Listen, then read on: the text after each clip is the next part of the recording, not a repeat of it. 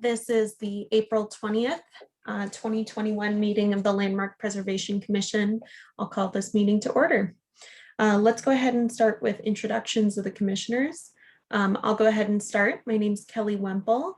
I'm an architect and I'm nominated by the American Institute of Architects.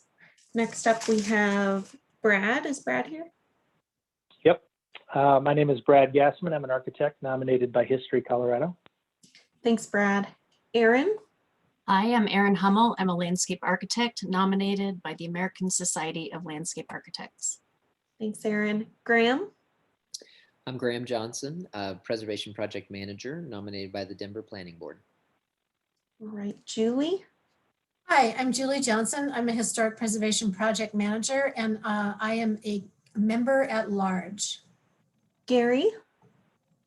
Hi, I'm Gary Petrie. I'm an architect and I was nominated by the Denver Planning Board. Erica? Hi, my name is Erica Warzel. I'm an architectural historian and preservation consultant and an at-large member. Thanks. And Anne, sorry. Hi, I'm Ann Wattenberg. I'm an architect nominated by the American Institute of Architects. Thanks, Anne. Jen, would you like to introduce yourself?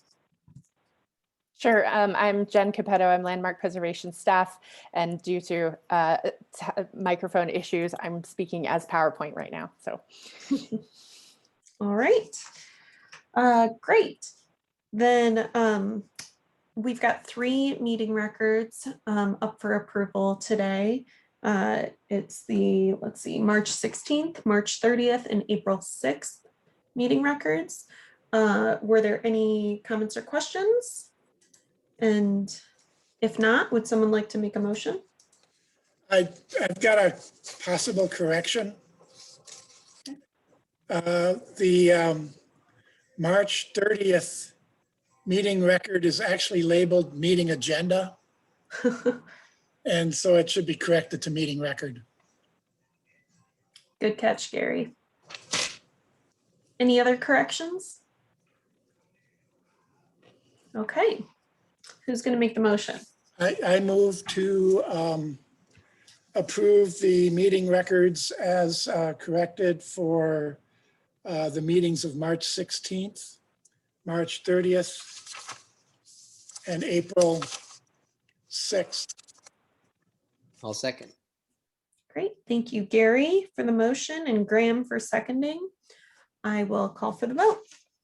Brad? Aye. Erin? Aye. Graham? Aye. Julie? Aye. Gary? Aye. Erica? Aye. Anne? Aye. Kelly? Aye. All right, so we have a unanimous vote and the motion passes with the 1 correction. Okay. So at the beginning of every Landmark Preservation Commission meeting, we reserve some time for public comment period.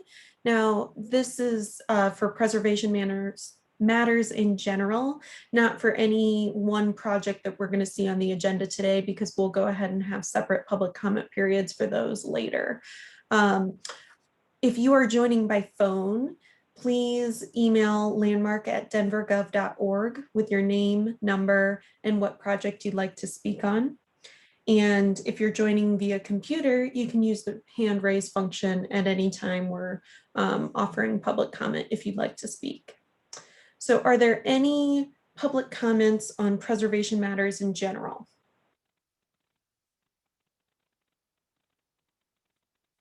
Jen, do you see? yeah, sorry, I'm just, the dual computer thing is gonna throw me off the whole meeting. Yes, Keith and Sue both have their hands up. So Okay, great. Keith, I'll ask you to unmute and I'll put 2 minutes on. And Keith, as you know the drill, please start with your name and address. For the record, you have up to 2 minutes. Okay, great. Keith Pryor, 2418 Champa Street. So as I think that the commission itself is working through a new set of design standards and kind of updating the overall process. And one of the things that I really think that you should be concerned with is like just the overall built environment. Sidewalks, we have flagstone sidewalks and we just had some currently ripped out at the Savoy at 27th and Arapahoe because the city wanted to have concrete in and not flagstone. This flagstone has been here for over 120 years. And prior to that, we had boardwalks. And so, yes, we do have to make accommodations and reasonable accommodations for ADA, but flagstone works well. It can be leveled and it can be a solid substrate, and that is part of the built environment. The other piece that we're finding is our historic trees.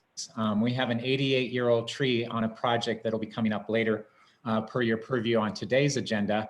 That is literally right off the right-of-way, and we're going to possibly lose an 88-year-old hackberry that is a phenomenal tree, provides shade, is part of the built environment. We lost a beautiful red oak over in Cherry Creek, and so we really do need to take into account these other pieces of the built environment and how they affect us. And so when you're rewriting and updating these codes, please do consider other things than just the historic form and context, but also the built environment. And then Sue is also going to be talking about color of brick. We at Curtis Park obviously are very fond of our medium red and colonial satin brick. It is an integral color and component of our neighborhood. And yes, it is a way to distinguish modern construction, but it is, again, about the built environment and having that consistency. Thank you. Thank you. All right, and Sue, you can go ahead and unmute yourself. You have up to 2 minutes. Thank you. I'm Sue Glassmacher, 1037 29th Street in Curtis Park. I want to talk about our brick in Curtis Park. When Curtis Park was built out, there was only one type of brick available, and it's a low-fired sand brick, medium red. And it's in the city, it's all over the city, and it's not unique to Curtis Park, but it is unique in that the whole neighborhood is this medium red brick. So I think it's important. It's a very strong way to connect with the historic neighborhood is by using the proper color. And it's just all the natural brick that you see in Curtis Park will be this color, with maybe one exception I can think of. And at the turn of the 20th century, hard-fired brick came in, and the reds deepened, and then we saw more colors coming in. But that's not Curtis Park. We only have the one color because that's all that was available. There might be slight variations, but it's basically this medium red Roman brick color. And it just connects, right, and it works both on modern, and it works on his traditional design. It's particularly important to use it on traditional design because when you start seeing it in another color, it looks like it was plopped down from another neighborhood. It looks out of place, and that's experience talking as well as mistakes that have been made in the neighborhood. So I hope you would support us in this. We're always having it's an uphill climb with this because the brick color looks bad on the boards. It's rather shocking, but when it gets put up, it looks very handsome. So I ask you to help us. Thank you. Thanks. All right, are there any other public comments? No one else has their hand raised. Okay, and Jen, maybe I didn't have my video showing you. I was seeing the PowerPoint screen. Did you have the timer up? I did, yep. I had missed that, but I think I fixed it now. I can see all the windows, the Brady Bunch windows. Okay. And Brittany's at the web building, so if someone comes in and wants to speak, she'll let us know. Okay.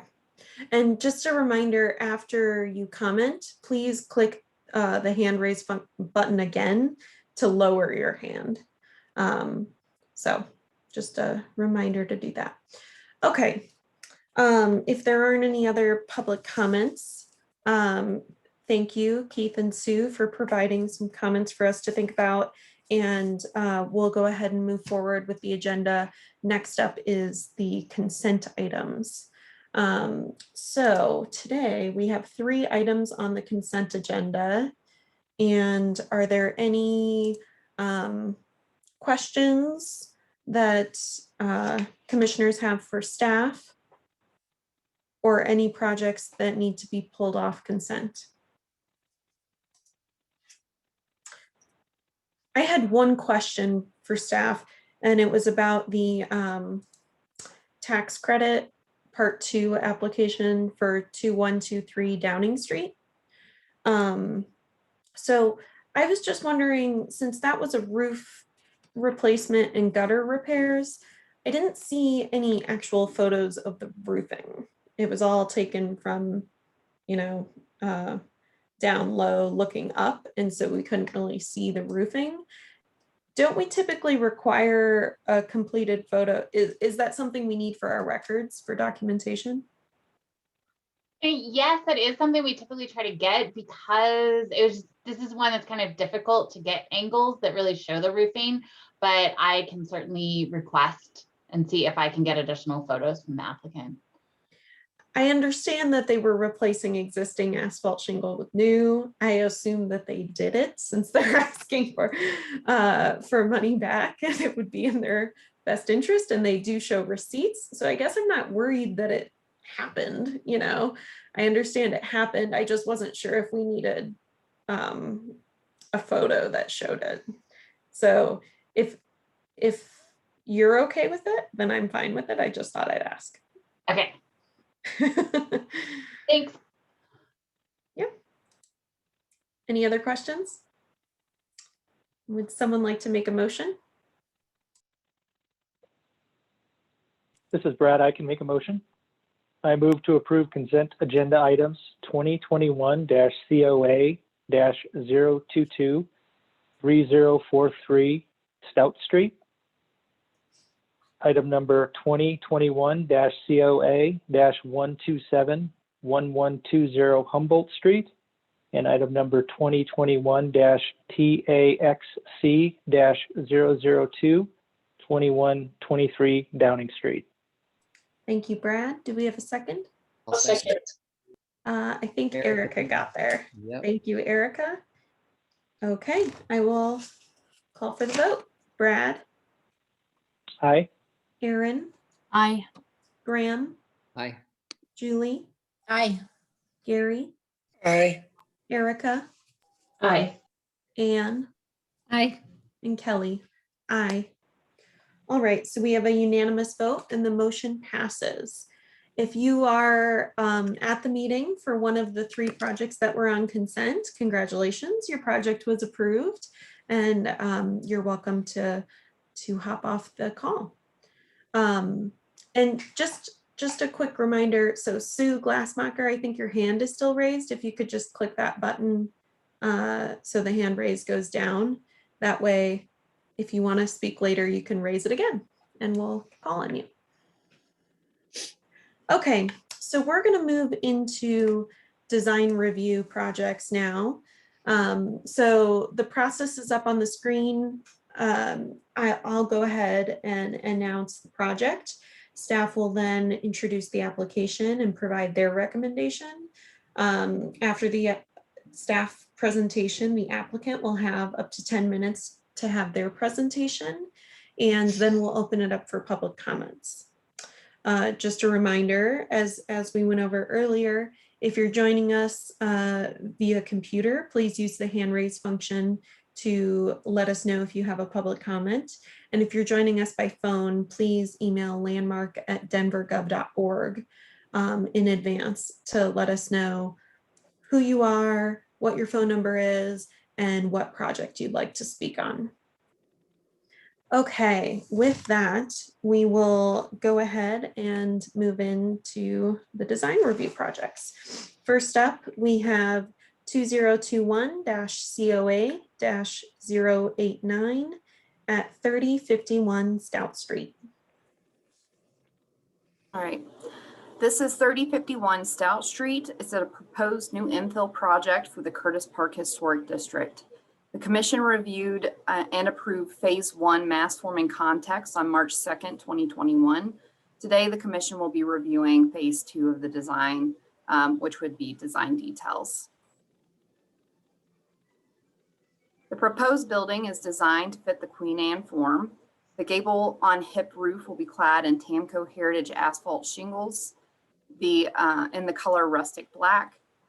The front facade of the building and front 13 feet of the north and south elevations will be clad in Summit modular brick in the color Inca Iron Spot. So this proposed brick color is slightly darker than the medium red brick typically found in Curtis Park. However, staff felt that since the form is very traditional, the subtle variation in the brick color would allow the building to be identifiable as modern construction without overpowering the surrounding historic context. The windows on this portion of the building will be Sierra Pacific aluminum clad wood single hung windows and will feature concrete sills. The entrance door will be a 3/4 light wood door by Samson Doors, model number 7501. The entry doors will have custom stained glass transom. We'll have a custom stained glass transom window by Terraza Stained Glass. The proposed porch will feature a hip roof form with, again, that Tamco Heritage asphalt shingle roofing material in the color rustic black. The cornices and trim will be composed of smooth finish LP Smart Side Precision 38 series. Staff would like to take just a quick moment really to state that the staff report that is currently online is an old staff report. It recommends conditional approval. Staff was able to speak with the applicant and get clarification on the 2 conditions that we were requiring in that previous staff report, and is now recommending approval, just straight approval, as they are meeting our conditions of using the Precision 38 series siding material. And they're not going to have a divided light pattern on the rear patio door. So just wanted to make that clarification. Unfortunately, the updated staff report didn't quite make it to the website. So the porch will be supported by TurnTech Heritage posts in the color mopboard black and will rest upon a concrete porch floor. The porch will feature a custom wood spandrel, trim detail, and custom wood porch railing, both painted in the color mopboard black. The list of materials are in your packet, as well as images of those materials for your review if you should need them. I've also included on this side a close-up image of that Inca Iron Spot brick color. So pictured here is a proposed south elevation. Beyond the 13-foot brick cladding wrap, the rest of the north, south, and west elevations will be clad in smooth finish LP Smart Side Precision 38 series in the color mopboard black. The proposed trim, soffits, and fascia will also be clad in the LP Smart Side Precision series 38 in the color mopboard black. Windows on the north, south, and west side of the house will be combinations of Sierra Pacific aluminum clad wood single hung and fixed windows. The side door on the south elevation of the house will be a 3/4 light fiberglass door by Therma-Tru model Smooth Star S90 in the color tricorn black.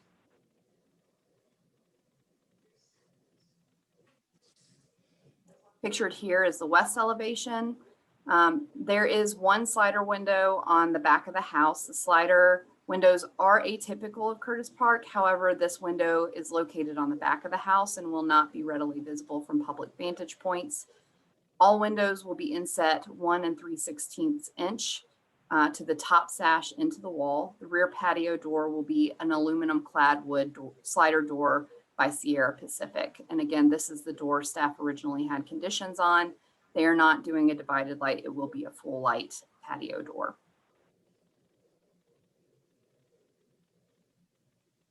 So here's the north elevation, very much like the south elevation, they're using single hung windows and fixed windows. And again, that precision, that LP Smart Side precision lap siding. They've also included building sections as well as detail sections of the house for your review, so you can see kind of how the building's put together and how those materials will be added to the exterior of the building. Oops, sorry, scanning a little too fast there. And then pictured here are section details for the proposed windows and egress windows. So you can see the inset that they're proposing for those windows in the wall, as well as additional information on that egress window that's in the front porch area that you had requested more information on in the last meeting. And then here's the proposed garage that will be at the back of the property. It will be clad in 4-inch smooth finish LP Smart Side Precisions 38 series lap siding in the color mopboard black. The gable roof will be clad in Tamco Heritage asphalt shingle in the color rustic black. The garage window will be an aluminum clad wood Sierra Pacific single hung window. Proposed garage service door will be a solid panel fiberglass door by Therma-Tru. Model number Smooth Star S200 in the color tricorn black. And the garage door will be a flush panel door by G Brothers in the color tricorn black.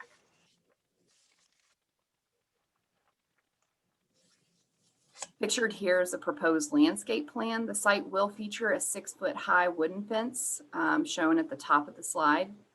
And the front yard fence will be a 3-foot-6-inch tall black metal fence, very simple in form. Both of those elevations are at the top of the slide. And then finally, here are some 3-dimensional renderings showing the proposed property. All materials are of high quality construction and have been previously approved by the commission, with the exception of the Inca Iron Spot brick color. Staff is recommending approval of this application, citing guidelines 4.1, 4.2, 4.3, 4.5, 4.6, 4.8, 5.8, 5.9, 5.21, and character defining features for the Curtis Park Historic District.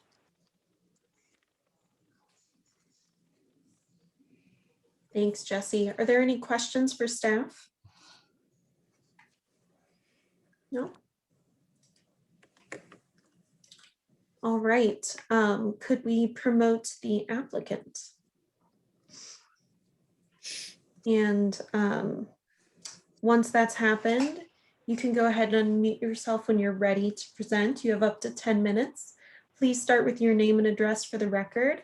And just to let you know, after your 10 minutes are up and then we were able to ask you questions, after that point, we won't be able to talk with you again. So there won't be a time after public comments where we're gonna converse. So make sure you get everything into the 10 minutes.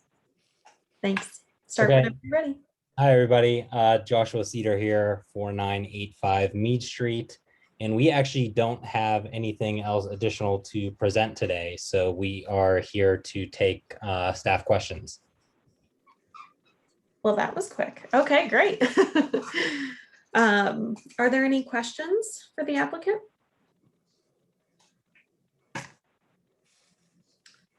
I had one question. So on page 16 of your application, there's a wall section that shows the brick wall. It looks like it's thin brick in that section, but then on page 11, there's a section through the brick, and that one shows it like a standard depth. So I just wanted to clarify, is there thin brick being used anywhere, or is it all intended to be a standard brick size? I believe it's intended to be a standard brick size. You have to confirm with our builder, but I don't think we plan on using thin brick anywhere on the property. Okay. Thanks. Were there any other questions for the applicant? No? All right. Oh, Jesse, did you have something? Yeah, I just wanted to say that if that's an error in the drawing sets, we can just get that quickly fixed and staff can approve it if the commission feels that this project is approvable. Okay, we'll discuss that in deliberation, but that sounds good. Okay, well, it was clearly a very complete application, so we don't have any other questions. Thanks for your time. Thank you as well. All right, is there anyone present who would like to make a public comment on this project?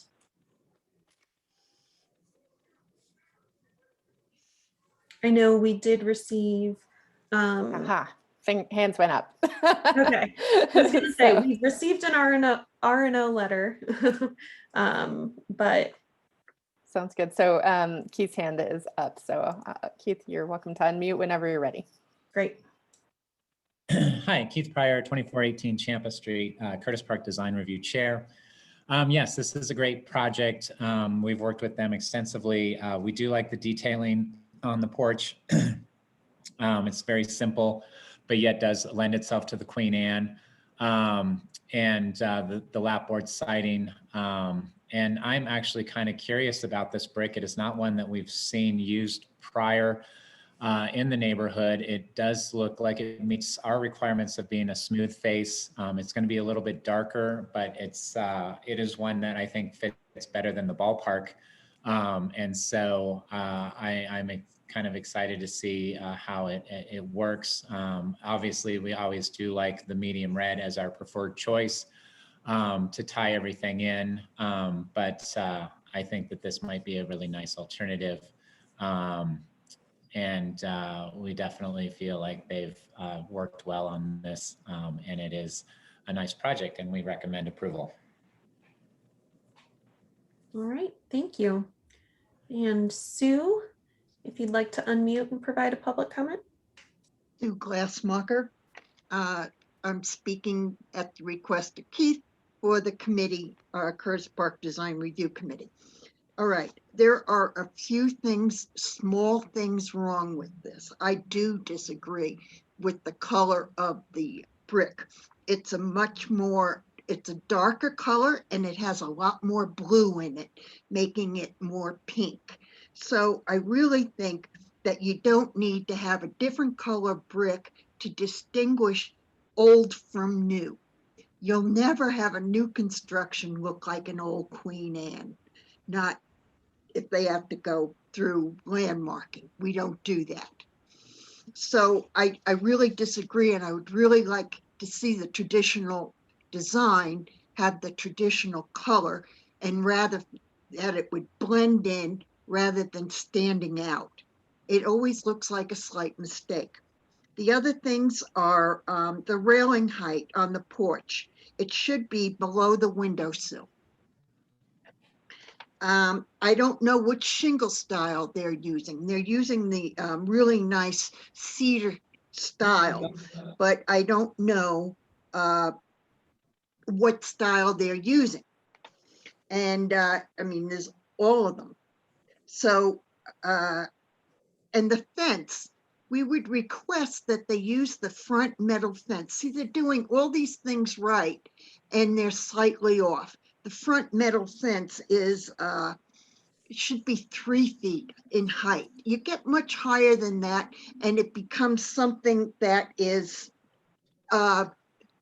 dividing the house and, from the neighborhood. 3 feet establishes the public and private area, and it looks better. You see the house. You want to see the house. So I say, and I'm sorry, we're out of time. Thank you, Sue. So much is right. So much is Thank right you. about this and good, but why be good when you can be best with a few? Thanks, Sue. Your time is up. I'm done. All right. So any other public comments? None that I know of, none that I see. All right. Then we'll go ahead and move into deliberation, unless Jesse, you have any anything to clarify. I would just say that there is information on the shingle style that they're proposing in the application packet. It's on I believe the last page, they have a spreadsheet that shows the proposed shingle style. Yeah, it's on page 29 in the materials summary, it looks like. So they're a diamond shaped cedar shingle, and they're proposed to have just a semi-transparent stain. All right, great. Let's go ahead and move into deliberation. What was everybody's thoughts?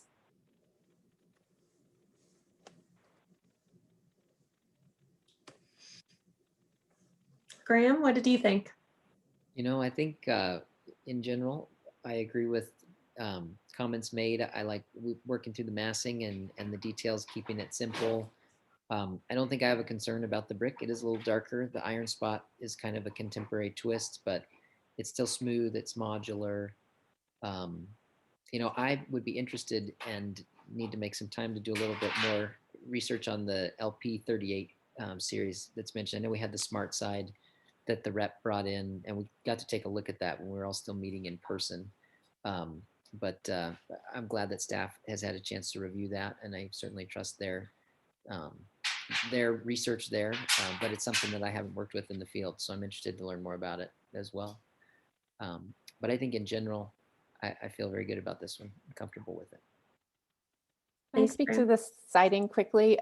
So LP Smart Side is there are two products. They're both called the same thing, and one is the old product that was basically condensed fiber board, and it was really poor quality. And they switched to the Precision Series 80 or 38 series is their actual wood product that is much more durable, and that is something that you guys looked at. So the clarification that Jesse was making is that there are two smart sides.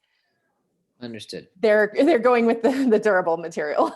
Well, no, and I know, we've heard in the past, and I know from experience that cement board is wonderful, durable stuff, but it's a bear to work with sometimes. So having a good durable wood-based siding product that rolls in there with our 4-inch smooth reveal that's so common is a good thing, I think, to have in the mix.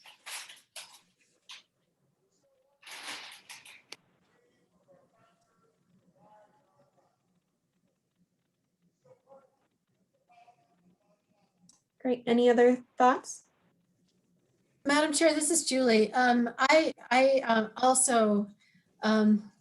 think it looks like a great project, frankly. I think the house looks great. I shared Sue's concern about the fence, or the height of it, the metal fence. I was wondering what other commissioners thought about that.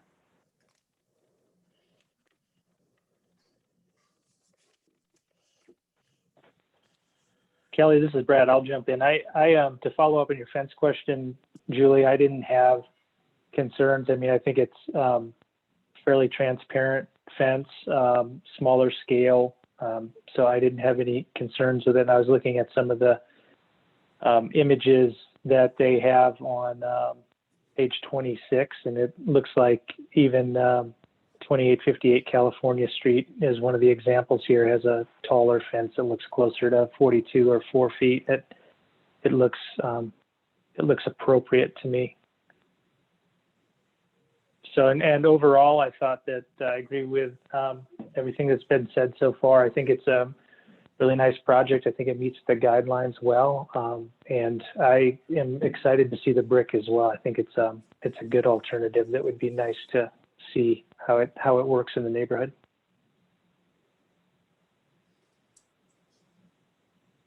Thanks, Brad. Anne?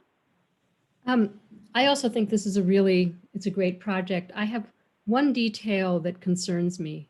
I don't know if it concerns any of the other commissioners, but it is the brick arch at the top of the windows. And the reason is because it's a very beautiful detail, but it's not supporting any brick. And it's sort of a misuse of a historic detail.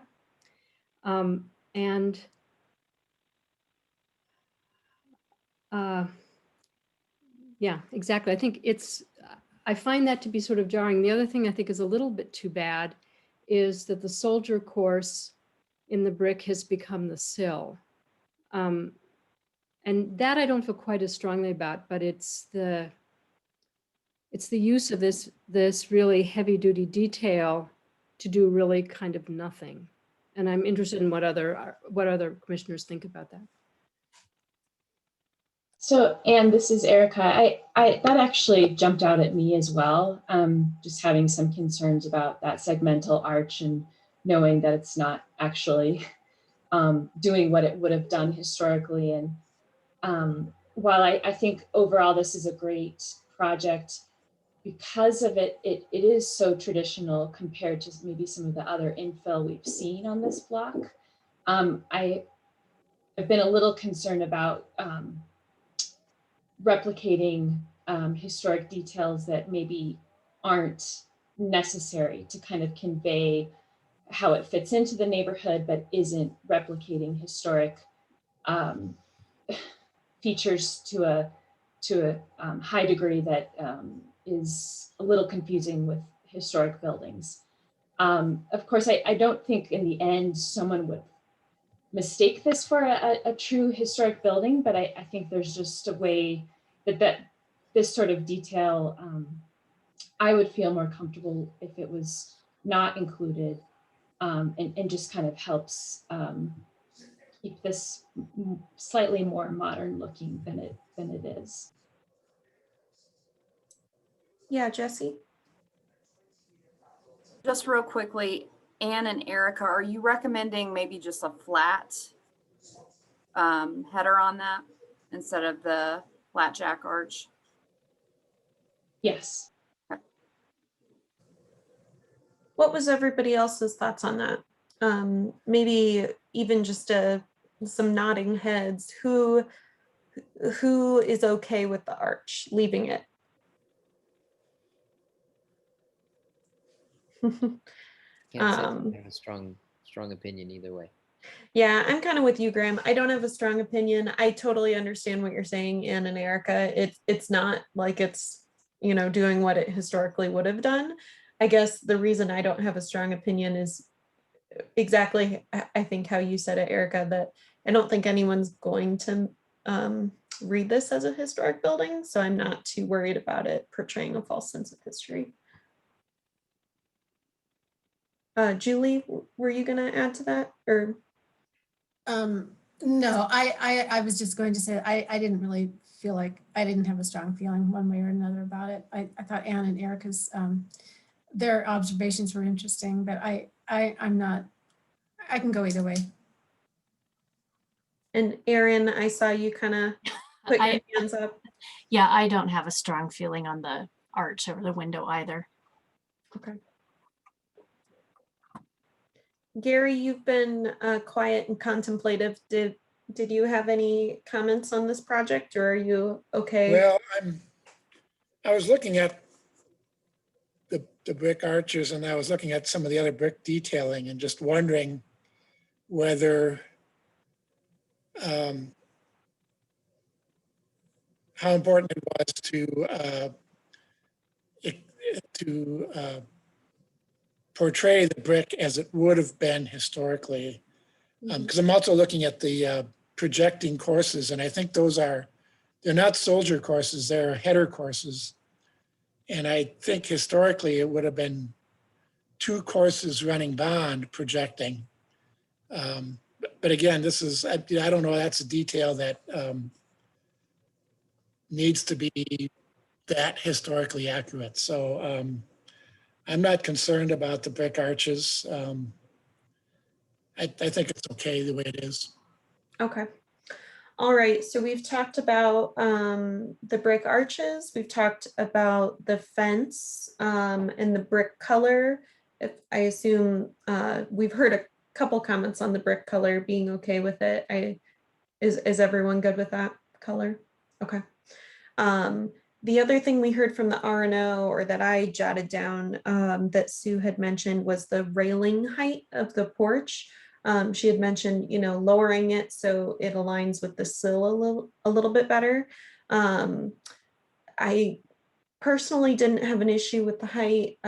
Again, since it's not a historic porch, it's infill, and I'm guessing that probably has to do with our code requirements these days. And they are not grandfathered in by being an existing building since it's new construction. Did anyone else have a problem with the porch height or railing height on the porch? No? Okay. Well, unless there are any other comments, would someone like to make a motion? Oh, and Jesse, is it okay to just in testimony state that the drawing on page 16 needs to be clarified to make sure it's not thin brick? I believe so, but I'll defer to Adam on that. Okay. I would advise if something needs to be changed, you do want to make a condition. Okay. Great. Thank you, Adam. I'd feel more comfortable with that just because, you know, just to make sure that we're consistent there and that it's standard brick all the way around. Just for the applicant's sake, we don't typically approve thin brick because, well, I have never seen us approve thin brick before because it's not a high quality material. And that's something that's stated in our guidelines. Erica, did you have something? I just had a question about that. I agree with you, Kelly. I think it would be best for all involved if that was made a condition. But I don't see it on page 16. I see it on page 13. So I just wanted to make sure either that I was looking in the right place, just so we have the right reference for Sure. staff and applicant.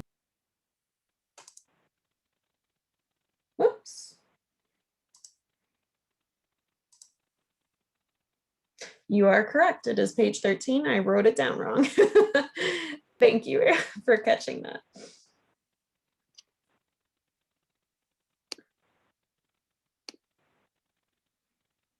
So it sounds like we're moving towards a conditional approval, and we definitely need to include that as a condition. Would someone like to try a motion? Yeah, Gary. Madam Chair,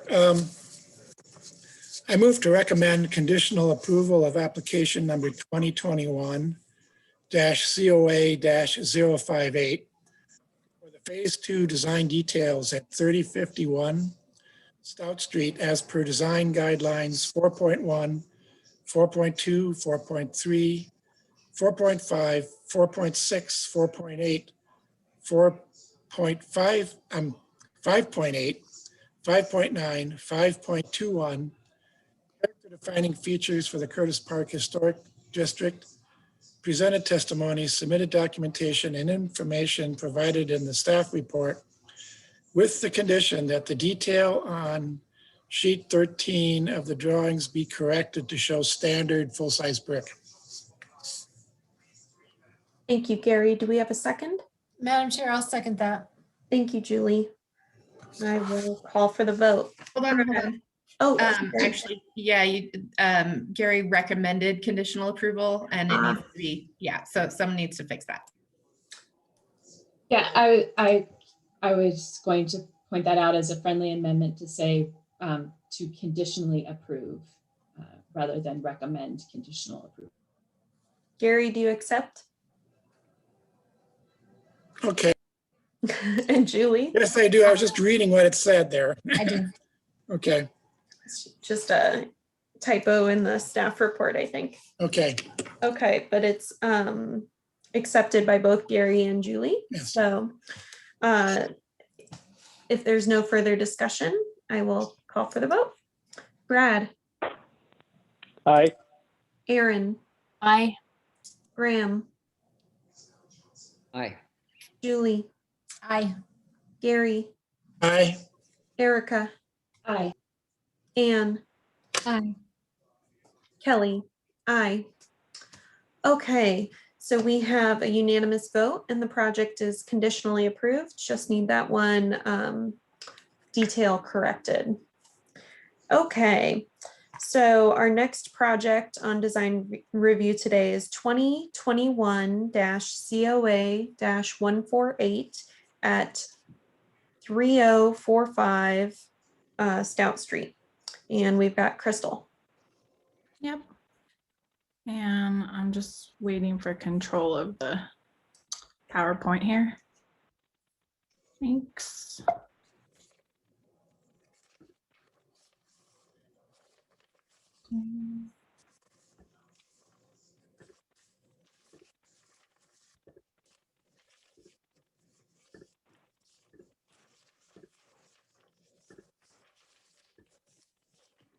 Okay, great.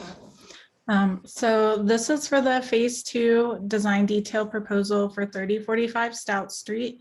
The applicant is proposing to construct the new infill single-family residence with a detached garage on this existing vacant lot in the Curtis Park Historic District.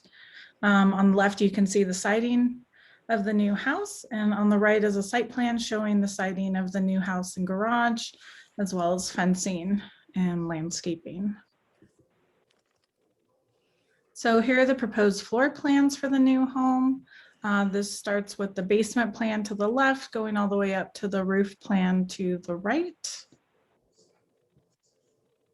And to the left here, you can see the front facade elevation showing paired windows at the first and second floor on the projecting gable with a 1-story porch with a black metal railing with vertical steel pickets and a full light door at the inset. The projecting gable end will have decorative diamond-shaped cedar shingles with a decorative dentil trim and wood frieze band. To the right is the northeast elevation, showing how the brick will wrap the sides of the structure by 11 feet on this side. And then the siding material will change to a smooth lap siding with a 4-inch reveal. The windows will be a more modern atypical square shape on the siding portion of the structure, where they will be less visible from the public right of way. And then here to the left, you can see the rear elevation of the home, which will be clad in that smooth lap siding again, and will have sliding patio doors at the inset covered patio on the first floor with a full light door to the left. To the right is the southwest elevation, showing the brick wrap of 15 feet 9 inches on this side, again with the more atypical windows located on the lap siding portion of the structure, which will be less visible from the street.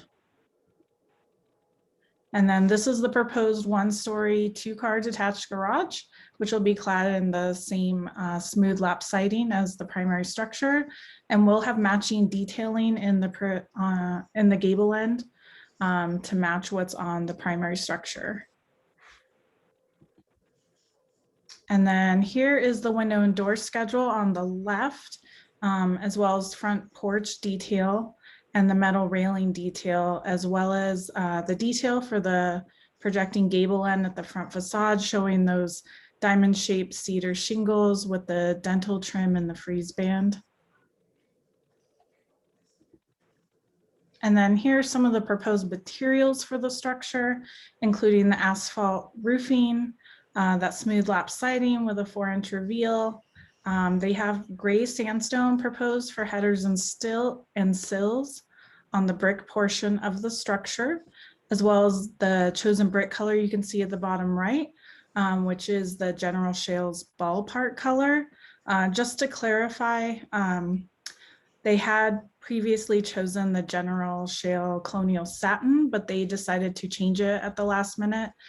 So we did have to re-upload and correct the staff report and application. Just looking at the website today, I realized that the staff report did not get changed, but this application did. So I just wanted to clarify that they are proposing ballpark for the color and not that previous colonial satin. And then finally, this is the isometric of the infill design on the left. I put the phase 1 approval just on the right so you can see some of the changes. So the proposed design elements for the new infill construction are contemporary but compatible with the surrounding historic context. Therefore, staff is recommending approval of the application. That's it. Thank you, Crystal. Are there any questions for staff? Got one. I had noticed, Crystal, in the details we were looking at that sandstone sills are called out, sandstone headers and sills. I was wondering the applicants are truly planning to use a natural sandstone, or if that was just a reference. I know in the newer, durability wise, it's beautiful. It just doesn't, we restore it all the time because it doesn't last as long. So maybe just a friendly comment kind of question, but I was wondering if you'd talked with them specifically about that. No, we hadn't. That'd be a good question for the applicant. Okay. Any other questions for staff? No. Okay. Can we promote the applicant? And when you're ready, please unmute yourself and start with your name and address for the record. You have up to 10 minutes. Hi, this is Andre Kubian, 2899 North Spear Boulevard. Just making sure you guys can hear me okay? Yep. First of all, I wanted to thank the commission. I especially want to thank Crystal for her help as we've gotten to this point. And then I also wanted to thank Keith and the Curtis Park Neighbors Association for their help. I don't have a ton to say. I did want to just address a couple of things that were going to come up. I guess first to address Graham's question, we were planning on using sandstone. I feel like the areas where they're being used are relatively protected from the elements, not totally. I would be, we'd be interested in feedback on that. But our intention was to use sandstone. The other couple of minor points, as far as the brick goes, we've been in communication with Keith and with CPNA, and they've been willing to work with us, and I have really appreciated their communication. After some back and forth, the homeowner really just preferred to use the ballpark. The other colors that she's planning on using for the trim and the siding and whatnot don't agree as well with the orange in the colonial satin, which is why we had chosen the ballpark. I know that that's not what, that wouldn't be Curtis Park's primary preference, but I want to, we're trying to meet the intentions of the homeowner. And then Keith and Curtis Park also had a little bit of feedback about the front railing, that they were wanting it to be something a little bit bulkier. And just to address it now while I can, we wanted to go with a low maintenance material. I don't think anybody really likes painting pickets. And so we're calling out a metal railing that actually honestly has really very similar proportions to the yard fence that's going on either side of this house at 3043 and at 3051, which you guys just saw. And so I think it'll tie in well with the two neighboring projects. But certainly I understand Keith and CPNA's constructive feedback on the front porch railing. I just wanted to address that. Other than that, I'm happy to answer any questions. I do believe that the homeowners are here. They're eager and excited. They're looking on as well. Thanks for your time, and I'm happy to answer any questions. Thanks, Andre. Gary, you have a question? Yes, I have a question. The drawings show your the stone headers to extend past the jamb of the window just a small amount. And stone lintels and stone stone lintels would probably bear about 4 inches on either side of the window. So I'm wondering, what are you actually planning to do there as a detail? In terms of bearing on the sides or extending out, let me pull up, I have the plans up on my computer, just let me get to that page. Looking at page A3, the stone lintel would, for it to actually be a bearing element, would have to have about 4 inches of bearing on either end. Then that would be kind of historically correct. Sure, I think we're showing 2 inches here, but yeah, I can understand what you're saying in terms that 4 inches would be more standard. It would be better historically and structurally. Okay. Are there any other questions for the applicant? Yeah, Anne. I have a question, and staying on A3 is perfect. I believe that there's a discrepancy about what is shown at the foundation wall, because this sheet shows the foundation wall wrapping around the building. But I think if you go to the renderings, there it shows the materials just coming down to the ground, and there's no section that I could find. The section I think believe is through the porch. And so I wonder if you could maybe just clarify what the foundation condition is, both at the main house and also at the garage, where it's also a little unclear. So in terms of clearances from, so on the house, the intention is to have exposed foundation as is shown in the drawings. I think that was just a minor mistake on the rendering. Or maybe just a little miscommunication of the hatching on the rendering. As far as the garage goes, that's going to be lap siding, so we're going to have to do clearances from the ground anyway. So there will be some exposed foundation on the garage as well. Any other questions for the applicants? I have one more question, Kelly. This is Brad. I was looking at A3, the front southeast elevation. And I know you were talking about the metal handrail, and the rails, the pickets there look much denser than the renderings. So the renderings have these very slender pickets. What are the actual sizes that you're thinking these are? Are they a thicker like the elevation, or are they a thinner profile like you see on the renderings? Sure. That's just that's a little bit of a function of AutoCAD, right? We're proposing, and I think there's a section on one of the later pages, 1.5 inch top and bottom rail and posts, and then a half-inch pickets at 3 7/8 spacing. So Brad, that's on sheet A15. A15, okay. Detail 4.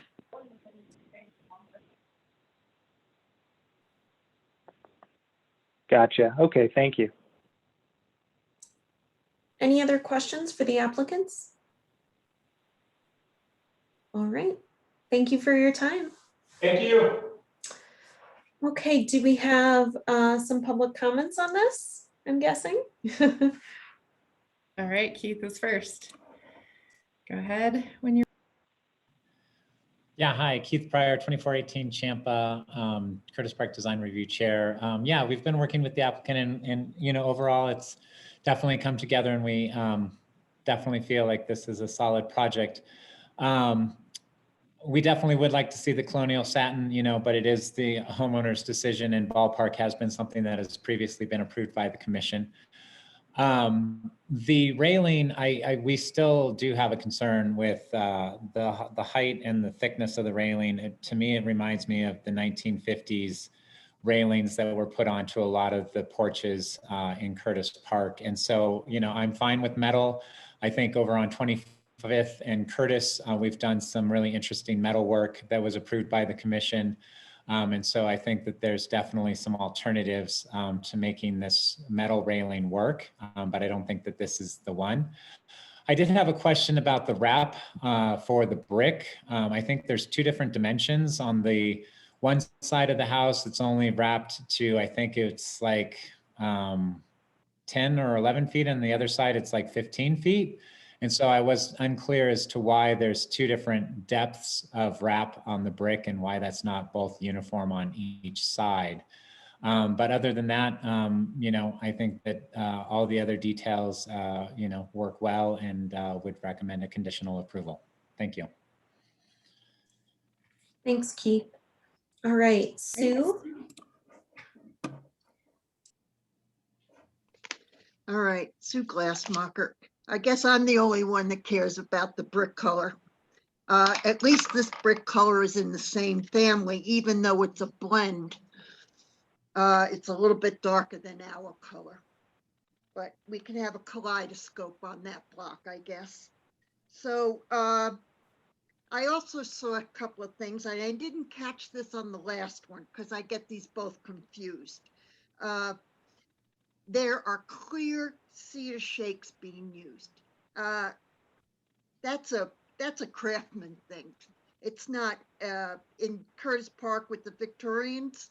It was all painted. The woodwork was painted.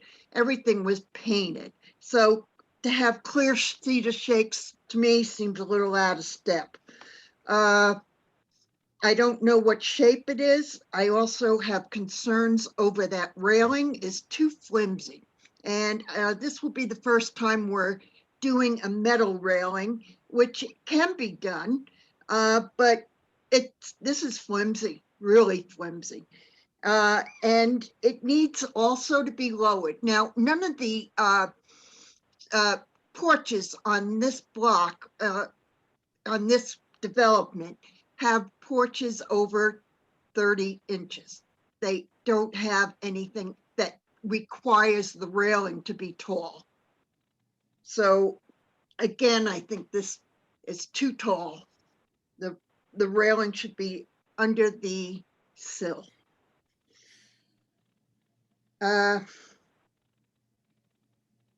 don't know. I'm just feeling real out of step with everybody.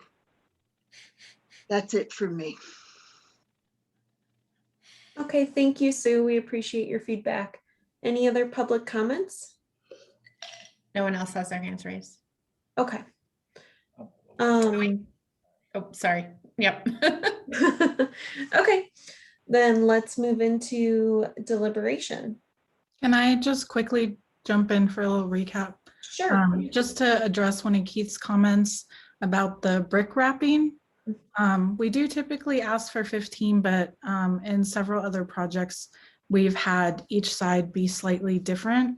In this case, I believe it's different because it appears that one side has a bump out for potentially a chimney. So my guess is that that side, the 15-foot 9-inch is longer on that side for that purpose. And the other side is 11. Gotcha. That makes sense. Thanks for clarifying that, Crystal. That was a good comment. I was wondering about that. Okay, let's move into deliberation. What did everyone think? And would it help to break it down into the items that have been pointed out, like the brick color and railing? Maybe if we go one by one. Because we've seen it before. We've approved the mass form and context. So clearly we think that this is going to fit well in the district. So let's get down to the details. Let's start with the brick. What did everyone think about the ballpark color? Julie's got a thumbs up. Can we see thumbs up, down, middle? Okay, I'm seeing mostly thumbs up. So it sounds like everybody's comfortable with the color. And I mean, even as Keith mentioned, we have approved this color in the district before. It's not the exact red. And as Sue mentioned, it does have a little bit of variation, but sounds like we're all comfortable with that, seeing as it's new construction. Okay, so let's talk next about the metal railing on the porch. What did everyone think about that? We heard from Curtis Park that they feel it's not in keeping with the porch railings of the historic structures. We also heard from the applicant that he felt it matched well with the new metal fences that will be on either side of this property. This is Erica. While I appreciate Keith and Sue's comments on that, and I understand kind of their reference to it's more of a material to see on porch members that have been replaced in the 1950s and 60s. I don't take issue with it on this non-historic infill project. I think it's fine. I think it, again, this is more of a traditional form than we're seeing on other infill projects, and little things like this that just kind of help differentiate it from historic buildings, I think is appropriate. And so I don't take issue with its either the size of the spindles or its height. Thanks, Erica. And I completely agree with you. Anybody else? I see some nodding heads in agreement. I'm in agreement. Okay. Okay, and then Keith had pointed out the differing dimensions of brick. But as Crystal mentioned, you know, in one case, they're taking it all the way to the fireplace. On the other wall, there isn't a spot to stop it. So they've kind of arbitrarily stopped it a little bit closer. Clearly, you're not going to see both of those angles in the same view. Is everyone comfortable with that? Yeah. Okay. All right. See, Aaron's got a thumbs up. All right, so let's move forward. And then Sue also mentioned that it's not typical in Curtis Park to see a clear cedar shake rather than normally it'd be painted on the Queen Anne's and Victorians in the neighborhood. Did anyone have concern about it being a clear stain? Gary? I want to go back to the brick issue. Okay. Because it appears, and it's the side of the building where the brick goes back 10 feet. It appears that the face of the brick is flush with the face of the siding. And that's not a good detail in the 20th century, and it certainly wasn't a detail historically. There should be a difference in, you know, the brick would extend forward of the siding. It's never a good idea to end two different materials in the same plane. I think they've done it to maintain a flush foundation, but that's not a good architectural detail, and it's kind of historically jarring. I don't know what other people think. You have to look at sheet A2, the floor plan. It shows the brick basically flush with the siding. There's actually a jog in the backup wall. Mm-hmm. What does everybody else think of that? I mean, I think I agree with Gary that from a envelope perspective, I'd expect that brick to create an edge, or that siding wouldn't be proud of that. That is a tough joint to weatherproof. So I think it's a fair and valid point, and from a traditional detailing perspective also. Mm-hmm. Okay. Anne? Yeah, I think that this project for design details is missing a lot of details because there really aren't any sections through those areas. And this gets to my question before about the foundation walls. I look at A3 and it looks great, but I don't see anything to back it up. And I'm wondering if part of this is just that there are section details that are missing that would have explained, for instance, the shift in the wall and how it meets the ground.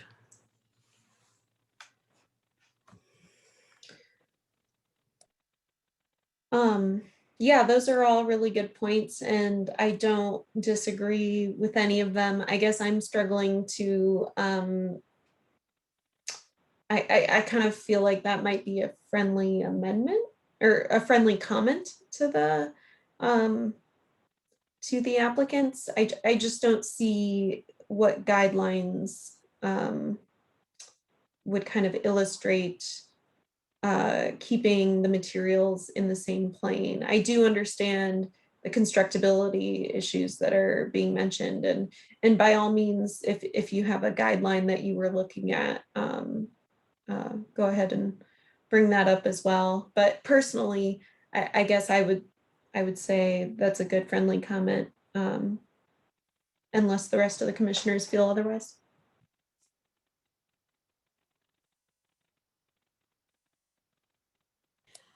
Madam Chair, I feel like this set has a lot of conflicting information in it. And we have run into problems before, even in very, very well-intentioned projects, when there are things that aren't explained clearly, or things that look one way on the drawing and a completely different way on the rendering. And And I would be fine if one of the conditions was that there had to be coordinated drawings that showed all of the details as part of a condition. Because I think it looks very well intentioned. It just does not look like it's been completely thought out. I think that's a good comment, Anne. So you're comfortable with the content, just need those corrections. Okay. I think the owner, I mean, Kelly, like you mentioned, it's hard to point to a specific guideline that would speak to an offset in the siding versus the brick, because we're seeing durable materials and high quality materials. I think that is true of the brick. You know, the color was of conversation. I think the shingles, you know, if they're a clear finish or if they're painted, that's also a durable material. They can be painted in the future. I think clear finish outside, kind of in the similar vein as the sandstone. You know, it's a maintenance item. But again, cedar's a good, durable, historically relevant material here, I think. So I would agree with Anne. I think in spirit, everything looks and feels close, but there are some places where that final detailing might, as a friendly comment, you know, increase or decrease maintenance and kind of help them come together in a clean way. Well said, Graham. And you touched on the shingles, which we hadn't necessarily discussed. So is everybody else in agreement with Graham's comment that they are protected with a clear stain and that meets our guidelines? Nodding heads. I would just add to that. I think it matches what I was saying earlier about the railing on the porch, that it's that kind of small detail that just helps differentiate it slightly more. I agree. Okay, well, those were all the items that I recall hearing being brought up. It sounds like we might be moving towards conditional approval rather than based on the discussion we've had, rather than a straight approval. Yeah, Anne. Gary brought up the issue of extending the lintels. Oh, good point. Which I think is part and parcel of the slightly undercooked detailing, but I think that that's a great comment. Good point. Okay. Well, if there's no further discussion, would someone like to try a motion? Can I ask one more question before moving or creating a motion? If with these details or kind of the friendly comments and the conditional approval you mentioned, Kelly, would that be something that would just go back to staff then for review in the spirit of the deliberation? If we move forward with a conditional approval, then yes, that'll just go back to staff. If we feel that we need to see these details, we could do a continuation or a denial if we feel like they need to make revisions that we need to see. So those are our options. Personally, I'm comfortable with staff moving forward based on our testimony. Adam, did you have anything to add there? Yes, just talking about the first item, something going back to staff. So I guess we just need to further or think further about this. If we're approving something with condition and the condition is that the detail is, and I'm putting words in everyone's mouth, but further clarified or further elaborated, that is an approval. So it would be improper if those details then subsequently showed non-compliance with the guidelines. So I just think commission needs to be absolutely sure what you would be recommending here is an approval, and the condition is just something that's checked off. And so that would be greater detail and not further analysis of that detail. And let me know if that makes sense, if you want further clarification on that. Well, that does. I think, Adam, to state something we've talked about making minor adjustments to, but really only ask for detail is not satisfying the intention of that desire that we've talked about as a commission, I think. Is that where you were kind of heading with that?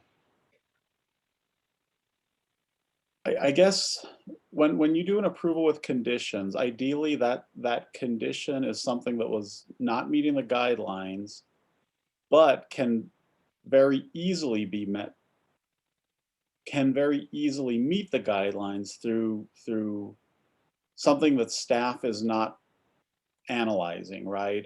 And maybe I'll just throw an example that maybe doesn't make any sense, but you know, we approve with conditions that the front porch be lowered to 10 feet. That's something that's easily checked off. I guess where I have concern is if we're approving something with conditions, but we're unsure if those conditions are going to meet the guidelines. It would be improper then to bring that back to the commission to review, because you've already approved something. Do you see that? And so it's almost like a double approval. It feels to me like what we're looking at and talking about here are small details which don't, I think, violate the spirit of the guideline. We can't say that the offset in the brick makes this a non-subordinate structure or, you know, something concrete. And I guess I'd invite other commissioners to jump in, because I understand where you're going here. It's hard to say, study this detail, but not provide a concrete statement that says create an offset here. And I think the most we could lean on would likely be the language in the guidelines that references compatibility with existing character or patterns in a historic district. But that seems subtle here in spite of, I think, the valid, you know, concerns in the detail. Yeah, I think to Adam's point, so if we are making conditions, they have to be very clear and obvious as to what the condition is. So if we need a detail, we should say what detail and what about it. So for instance, if Anne, as Anne mentioned, you know, the drawings are inconsistent in how they show their foundations. Correcting the inconsistency is something that the applicants already told us, you know, the foundation is, the materials are going to be set up above grade, and there will be some exposed foundation. So if we feel comfortable that staff can just review the correction of the drawings to make sure that that is how they revise it to be, I think that's very clear. If we're asking for additional details where we're not sure what we're going to get, then maybe that's something that we shouldn't make a condition. Is that a fair statement? Very fair. And you summed that up very well. Okay, so let's, in the spirit of that comment, it sounds like we need a little bit more discussion on the motion. It sounds like we're all kind of in the same idea of that this is, you know, an acceptable design, but there are a few inconsistencies. So let's talk about exactly what we need. So Kelly, Madam Chair, I wonder if the cleanest way to go forward might be to deny this and then tell the applicant what we need. Gary's shaking his head. It seems like I think we only have like 2 or 3 items that we need to just spell out, that we need to be corrected or clarified, that I think will put us in a position of, we know what we're approving, we're just asking for it to be based on these conditions. So I think we can move forward with that, which would be showing the renderings to be consistent with the exposed foundations seen on sheets A3, and the lintel width extending 4 inches out on the portions that are using the sandstone lintels. And then I'm not quite sure how, if or how to address the issue of the where the brick meets the siding. So I would defer to someone else to maybe specify how we would want to put that in language. But I think those are the 3 things that we've said need to be clarified, unless I'm missing another. Yeah, Gary. Yeah, since I was looking for a standard that would refer to that brick meets the siding. I mean, that's just good construction practice, but there is no standard that I can find that says don't end two different materials in the same plane. Historically, it was never done, but there's no standard that refers to that. So I don't know if that we can put that in a motion as a condition without a standard necessarily to support it. And maybe the discussion is enough to guide them to revise it to be a better construction detail. So I'm thinking that there's really just two conditions. I would agree with you, Gary. And, you know, I mean, as someone who puts together submittals to Landmark, you know, oftentimes the schedule, you know, you haven't finished construction documents when you're putting together the submittal because of the schedule, and you need this certificate of appropriateness in order to submit for permit. So oftentimes, like, that's why not every detail is completely finished. And so I kind of understand if the applicant may want to reconsider based on that comment, Gary, because you're right, it would be a good construction practice to fix that. And I think that our testimony allows them to have that flexibility, and Crystal could still review that. Yeah, Anne. So also what's missing are wall sections. So we don't have any of the side wall sections through the brick, through the siding, or through the garage. And I guess the alternate way of looking at this is this submission is for design details, and what's missing are the details. And in a way, I think the thing to do is to continue it. They just haven't finished the submission. It's not, we wouldn't be having this discussion, or we didn't have this discussion when we talked about mass form and context, because it wasn't appropriate. But now they knew what we were looking at were design details, and they're just not there. So there are wall sections on A15 that show the brick and the siding. And then the railings, the fence, the frieze, and then there are details for the windows on A14.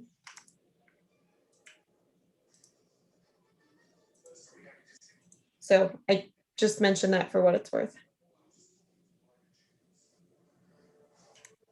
Kelly, I disagree. Because I looked at A15. A15 is through the porch. You don't see how it actually hits the ground. That's what the problem is. Okay, I see what you're saying. And so, and as I said, this submission is for design details. And so for design details, I think you can logically expect the commission to look at the details.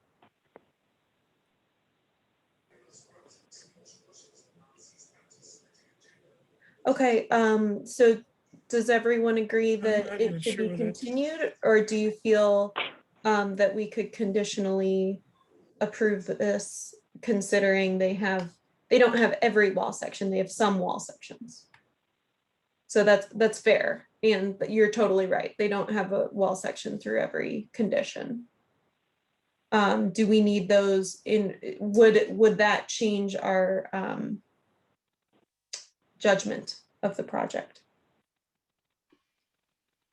I think that kind of speaks to our one, or condition number one, we can call it, of two, and that would be clarifying Anne's initial comment of the foundation. I would feel comfortable personally if that was clarified, whether that is updating the rendering or providing another section that goes back to staff. But I guess I have a level of comfort with this and with the detailing that is provided, that, you know, the owners are meeting the spirit and the intent of the guidelines, or the applicants are rather. And that, you know, short of having those specific guidelines like we talked about, I really think it comes down to just those couple of things here. So. Thanks, Graham. Erica, I see you nodding your head. I would agree with that too. And can I get a just nodding heads if you agree with that a conditional approval? Yes, if you agree, no, if you don't. I'm seeing some nodding heads, yes, and in the for the sake of time, I think if someone would like to try a motion then. Oh, I muted myself. I'll try the motion unless Brad Oh, wants. okay. Oh, sounds Go ahead. good.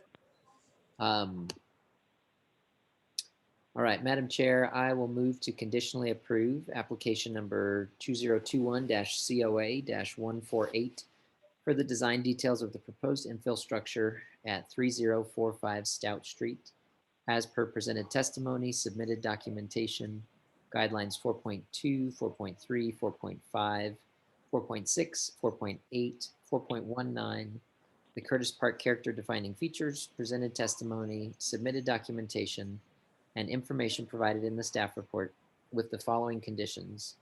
1, that additional details of foundation condition at sidewalls be clarified for staff. And 2, that lintel widths be expanded 4 inches on either side to match a more traditional bearing condition at the window locations.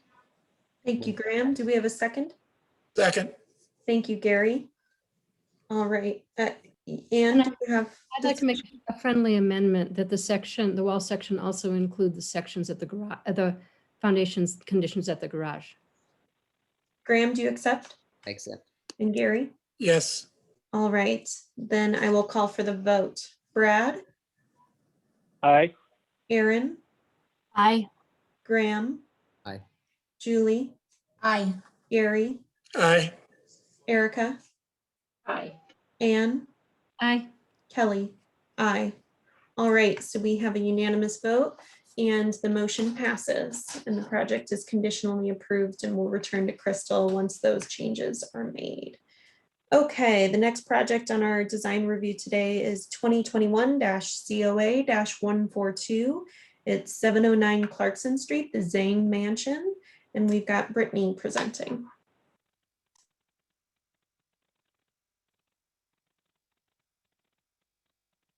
We can't hear you, Brittany.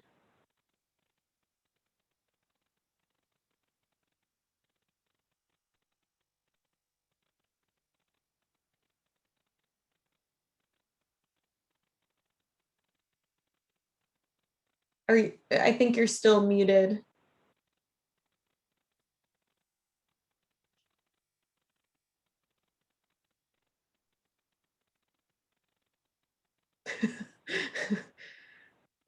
Sorry, still can't.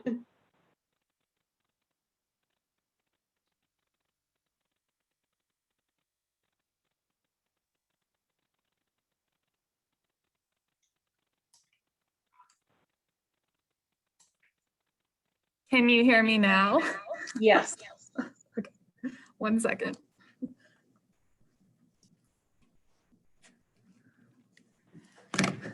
Okay.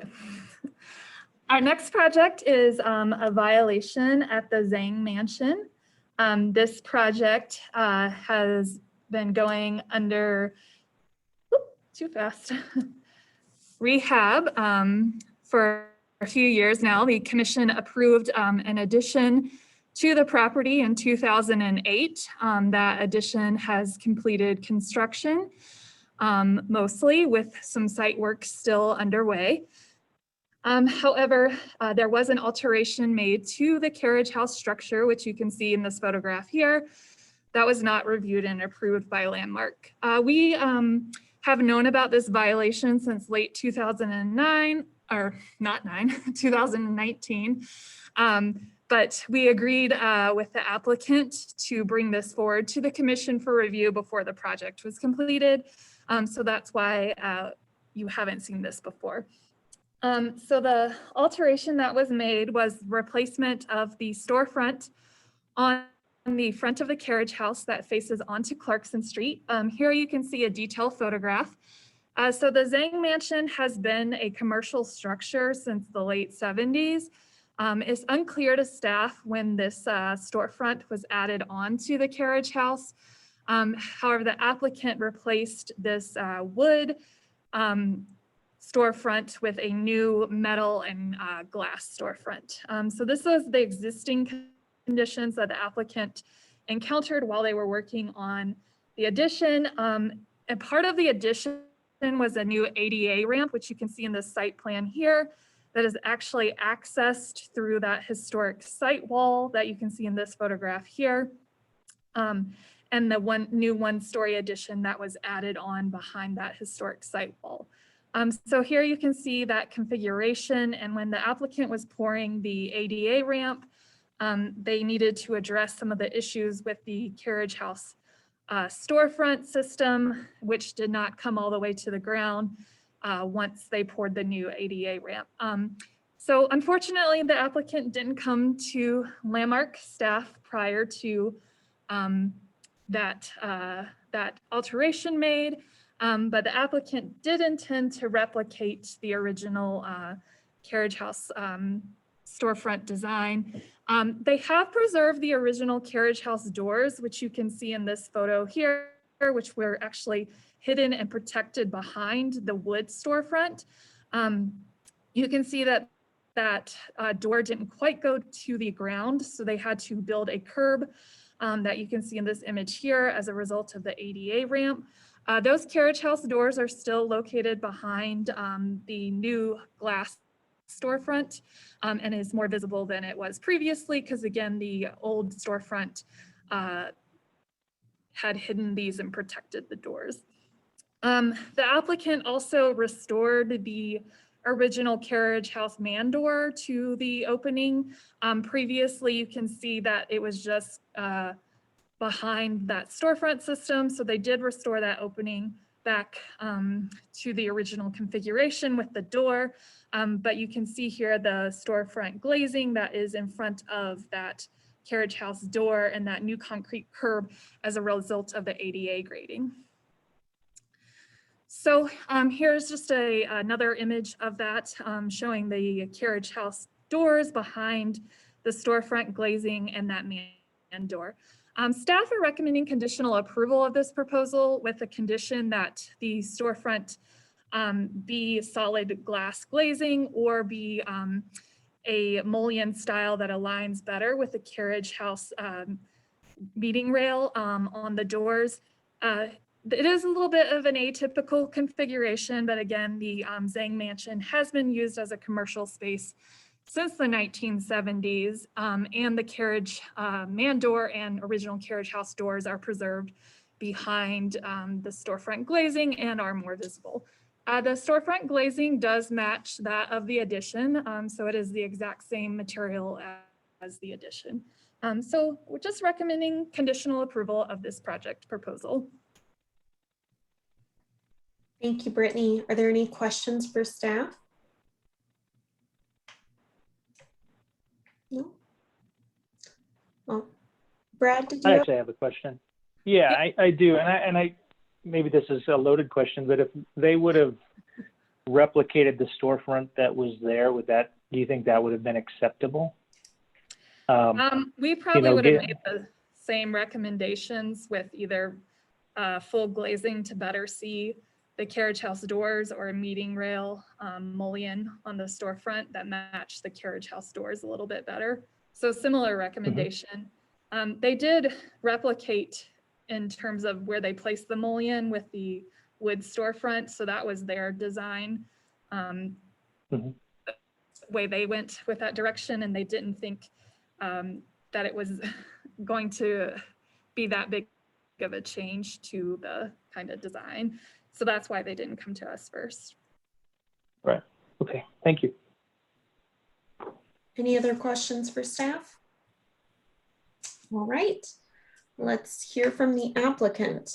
Go ahead and unmute yourself when you're ready. You have up to 10 minutes. And please start with your name and address for the record. Oh, I just remembered he's on the phone as well. Let me go. All right, you can unmute yourself on the phone.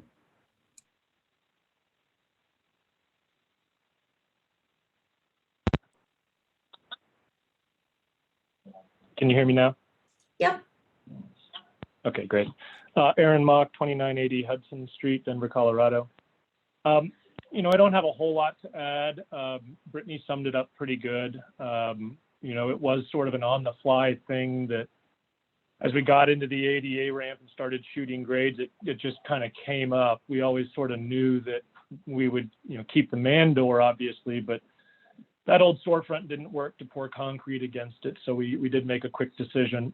In addition to keeping the storefront sort of layout, you know, the materials do relate directly to the addition, but in addition to the materials is, and I didn't unfortunately include it in our presentation, but the addition glass has a very similar detail where we've sort of created this lateral mullion with window frosting on the second level, and it's very visible from the outside because that is sort of curtain wall glass floor to ceiling. So, you know, this decision wasn't made without a lot of thought, and, you know, between matching this storefront and sort of continuing details that we've already established within the project, we sort of made a quick decision so we could continue with the site work. So I can understand the recommendation. You know, as always, when something's installed, you hate to replace it, but we'd at least like you to take that into consideration. That's all I've got, really. Thank you. Are there any questions for the applicant?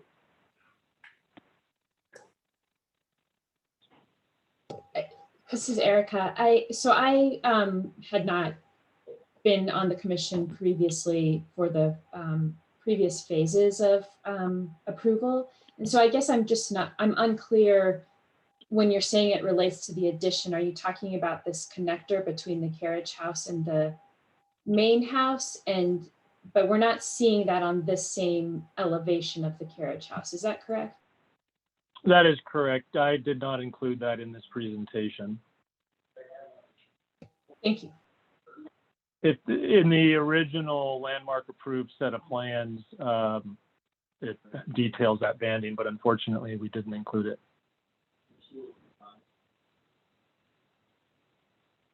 Any other questions for the applicant? No. All right. Thanks for your time. Are there any public comments for this project? I don't see any hands raised. Okay. No. All right. Then let's move into deliberation. What was everyone's thoughts?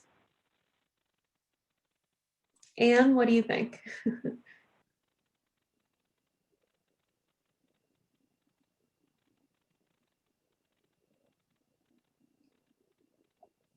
You know, I'm just having trouble sort of with the sequence of events because of these doors being discovered,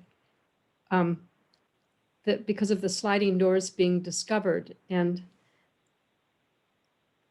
I agree with the staff that if there has to be a window in front, it should relate not to the non-historic storefront that had been there for many, many years, but it should relate to the historic sliding doors. I guess it's still a little unclear to me why the sliding doors can't be retrofitted to be, why they require, I mean, in the ideal world, they would be the finished product and there would be nothing in front of them. And that's a little bit the part that I don't quite understand, because for many years they must have been the weather barrier. And that's probably not relevant to this conversation, but that's the part I don't quite get, is putting them behind, you know, this museum storefront. Well, if you want to ask the applicant, we can get them back for questions. But their application had indicated that they felt they could not get a weather tight envelope by preserving those. So he's unmuted now. Oh, okay. Yeah, I'm happy to respond. Great. Yeah, the doors are not weather tight, and I don't know that they could be made weather tight. They hang from a track that sits back from the face. We looked at that early on, I guess, without just recreating the doors from scratch.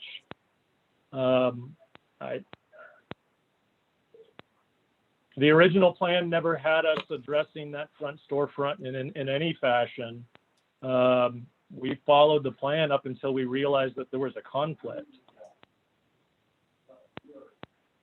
Unfortunately, I wasn't the original applicant on the original plan, so I can't speak to whether those doors were known and not presented previously, but when we looked at it, that did not seem like a feasible plan.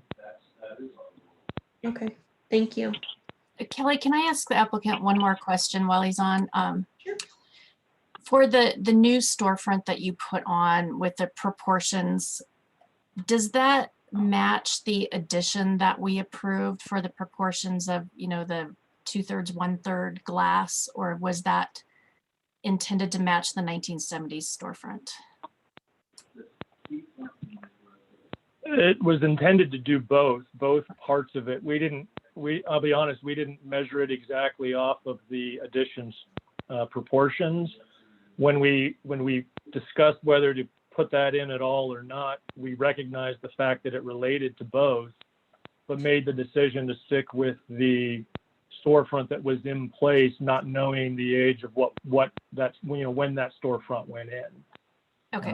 So it was consciously thought about, but it was not a, you know, I did not put a tape to it. No. Thank you. All right, thanks. Let's go back into deliberation now that we have more info. Gary, did you? Well, I'm considering the staff's recommendation to change the location of the horizontal mullion. And I'm wondering I understand why that recommendation is made. But the vertical mullions don't relate to the original sliding doors beyond. They relate to what was there, what the modern storefront was before. So if we move the horizontal mullion, you have a horizontal mullion matching the lock rail on the doors, but the vertical mullions don't match anything related to the doors. I'm wondering what is being accomplished. I mean, I guess I'm on the verge of considering leave the new storefront like it is, because it can't relate entirely to the sliding doors beyond. And in some ways, leaving the mullion where it is allows you to see the lock rail on the sliding doors beyond through the glass. So, you know, I guess I'm wondering, what do we really accomplish by requiring the horizontal mullion to be relocated? I think I kind of like it better the way it is, rather than putting that mullion in front of where the lock rail, where the lock rail is on the sliding doors. Yeah, I'm with you, Gary, and that's one reason I was asking about the addition glass, because I kind of remember the glass box design on the back, but not exactly the proportions of the glass. And I agree that I would prefer this configuration shown now, because like you said, you can see the lock rail. And I also think it would be more jarring to see a window that would be evenly split rather than kind of the 1/3, 2/3 proportion. That I think it's fine as presented and constructed. And I do just want to, I'm not in disagreement, but I do just want to mention that I think the condition was to either remove the horizontal altogether or relocate it. So I just wanted to throw that out there.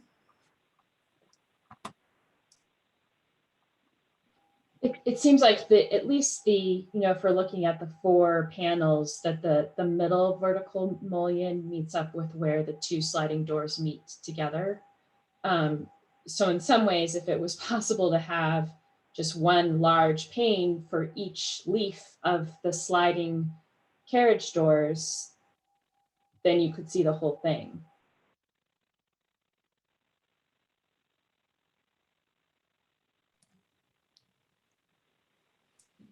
You could also, this is Anne, you could also see the whole thing if you moved the glass to the other side of the door and put it on the inside instead of the outside.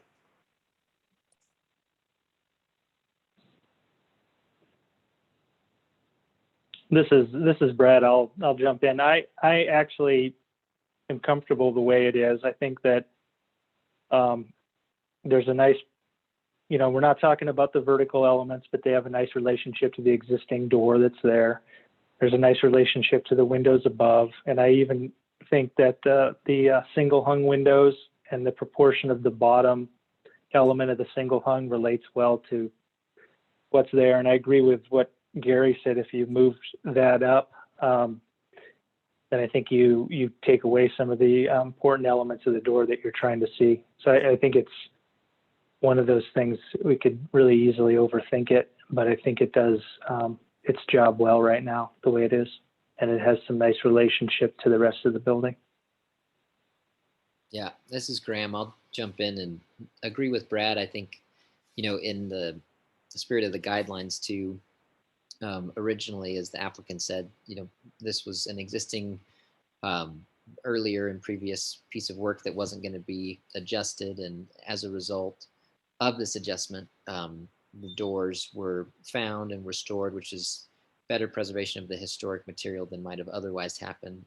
But at the same time, had this remained in place, we would have had a very similar storefront, very similar layout. That wouldn't have been something that was required to be changed or upgraded, based on being an existing condition. And so I think even though it was done a little bit out of sequence, I can't find a lot of fault there either.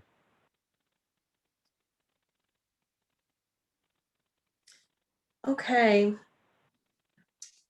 It sounds like we've got a few differing opinions. I'm in agreement with what's been said. I'm comfortable with maintaining what they have already installed, and I won't repeat others' comments. We've heard from most people. Would someone like to try a motion? I can try a motion. Thanks, Brad. I move to approve application number 2021-COA-142 for the installation for the installed storefront at 709 Clarkson Street, the Zayn Mansion, per design guidelines 2.14, 2.15, 2.12, 2.59, character defining features for the Zayn Mansion, presented testimony, submitted documentation, and information provided in the staff report. Thanks, Brad. Do we have a second? I'll second that. Thank you, Gary. And before we vote, this has nothing to do with the motion. But the photograph of the facade that's on, I think it's the second sheet or the third sheet, shows wall getting wet below the cornice in a way that would indicate potential leaks in the cornice. And I recommend that they check that and make sure that something's not leaking. It's got nothing to do with the motion, but I think it's something worth checking. Nice friendly comment. All right, let's go ahead and vote. Brad. Aye. Aaron. Aye. Graham. Aye. Julie. Aye. Gary. Aye. Erica. Aye. Anne. Nay. Kelly. Aye. Okay, so in that case, we have 7 in favor and 1 opposed, and that was Anne. So the motion passes. And the project is approved. Okay, the next project on the design review agenda is 2021-COA-147, and it's at 452 Lafayette Street.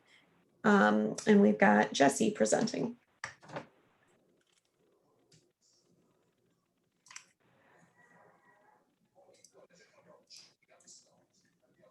Okay, so let me move on to the next slide here. And maybe the next one and the next one. Okay, Pictured here is 452 Lafayette Street. The structure was constructed in 1909 and is a contributing building to the Driving Park Historic District.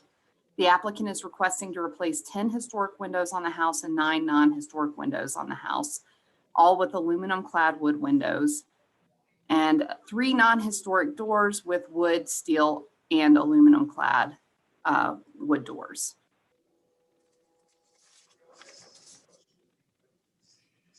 So here's the front elevation and the side elevation. The applicant is requesting to replace 3 windows and 1 door on the front facade and 4 windows on the side elevation. And then here is the rear and other side elevation. The applicant is requesting to replace 3 windows and 1 door on the rear elevation and 5 windows and 1 door on the side elevation.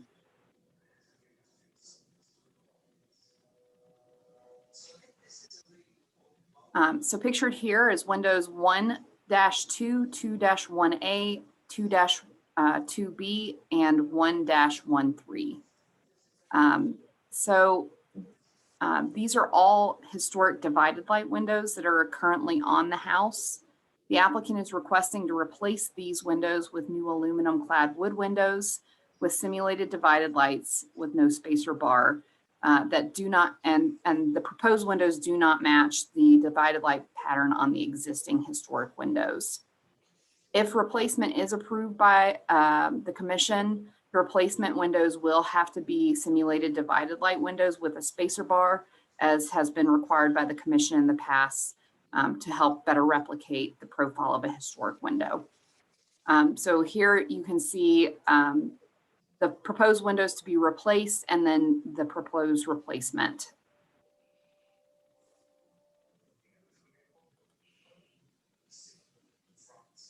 So here is window 1-6 and 2-5. These are historic 1/1 double hung windows. The applicant is requesting to replace these 2 windows with matching 1/1 double hung windows. And then here are windows B1, B2, B3, and B4. They are all historic 2-light awning windows in the basement level. The applicant is requesting to replace these with aluminum clad slider windows. The basement windows may need to be replaced, looking at several of the detailed photos in the window assessment. Sliders may be okay at the basement level as they aren't going to be as visible, but matching awning windows with a divided light would be better in this case.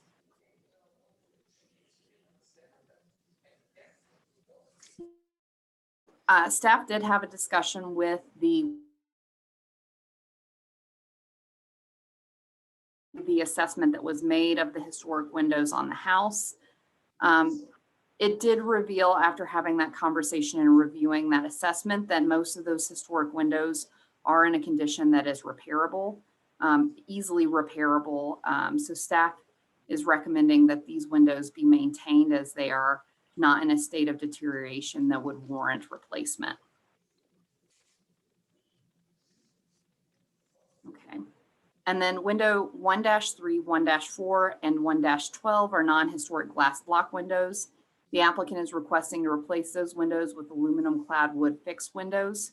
Since these are non-historic windows that are currently in place and we don't have a good idea of what the windows looked like prior to replacement, staff felt that these fixed windows were simple enough that we could be supportive of them.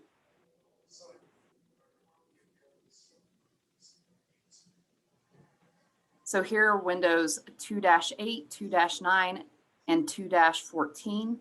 These are non-historic double hung windows. The applicant is requesting to replace these windows with matching aluminum clad wood windows. Oops, it's a little too fast. And then the last of our windows, window 1-7 is a non-historic bay window located on the back of the house. The applicant is requesting to enlarge the existing window opening to install a set of 4 light aluminum clad wood slider windows with simulated divided light buttons, but no spacer bar. The slider windows with the interior mutton or with no spacer bar are atypical style windows for this style house. A slider window may be okay as it is on the back of the house and not really readily visible. However, double hung windows may better fit the rest of the windows on the house, and staff would be supportive of those. Windows 1-10 and 1-11 are non-historic casement windows. The applicant is requesting to replace these windows with 1/1 aluminum clad wood double hung windows to match the other windows on the house.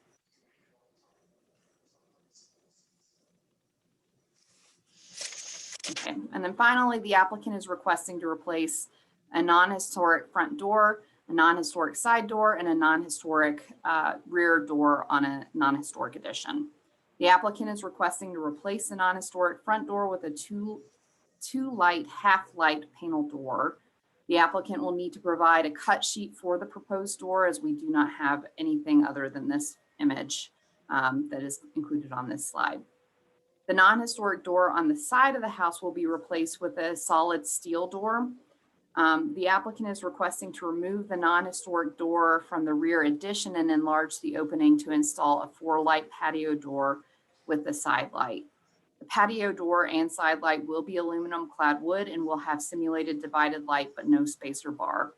Again, we do require that spacer bar so that it better simulates a historic window, divided light window or door. So staff is recommending approval of the application with the conditions that the historic windows be maintained and repaired, and that window 1-7 be replaced with a more appropriate window type that better fits the character of the house per guidelines 2.14.c, 2.16, and intent statement 2H. Thanks, Jesse. Are there any questions for staff? Erica? Yeah, Jesse. You're muted. Sorry, going between screens there. So in regards to window number 1-7, it looks to me that they're actually looking to replace it with a door, not a window. So that the cut sheet, they call that out on their photos, and then on the cut sheet for what's to be put in, it is referencing a door. And I was wondering if that's something, I guess, just making sure that I'm reading that right and that you would still keep your recommendation as it is.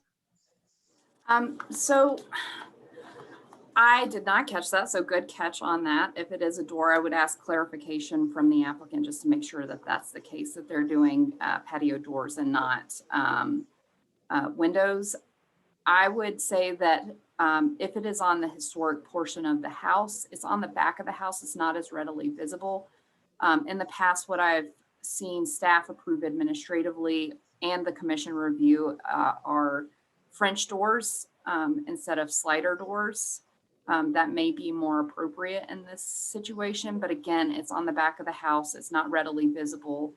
I would just, reinforce that whatever decision that the commission makes, that those replacements be simulated divided lights with a spacer bar to match past deliberation and to match up with our requirement of, trying to make those windows look more accurate. Okay, and doors. Thank you. And then I guess I'm just curious, are you suggesting conditional approval because of just approving the other portions that aren't of concern, like the 1/1 or the, say, the basement windows that need to be replaced? Or I guess I'm just wondering why there seems to be a lot of different pieces here that you're having recommending a lot of conditions on, and I was curious if you would consider just recommending denying. So staff felt that the conditions were simple and straightforward enough that you could make those recommendations. They could move on with the majority of those replacements for non-historic windows. They could maintain the existing historic windows that are intact. And, staff just felt that it was not too complex of a condition to place, a couple of conditions to place on the application to completely halt the project. And that maybe if they could make those revisions to the project, that it could move forward more quickly than doing a denial and having to come back. Okay, thank you. Any other questions for staff? Nope. All right. So the applicant is not here. He was here before and he seems to have dropped. So I emailed him about 10 minutes ago asking him to join and he hasn't yet. So not really sure what to do in this situation. Okay, Adam, do you know, should we move forward with deliberation or public comments and deliberation, or should we move the order of the projects to move this to the end of the agenda? I'd say go forward because we've already opened it and we've started it. It would be odd to stop it now to then move to a later agenda. Obviously, I think the applicant has had notice and an opportunity to be heard. So you're totally fine moving forward at this point. Okay, thanks, Adam. And Jen, you'll let us know if you hear back or see the applicant join so that we can get them on the line. Yeah, absolutely. Okay, thanks. Then are there any public comments for this project? I don't see any hands raised. No So no. emails? Okay. All right, then let's move into deliberation. It's too bad that the applicant's not here to be heard, but let's go ahead and move forward. So what were everyone's thoughts? And Erica, maybe if you want to start off, since you had some comments, I think.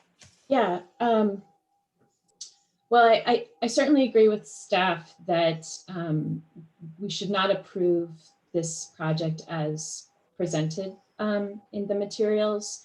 I'd just like to note, while it wasn't called out by Jessie explicitly, I'm sure she got it, that those two front windows are suggested to be replaced with one window, one unit. So that would greatly alter the character of those historic windows. They're repairable. Jen. Are they here? Yeah. Okay. And Adam, can we stop mid deliberation to hear the applicants? I assume if we're requesting to hear from them. So totally fine. Okay, great. So if we could promote the applicant, and when you're ready, go ahead and unmute yourself. You have up to 10 minutes. Please start with your name and address for the record.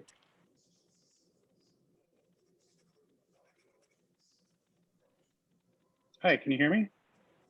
Yes. Hi, my name's Dennis Deathman. The address is 452 Lafayette Street. Sorry, I just logged in. I did not hear if you guys had any questions for me specifically. I just heard you talking about the two front windows. So this is the time for your presentation. So whatever you want to cover, you have time to, and when you're done, we'll go ahead and ask you any questions we have. Great, thank you so much. So yeah, I'm just working on behalf of the client to get all of this covered and hopefully taken care of. As far as the replacement of the front window to one single unit, we were trying as hard as we could to make that look like two windows with the proposed replacement. The reason why it's only one window is because of the size of the opening and the manufacturing process. That was the largest window we could get without really deviating from the style of the home. Is the reason why that's looking like that. As far as the back, I know Jessie had kind of brought up, I see what's on the slide right now, the sliding doors in the back. The reason why the homeowner would prefer to have that, if possible, would be just for the functionality of the living room inside. Having French doors opening up really cuts into the livable space of the dining room, because it's really not that big of an area. Other than that, I do believe we've kind of discussed everything, or I have with Jessica beforehand. I do think the basement windows were noted as repairable. If you do look at the pictures a little bit more closely, they were severely rotted out, especially in the bottom jamb, and that's actually been replaced with a mortar type material at some point and actually painted over. So those are pretty deteriorated. Yeah, that would be, yeah, all of these guys. Yeah, you can just kind of, it's hard to tell from this picture. Well, you can see the one in the bottom right. You can even see the mortars up against the glass. The same treatment, but not quite as severe, has been done to the other ones. If you would look at it from the outside, yeah, you can see the mortar below the sash there. Yeah, other than that, a lot of the windows it's in the report, aren't original to the home anyway. And I think that's all the additional information I have currently. Thank you. Thank you. Any questions for the applicant, Erica? Yes, so with window number 1-7, the bay window to be replaced with sliding doors, yes. Would that require a larger opening? And also, is there any plan for some sort of deck, or it looks like quite a bit of a drop? I'm sure the doors would come down perhaps lower than the bay window as it is now, but I'm just curious if there's kind of more design happening there that isn't being shown maybe quite with just the simple photos and cut sheets. Yes, you are correct. The kind of the path that we were going down is trying to get this part approved and then do the additional landscaping in the back. Currently, the homeowner would like to, assuming this is approved as is, would like to do a deck that would be one step down out of the proposed door.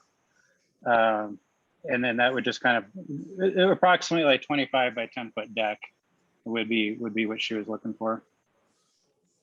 So I was kind of advised by Jesse to kind of see if this was even approved before we moved forward with any of the landscape type stuff. And I had a question about that new door location as well.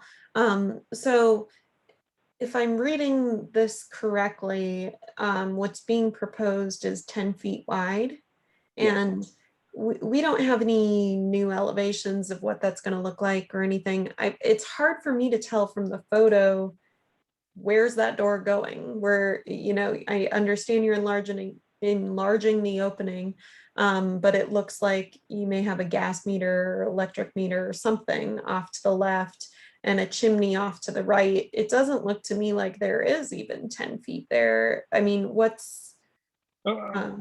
So oddly enough, I did originally, when I proposed the first set of documents, I had a proposed version that included the 10-foot door.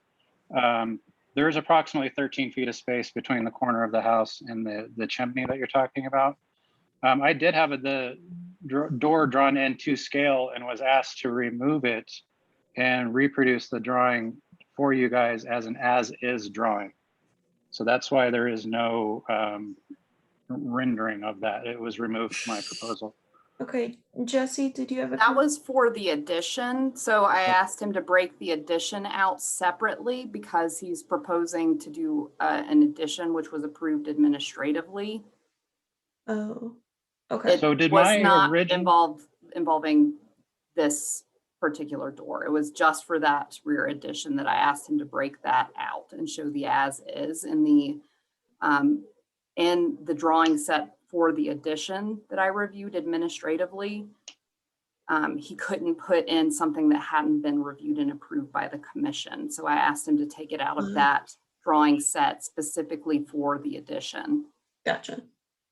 And then I think that just got inadvertently transferred to this proposal. I probably have the PDF of that if I can email it. I mean, it's pretty straightforward. I'm sorry, we can't accept new materials during the meeting. We just review the application that was submitted. So, so to answer my question, I think you got to it. There's 13 feet from the corner of the brick wall to the existing chimney. And so I assume you're abutting the chimney like right next to it to avoid all the equipment that's at the electrical. Yeah. So in the proposed drawing for the addition, I did have the electrical moved around the corner to the south side. Okay. So it would not be on the back there, and that gave us enough room to go ahead and put that door in there. Okay. All right. Any other questions for the applicant? No? Okay. Thank you for your time. Thank you. And we already asked about public comments, so there was no one on the line for public comment. Jesse, I have a follow-up question for you. So this addition, it's already been administratively reviewed, and was it approved or? Okay. Yes, ma'am. So this is, there is currently a non-historic addition on the back of the house. I believe it's in some of those photos. If I can't find it immediately offhand. I think the photo that says east in the upper left corner might. So here. So this small addition here, the hipped roof addition, the applicant was requesting to put an addition onto that addition. It met all of our requirements for admin approval. I requested that he remove out of that drawing any alterations to the main portion of the house, the doors or windows to the main portion of the house, because that was part of the scope that has to be reviewed by the commission. The reason why I broke out the addition into a separate process was that it was something that could be easily administratively approved, because it met our guidelines and our requirements for admin review. So I broke that out separately. Okay. Okay. So we never discussed any site work or anything like that. We just discussed the addition and the windows and doors. And the addition doesn't touch that bay window. That still goes out to the exterior. Correct. Okay. It just goes straight off the back of the existing non-historic addition. Okay. All right. Any other recap before we deliberate? No, if you feel that it would be easier to just remove 1-7 from the application or make it a condition that he provide additional information, that's fine. I'm more than happy to get that from the applicant so that you guys have more information. Okay, thanks. All right, let's move into deliberation then. And Erica, since you were talking about 1-7 before, do you want to kind of continue with that now that we've heard from the applicant? Sure. Yeah, so I then was just going to talk about how it seemed like there's some kind of missing information there as far as what's happening. It sounds like Jesse's saying we can just take that out of our scope of what we're considering and still conditionally approve. I guess there's just so many pieces here that I personally feel that we would be better served to deny this application or continue it. And ask for more information on all of this, because I just don't think we have what we need. And I think I'm just concerned about replacing these historic windows. And there's a lot of windows here to kind of parse out what is happening to what. If you are looking for more information, that would be a continuation. If the information you have is sufficient but doesn't meet the requirements, then that would be a denial. Just to put that out there. Thank you.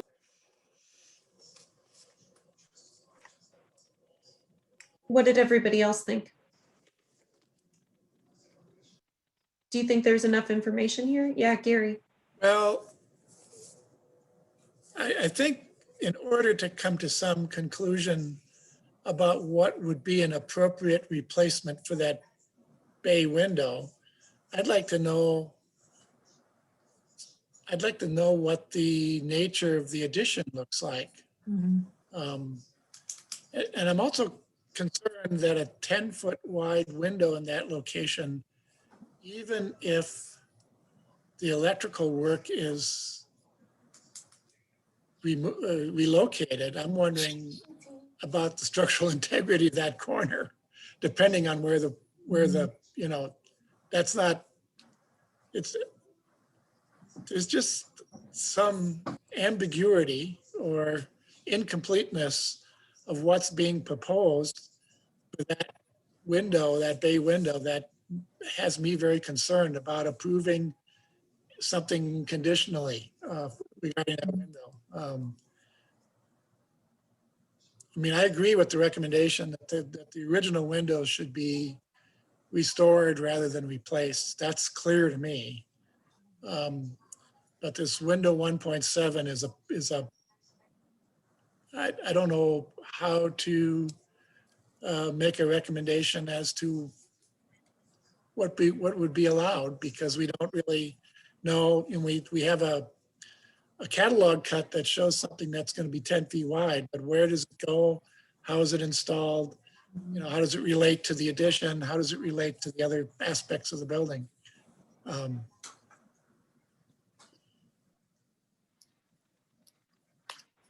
I agree, Gary. You know, I agree with Jesse's staff report, first off, that, you know, the historic windows that are in good enough condition to restore should be restored. I don't necessarily have a problem with a door going off the rear that's a non-historic bay window, and it's not going to be visible from the public right of way. My only concern is that I just don't really know where it's going. So I don't feel like I have sufficient information to weigh in on that. I think we could either, I'm comfortable with either continuing it or making a condition that that be removed. And then if he wants to propose something, you know, and submit separately on that door, he could do that as well. So I'm comfortable with either of those approaches.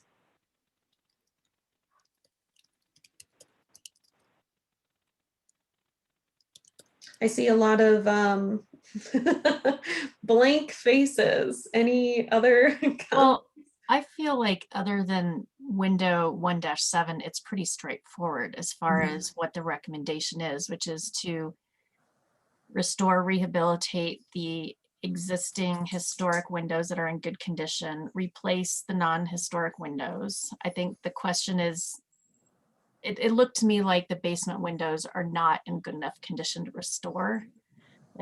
Those could be candidates for replacement. So I would think instead of a continuance for the whole thing, just remove window 1-7 and approve this conditionally, and then they can come back with a new proposal for that. Yeah, Jesse.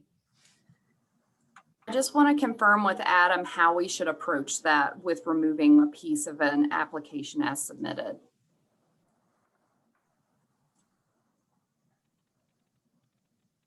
Well, I don't know if I can give much direction, but you know, normally the application as brought to you all is what is reviewed. So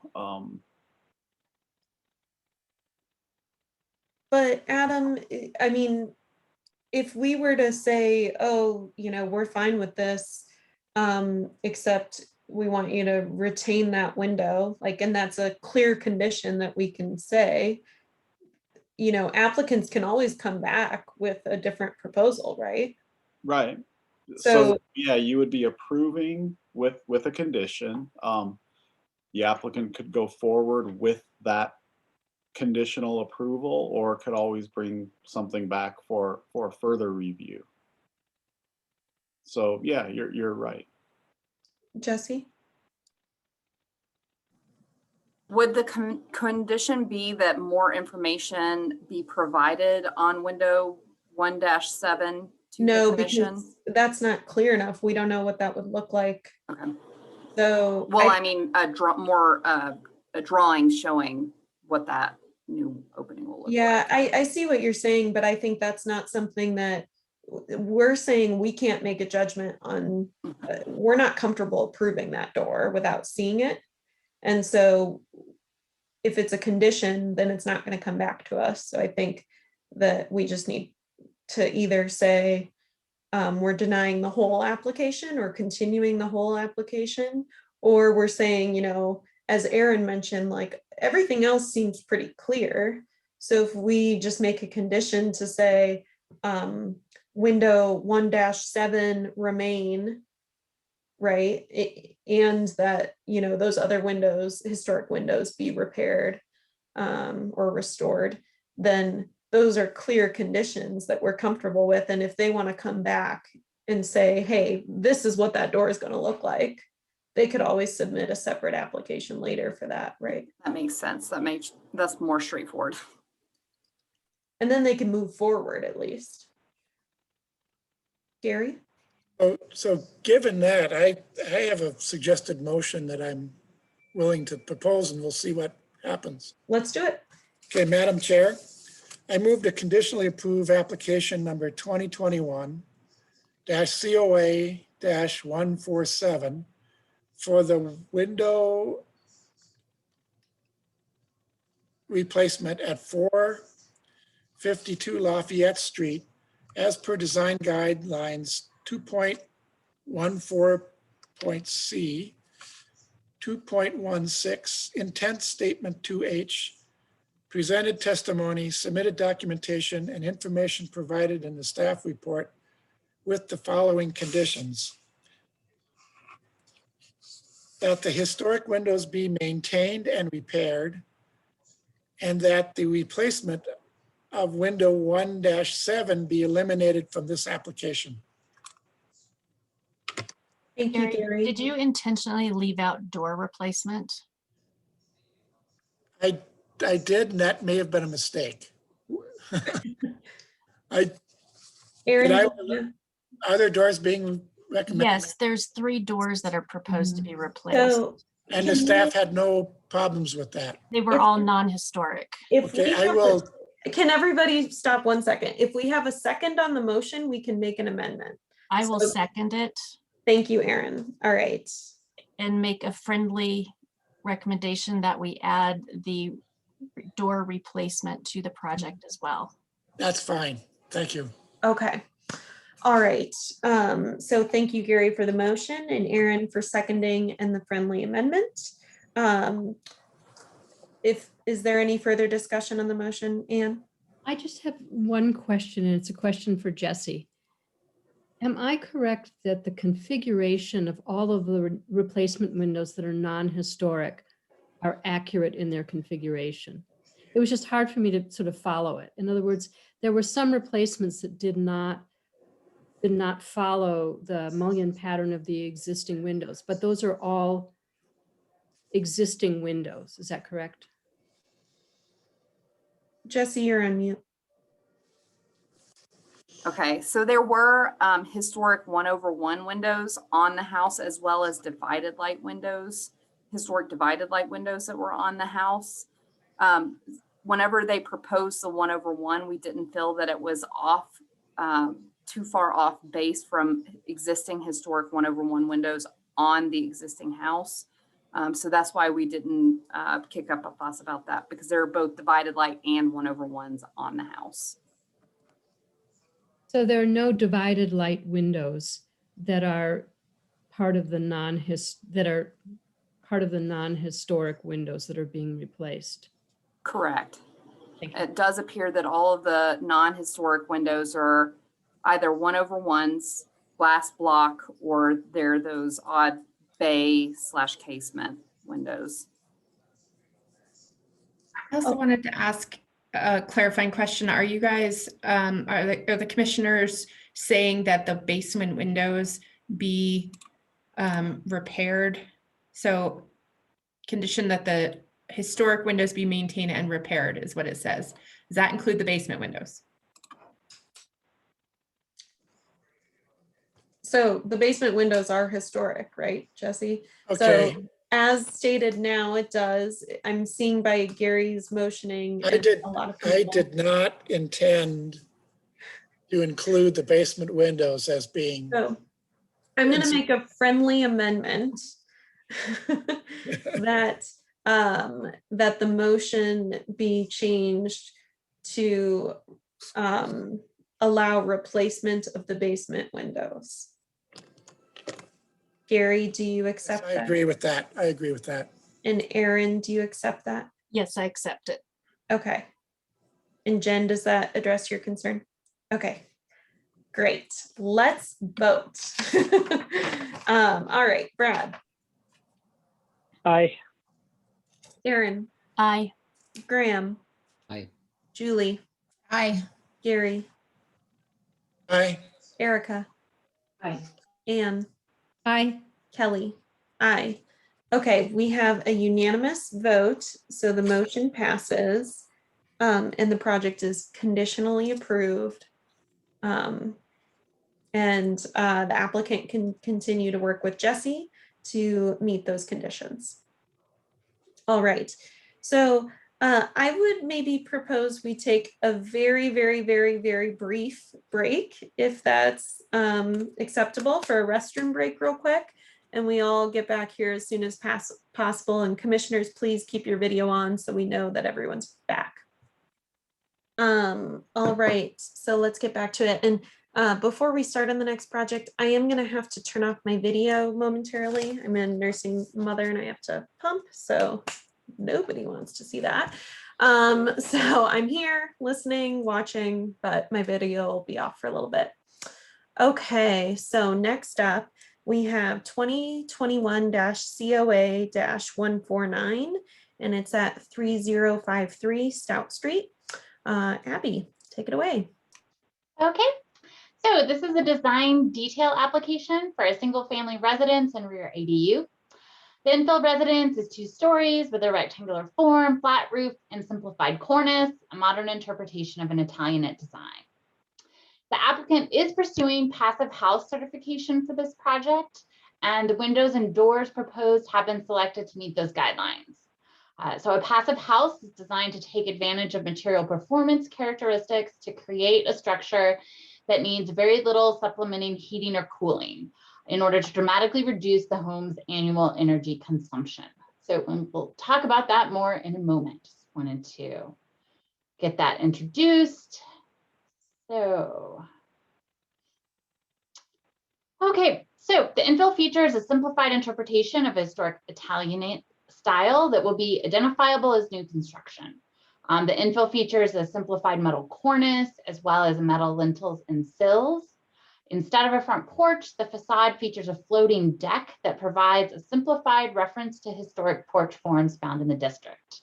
The placement and size of the deck fits within the range of historic porches found in the district. So the proposed materials are brick with also a metal panel siding at the rear that you see there between the sliding doors and windows there. And then also metal trim. The windows proposed are Alpine Tyrol, which are a UPVC and fiberglass window, which are passive house rated. The doors are Alpine Tyrol, UPVC and fiberglass, which are passive house rated. And then also Smart Wind sliding, which are aluminum clad wood and are passive house rated. So there's just the side elevations. So you can see there that the brick is fully wrapping the sides of the house. You can see there the floating decks at the front and the rear. And then that cornice, that kind of, returns partway down the side. So the details, so they are proposing to use Summit brick in Alaskan white with a smooth finish. And then you also see details here for the metal cornice design, a decorative star design replicating some of the historic tie bolt features that you find on historic structures will also be proposed for use on the cornice. And then there are just details of the floating porch design. Okay, so some more about the passive house and the products proposed. So the applicant is proposing to use Alpine tie roll windows, which are not a product that has been previously approved for use in a historic district. The applicant is proposing these windows to meet the passive house requirements. The windows are composed of UPVC, so unplasticized polyvinyl chloride reinforced with fiberglass. Landmark does not generally allow any PVC or vinyl products within historic districts due to concerns with their durability and appearance. Landmark guidelines require high quality materials that convey characteristics, scale, color, texture, and finish that are similar to historic materials. However, the commission has allowed Fibrex windows from Anderson on some infill projects, and these are composed of a combination of wood fiber and thermoplastic polymer. So based on the information presented in the application, manufacturer, product information, and a window sample provided by the applicant, staff finds that the proposed windows do appear to be a durable and high quality product that would be equivalent to kind of the exception that the commission has also made for the Fibrex, the kind of combination fiberglass and thermoplastic polymer windows in the past. So the applicant prefers to use these Alpine tie roll windows since they are manufactured locally in Colorado. Thus, going with the being more environmentally sustainable. But if you don't think that these are appropriate, there is an aluminum clad wood window available that would also meet the passive house requirements. It's just not manufactured in Colorado.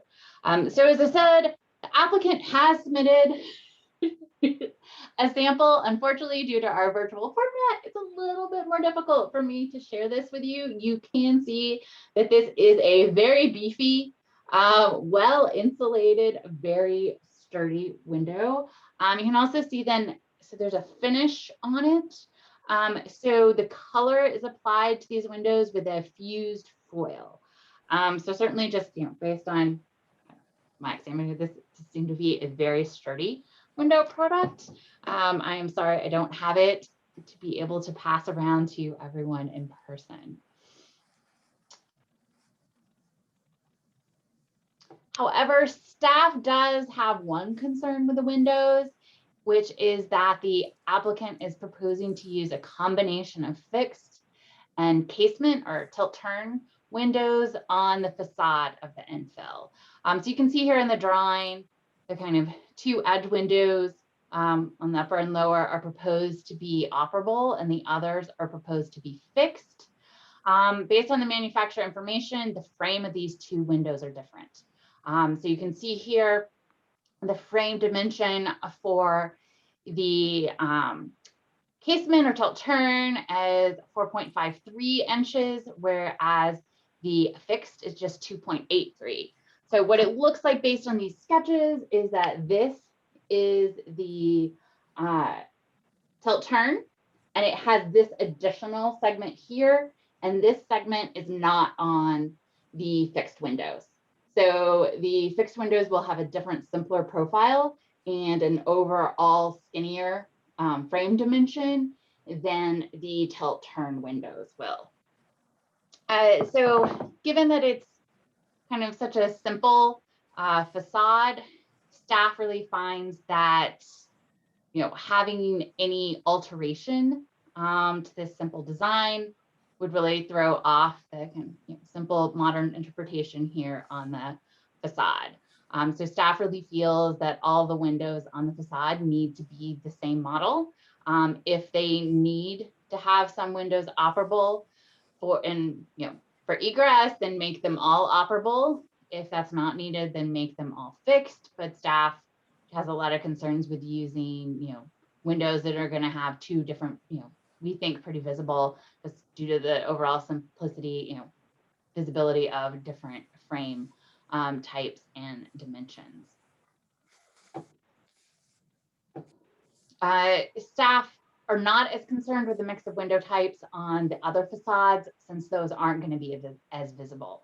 The side elevations will have much more minimal visibility, and we don't feel, again, like the overall design is as important on those facades, so we're not as concerned there.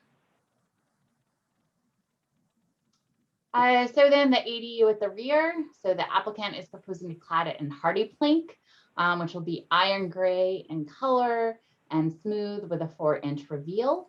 The windows will be Marvin Essential Line fiberglass. The ADU features a metal parapet. However, there's no material information provided for the accent band dividing the first and second floors, and there is no material information provided for the pedestrian or the garage overhead door. Additionally, staff is concerned that these drawings are not showing the windows as recessed. So if you look here at the floor plan and these drawings, which show the frames projecting from the wall, that does not fit typical district patterns, and typically we do require that all windows be recessed in the wall, including on ADUs.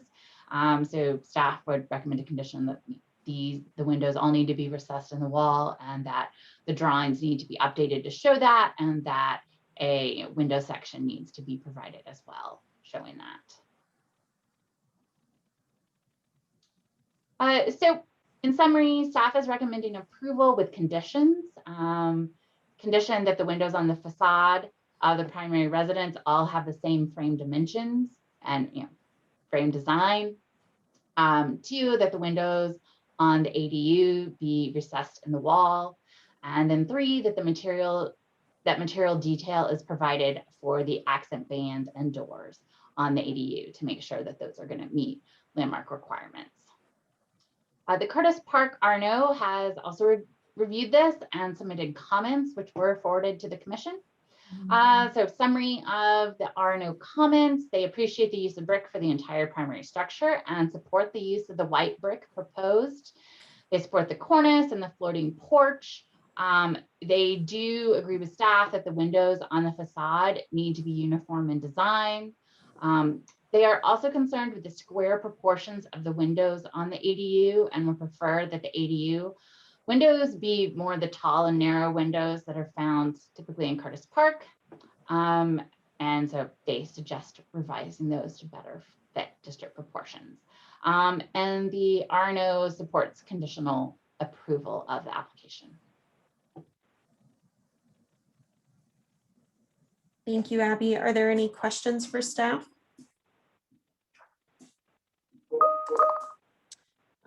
I had a couple quick questions.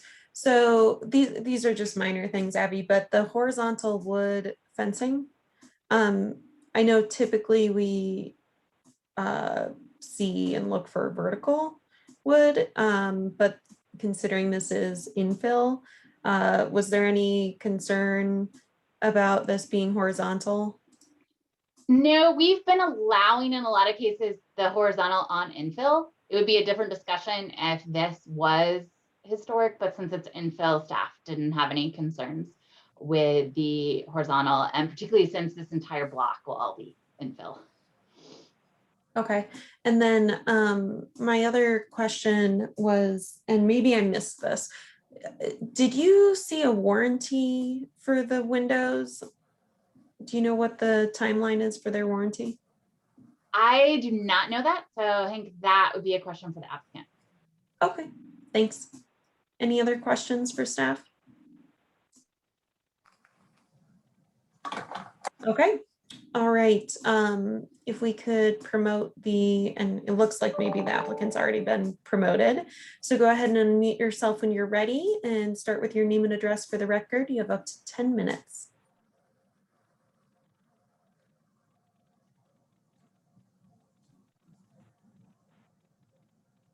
Hello, can everybody hear me okay?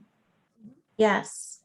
Okay, so I'm Josh O'Kelly and my address is 2931 West 25th Avenue, Of course, we're the owner applicant for this new single family with ADU project.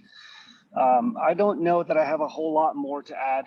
Abby did a great job presenting. I'll address a few of the staff comments, which one being the uniformity of the front facing windows. We have no problem addressing that, either to be, well, we've already kind of explored it. I think we're gonna do all fixed windows at the front facade, and we may be adding, well, we will be adding a window on the southwest wall that will be operable to address egress concerns or egress requirements. So that's one, the first comment that should hopefully suffice that. The ADU windows will be redesigned or respecified to be set in the middle of the wall. That also is not a big issue, and we can also explore making those windows a little taller to better fit with the neighborhood context of longer or taller windows. And we thought we provided the detail on the exit banding. It is going to be the same material as the latch siding, just the trim component of that fiber cement product. But we will provide specs on that and the door as well. As far as the Alpine windows that we're looking to use, the Alpine PH Plus tire roll windows, those are comparable in strength to what has been previously approved. They advertise, or they kind of state that they're 2 times stronger than a vinyl product. And they do carry a 20-year manufacturing warranty. And I will also say that we have a very good working relationship with Alpine. Our firm sort of specializes in high performance design and construction, and we do specify Alpine products frequently. And with them, with their factory being here in our backyard, we do have a high degree of confidence that if there was an issue with these windows long term, not that I foresee it because they are durable, they're high quality construction, highly insulated.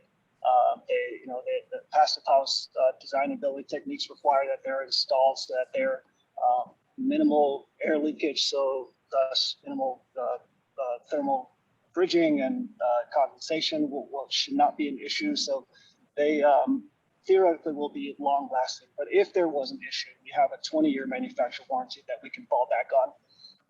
And like I said, that we have a positive relationship there, so it shouldn't be an issue, servicing that warranty.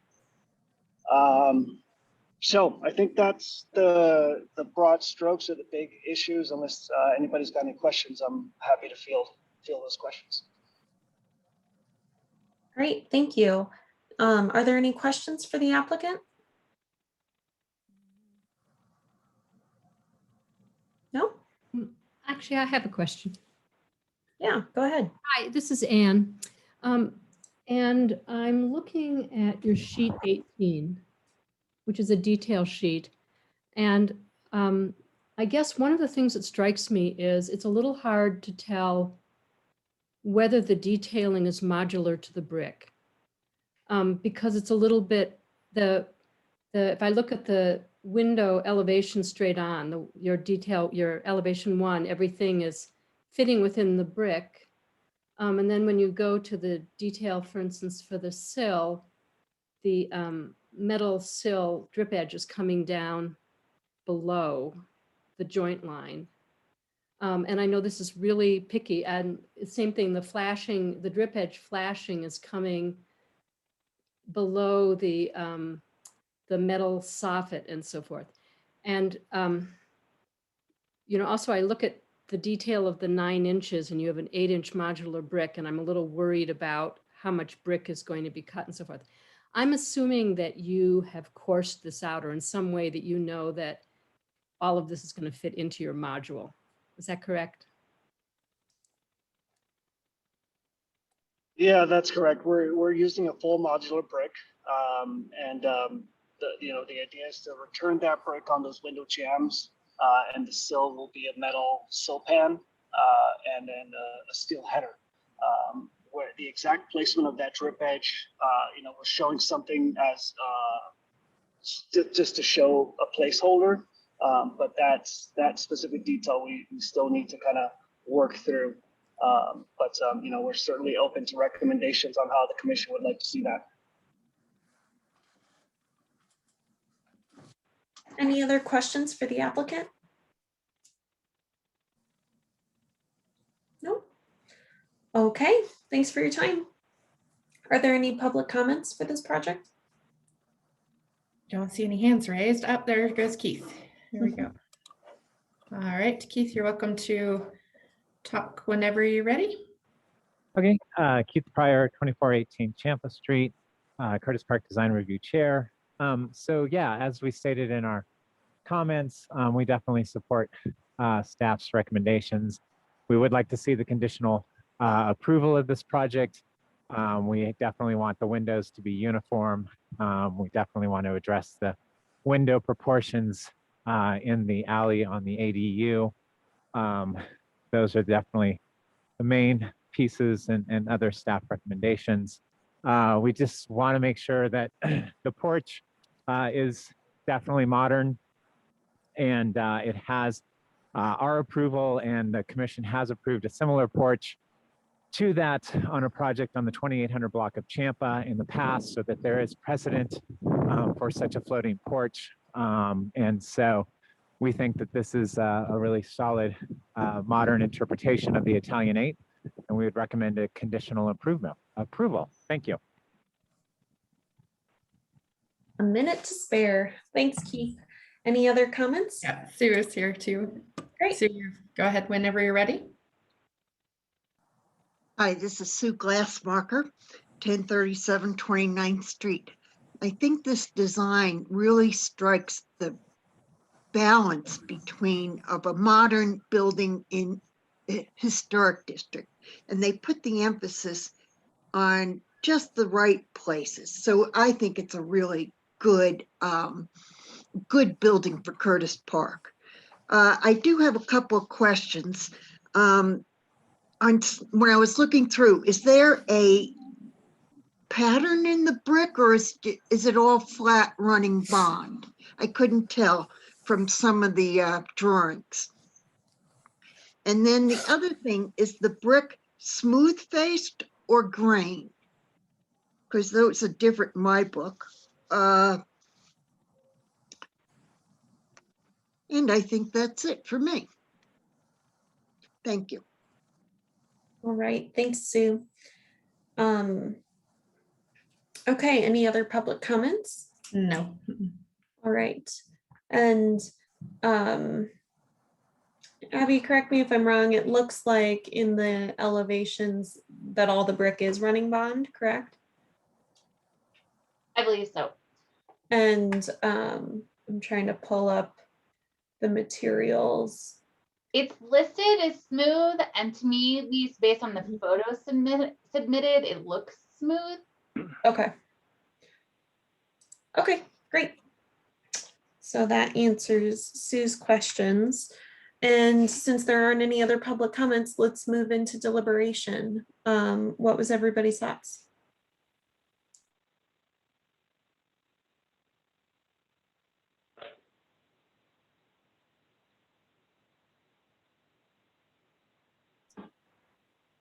Okay, I'm gonna call on someone. Graham. Yeah, I'm your go-to. That's the second time you've called me out. I saw you unmuted yourself, so I thought you might be going for it. A hard time. No, I think as Sue mentioned in her comment, in public comment, that I felt like, this project really balanced well with the scale and the mass and form of the neighborhood. And of course, we've got the same durable materials. And Abby, appreciate your insight into the new windows here. I do agree. I think that different sight lines in different openings there would make an impact that would hurt the compatibility with that, typical and consistent historic window style that is elsewhere in Curtis Park. But in general, I think that it fits nicely. It stands out as an infill project, but it's one that will jive well and respect the character of the neighborhood, in my opinion. Thanks, Graham. And Anne, did you have some comments about the detailing? Yes, you know, I think this is a great project, but I think one of the things that's wonderful about it is its simplicity. I am not convinced when I look at the numbers that it's actually modular, and that worries me. It's an 8-inch brick, and when you look at the dimensions like 6'3" and so forth, they're not modular to an 8-inch brick, and I don't think that the detailing is showing it as being modular. And I think those are the kinds of things that is going to make this simple building really elegant. And so my friendly comment is, and this is probably incredibly old school because I'm guessing that I'm looking actually, you know, at a hatch, is that somebody actually coursed this thing out, because I think it'll make things just shift slightly. And my other comment is, I think on sheet 18, the drafting wasn't completed and it should be updated to match the rest of it. There's sort of a brick hatch that's shown on top of the lintels. And again, it's just that when these things, if these things aren't caught and coordinated, it sometimes comes back to bite us. But I think it's potentially just a terrific project, and I support it. And Anne, that sheet 18 you mentioned, I'm not seeing page numbers. Can you tell me what's on that sheet? Yeah, exactly. Not having page numbers was really an issue. It just, if you look at number 18 shows, oh, I'm sorry. I think I've got the wrong sheet here. 16. Look, I'm sorry. PDF number 16. When you look at it, for instance, the lower right-hand image, the brick hatch is not on that back portion. So is that like elevations or what's, I combine all the PDFs into one document. It's on the screen, whoever's got. Oh, okay, gotcha.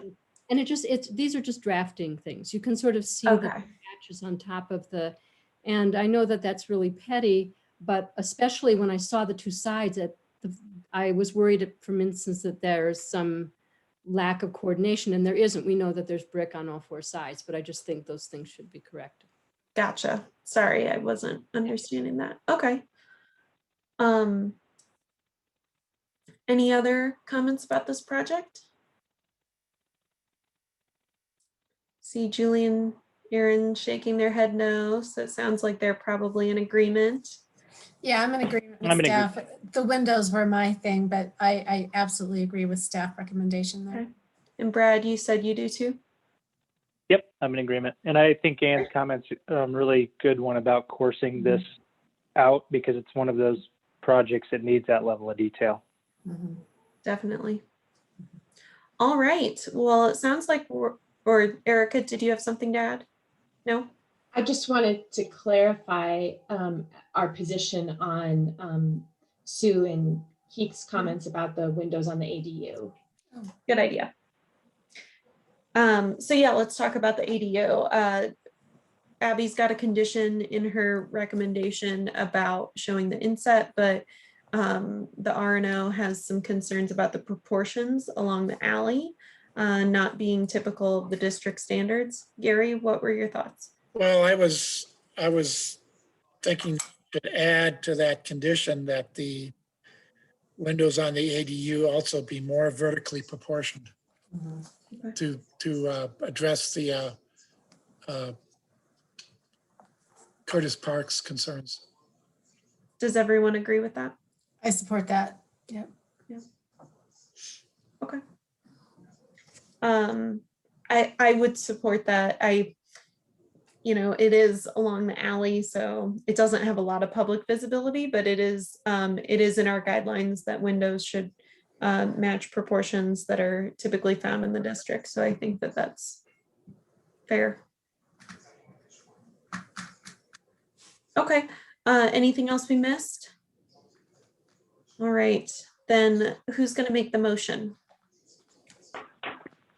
Madam Chair, I move to conditionally approve application number 2021-COA-149 for the design detail of the proposed infill at 3053 Stout Street as per design guidelines 4.3, 4.5, 4.6, 4.8, 4.15, 4.19, 4.32, character defining features for the Curtis Park Historic District, presented testimony, submitted documentation, and information provided in the staff report with the following conditions. One, that windows on the facade of the primary residence have the same frame dimensions. Windows on the ADU be recessed in the wall and be more vertically proportioned. And 3, material detail to be provided for ADU accent band and doors. Thanks, Gary. Do we have a second? Madam Chair, I second that. Thank you, Julie. All right, and I just realized I forgot to say this earlier, so I'm going to say it real quick before we vote. I'm really excited that they're doing a passive house, so well done for the applicants there. Really excited to see this project come to fruition. Madam Chair, before you call the vote, again, just want to remind you that the third condition for this approval is simply that details be provided. It's not that details be analyzed and reviewed. So I just want to make sure everyone's good with that.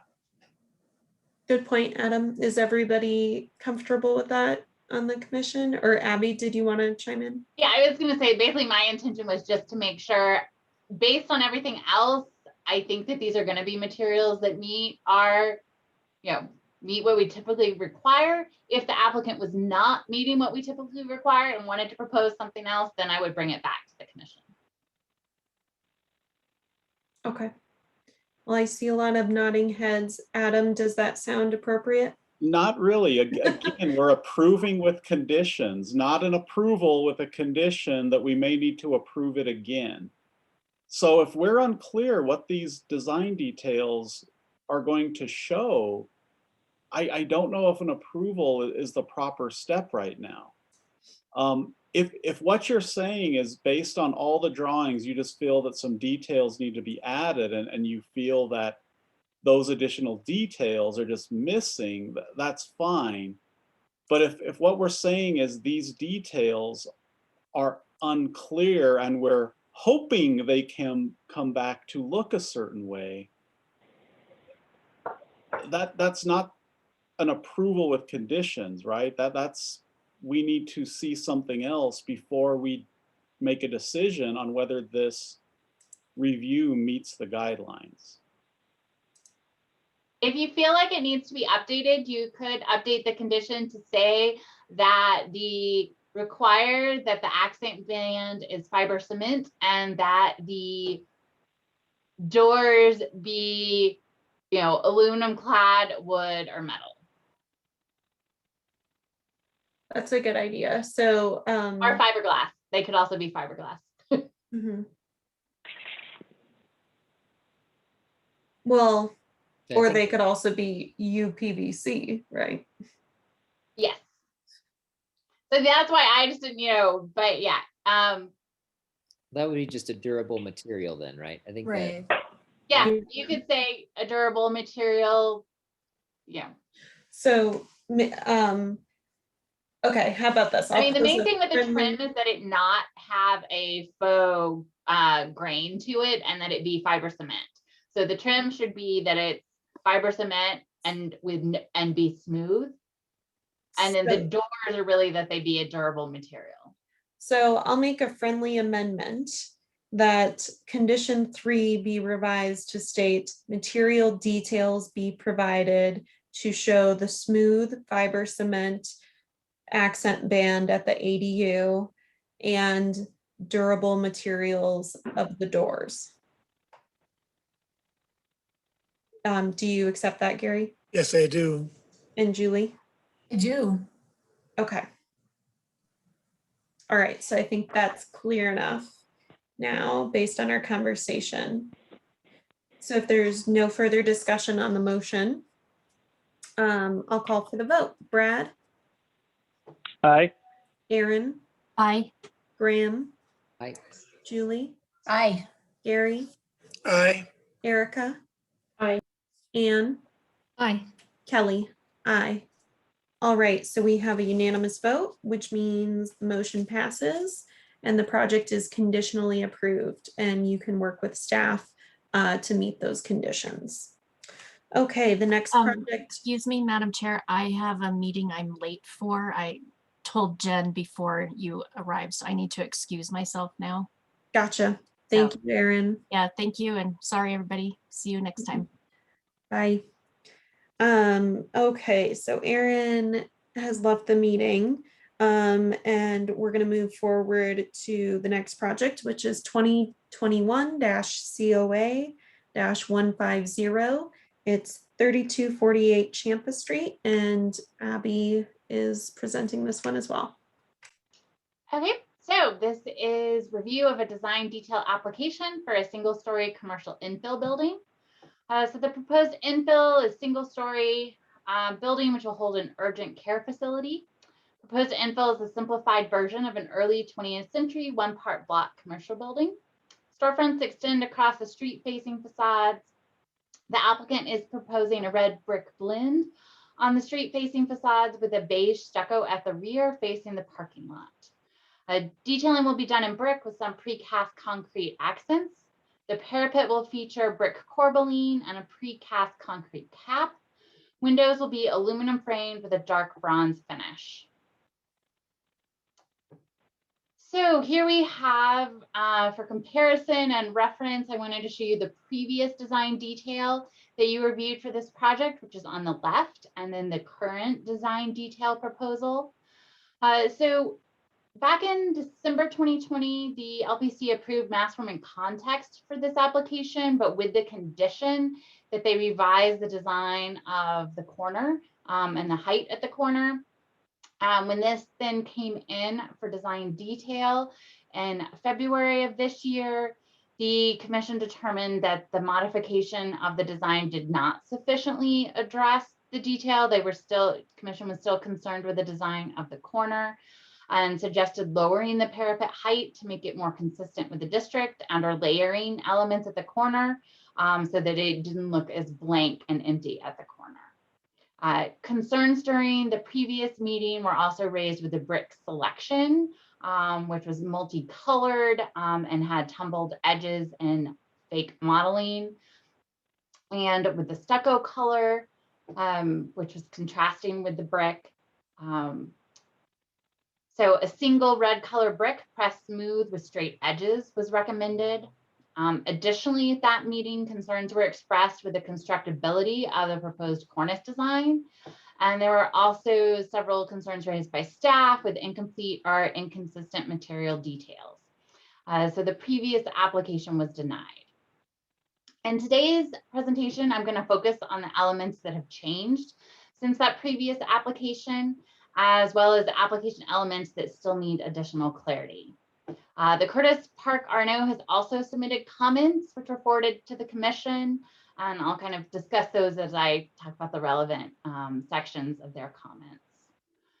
So as you can see on the right, the applicant has made revisions based on the deliberation during the previous meeting. So the applicant has reduced the height of the corner parapet so that there is now a single parapet height. The horizontal brick detailing has also been continued across the corner, and the kind of large sign band area has been removed. The applicant has also changed the brick proposed and changed the proposed cornice design. So you can see now that the height of the building really is pretty much in alignment with other nearby single-story structures. So since the previous meeting, changes have also been made to the recessed entrance at the corner. So during coordination development review, it was determined that the applicant needed to add some interior space at the recessed entry. So the applicant has retained the existing east elevation storefront design, but added an additional section of brick bulkhead topped by a narrow storefront window at the end of the wall. The proportions of the recess have also been changed, and the mullion pattern at the recessed entrance has been changed with additional mullions added. So staff feels that the changes proposed to the entrance significantly alter the previously proposed entrance design and particularly the east elevation. So we have a lot of concerns here.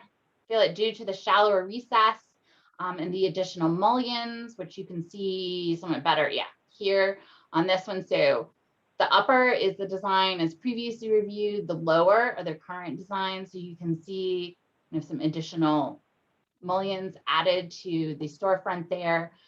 So we feel that with the shallow recess and the additional mullions, the recessed entrance is more visually prominent. It kind of, more visually recessed before, which we feel it doesn't as much now. We also feel that the expanded wall section appears tacked on rather than an integral part of the design. The previous symmetry of the storefront design is disrupted with that kind of, additional little element there. And the storefront design appears unbalanced as there is now a glass corner rather than a brick pier anchoring the corner. And so staff would recommend returning the east elevation to its previous 3-bay design, but adjusting the dimensions to retain the originally proposed balanced storefront design. So, just if they need to redo it, keep the same, design as before, but address the dimensions to have that additional interior amount needed. There are, a variety of ways that this design could be, revised. The staff report proposed the current condition that the design of the east elevation revise it so that there's brick at the south corner rather than the currently proposed window. That would include the proposal to return to the previous 3-bay design, but would also accommodate other options. But the commission may wish to consider other possible conditions or may also wish to consider denial if they find that the current design is incompatible but want to review the revised design. So I think certainly based on Adam's recommendations previously today, if it's not a clear-cut condition of, if you're concerned with what's proposed and it's not a clear-cut condition as far as how you would revise it, then it's probably, the recommendation would be to deny this. The RNO also has strong feelings on this corner. They feel that the east elevation needs to be further studied now that they've expanded the space and reduced the recess. The RNO feels that an additional brick pillar would be too heavy and unbalanced. They would prefer no recessed entry and that the entire corner be flush with the exterior of the facade. They feel that the design as currently proposed looks like it's tacked on and does not reflect the pattern found in the district. So then just some other kind of more minor, but some additional concerns with some of the detailing. So lighting was not included. Details were not in the previous application. Lighting has now been included. On the street facing facades, there will be an aluminum wall sconces measuring 22 inches by 8 inches. Designs compatible with a low profile and downlight. A simple wedge-shaped wall scone, but with no material information provided, measuring 9 by 18 inches is also proposed, primarily on the rear. However, there is this one spot on the south elevation here where they're proposing both light fixtures on one pilaster, and staff feels this is potentially a little bit much, but since these are both fairly large light fixtures, to have both of them on, a single pilaster. Kind of seems like a lot going on. So then on to the brick detail. So during the previous application review, the RNO recommended that the brick should be a modern brick without tumbling with minimal color variation, and the commission agreed. So the applicant is now specifying interstate brick in mountain red matte. So the image in the upper left corner is what they provided in their application. They did not provide any information on the finish of the brick. This, appears to be a modern brick without any tumbling, but we don't have the detail, and we don't have detail on what the finish will be.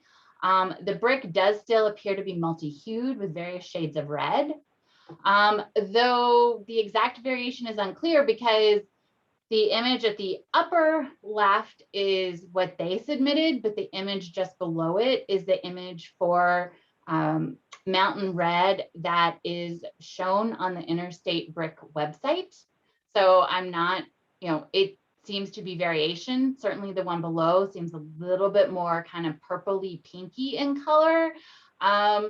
And this appears to be, to me, at least to me, more than just a variation in, color based on different websites.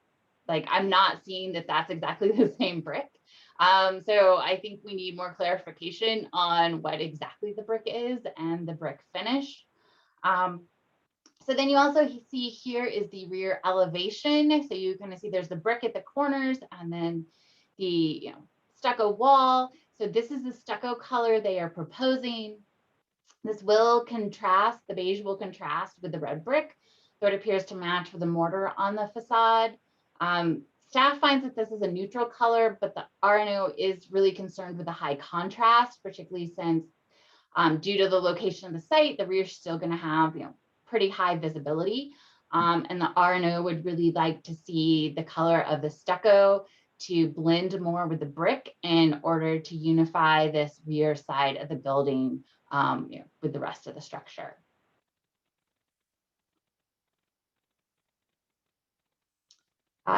So the RNO is also very concerned with the proposed color of the brick. So the RNO is really recommending that the brick color and finish be similar to the color of historic brick in Curtis Park. The selected brick color they feel is a much darker kind of plum. Traditional designs such as this one they feel requires traditional medium red color with a pressed smooth face and not any blending. So they'd like to see a brick that is more similar in color to these adjacent buildings shown here. So the windows, so they are proposing aluminum storefront windows with a bronze finish. They're going to use the same storefront windows, will also be on that rear wall. Staff doesn't have any concerns with the window framing, but we do need more information on the glass transparency. So guideline 4.8.f requires clear or near clear low-E glass in windows, and the detail of the transparency of the storefronts is not included in the application. Okay, then the cornice detail. So as I mentioned in the previous meeting, there were some issues raised with the constructability of the cornice design. At the cornice, a raised band of soldier bricks has been replaced with brick corbelling. But staff is concerned with how the brick pilasters will connect to the new cornice design. Previously, the pilasters ended just below the soldier course, which provided a visual cap to the pilasters. But based on the elevation drawings, the brick pilasters now appear to end in the middle of the brick corbelling, which seems to kind of be an abrupt transition. But the pilaster isn't shown on the cornice detail, so it's difficult to see exactly what this detail is going to look like. So we would really like to see additional detailing that shows how the pilaster will interact with that brick cornice. Then on the stucco, so the drawings call out that the stucco will be cementitious 3-coat stucco, but the material specifications provided in the application don't line up with that. So the applicant provides information for El-Ray stucco fast wall, and fast wall is a 1-coat stucco product. And then they also provide details for Parrots stucco finishes, but don't specify which one. And a lot of the ones in this list either include acrylic or elastomeric finishes, which we generally do not allow. And then finally, fence detailing. So there is a screening fence proposed along the rear of the parking lot. The design overall looks fine, except that no material detail is specified on what the fence will be made out of. And based on this drawing, the fence post, it appeared to be over 6 feet in height, which would make this an overheight fence and would have to be reviewed as such as an overheight fence. So more detail and clarification is needed on the fence. So previously in my staff report, I had recommended approval with conditions. However, based on Adam's previous suggestions about that, if you need additional detail, you can't just have a condition that's for additional detail. I am thinking that probably if you think that, if the commissioners feel that additional detail is needed in the areas that I called out, you may want to move towards denial. So I'll leave that up to you whether or not you feel that there's too many outlying things or too many things to be resolved. The RNO recommendation, they also recommended that further detail is needed on the brick, the cornice, the fencing, and the glazing. And the RNO recommendation was for denial since they felt that there was still a lot of issues to be resolved. Also, I just wanted to mention, this came up previously, but the RNO is also very concerned with the preservation of the 88-year-old hackberry tree on the lot. But this is outside the commission's purview. Thank you, Abby. Any questions for staff? No? Okay. Let's get the applicant promoted, and when that's done, you can go ahead and unmute yourself when you're ready. Please start with your name and address for the record, and you have up to 10 minutes. Justin Repath, 303 17th. First off, I'd just like to say we have been dealing with Landmark Commission for 8 months on this project. At first, we submitted our project and we did not even hear a peep from Landmark for a month. Twice we've submitted our project and have been kicked off the agenda because there were too many applications.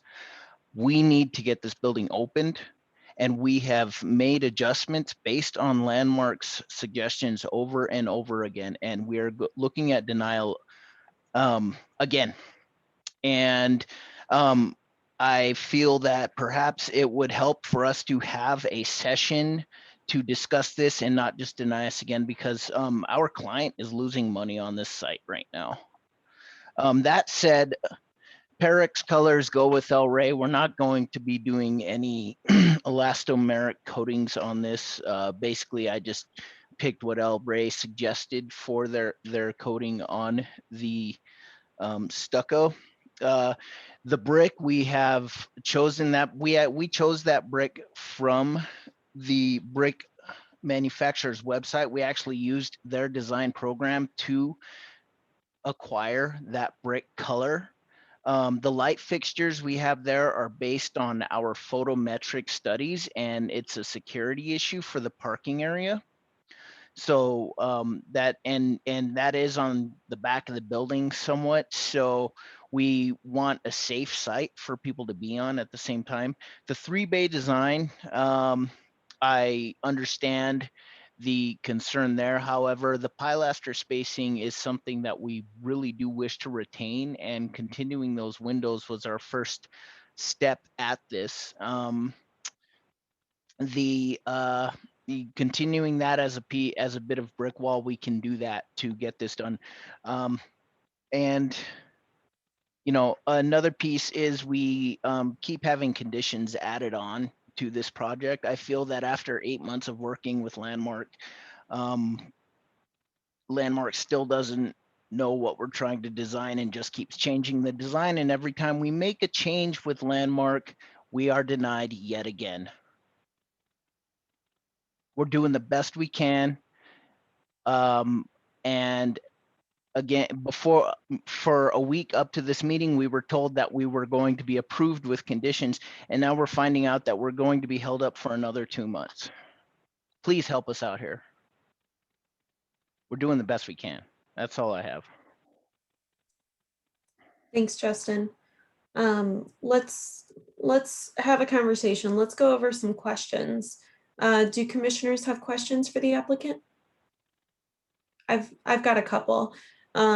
So I understand your frustrations, Justin, and it's not just my frustrations; it's my client's frustration. My client is losing a lot of money, and we were planning on being under construction 4 months ago.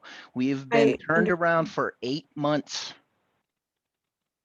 Well, let's have a conversation about some of the questions that were brought up in the staff presentation, so that maybe we can figure out how to move forward. So the detail of the cornice, it was discussed how the that we're not quite sure how the pilasters terminate at that corbelling.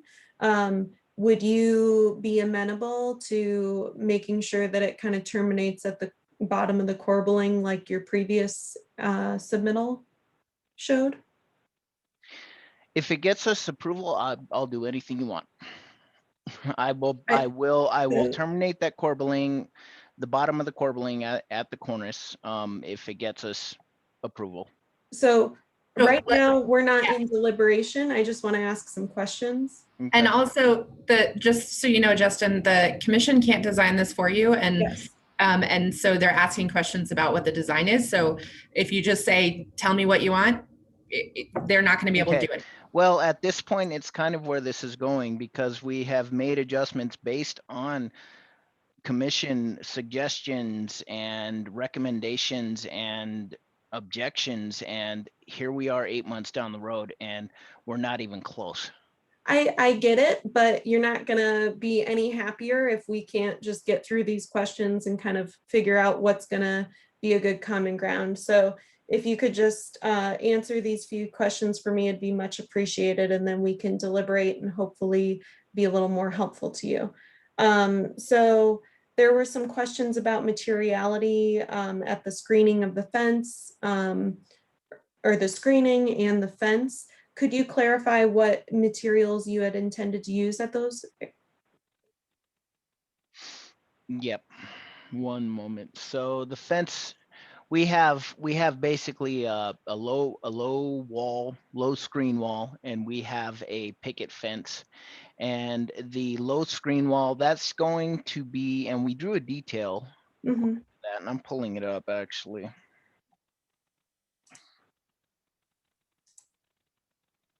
So first off, the screen fence detail is on drawing A03. And basically what we're showing is we're showing a post, and that is the screen fence on the back of the property. And we have a detail, and we have a post, top rail, and interlocking pickets. And so that is shown pretty clearly on that detail. And so I think the question is about the pickets. Are those are all metal, right? So the bottom, the base and the top are pointed at and say that they're metal. Are the pickets themselves metal as well? Yes. Okay, gotcha. All right. And then at the trash enclosure, that's metal, and then CMU walls, right? Yep, the trash enclosure door is metal and the walls are CMU. Okay, great. Let's see. Sorry, I'm flipping between the detail you just mentioned and the staff report, so I can make sure we hit all these. The storefront glazing, had you selected a glazing? Is it clear or near clear? We're going to have some clear and some frosted. Okay. All right, and then the information I don't believe was requested before on what is what on the glazing, and if it was, I apologize. However, I didn't see anything before. This is kind of hearing this right now is a bit new to me. It was requested in the previous staff report from the previous design detail application. Okay, and just so I understand, is the frosting, is that like a make or break component to your design, to the client, to their use of the building? It is. I mean, we may be able to find something else that works with Landmark. However, some of that is there are just some extreme privacy issues because this is an urgent care. Sure. That's why I asked. Our guideline 4.8F that Abby had pointed out in her staff report shows you what our requirements are, which is typically clear or near clear. So that's why I ask. Okay. So we talked about that. The brick color, as you heard in the staff presentation, the R&O is recommending a different color. Do you, is that something you'd be amenable to or not? I'd be absolutely amenable to it. Okay. Okay, great. If they have a suggestion from Interstate Brick, I'm happy to look at it. Sure. Okay. So were there any other questions from commissioners? Yeah, Gary. Regarding the frosted glazing, I understand the need for privacy, but can the privacy be achieved with window coverings on the interior, like blinds or drapes or shades? Not in this instance, no. So, so will the frosted glazing be on either the east or I'm going to call it north facade? So those main windows will have some panes of glass that'll be frosted. Is that correct? That is correct. Okay. Any other questions for the applicant? No? Okay. Also, folks, there is an internal build out that will be happening in that, and some of those windows they may need to use. They'll need to place some walls right in front of some of those windows. So basically, we wouldn't want to have a clear window and a wall behind it. Mm-hmm. Sure. Okay. All right. Thank you so much for your time. Let's see if there are any public comments on this project. Are Keith or Sue still on the line? And I know he doesn't have his hand raised. Okay. I know we've received he does. written comments from them. Okay. Yeah, he's got his hand raised. Okay, go ahead, Keith, whenever you're ready.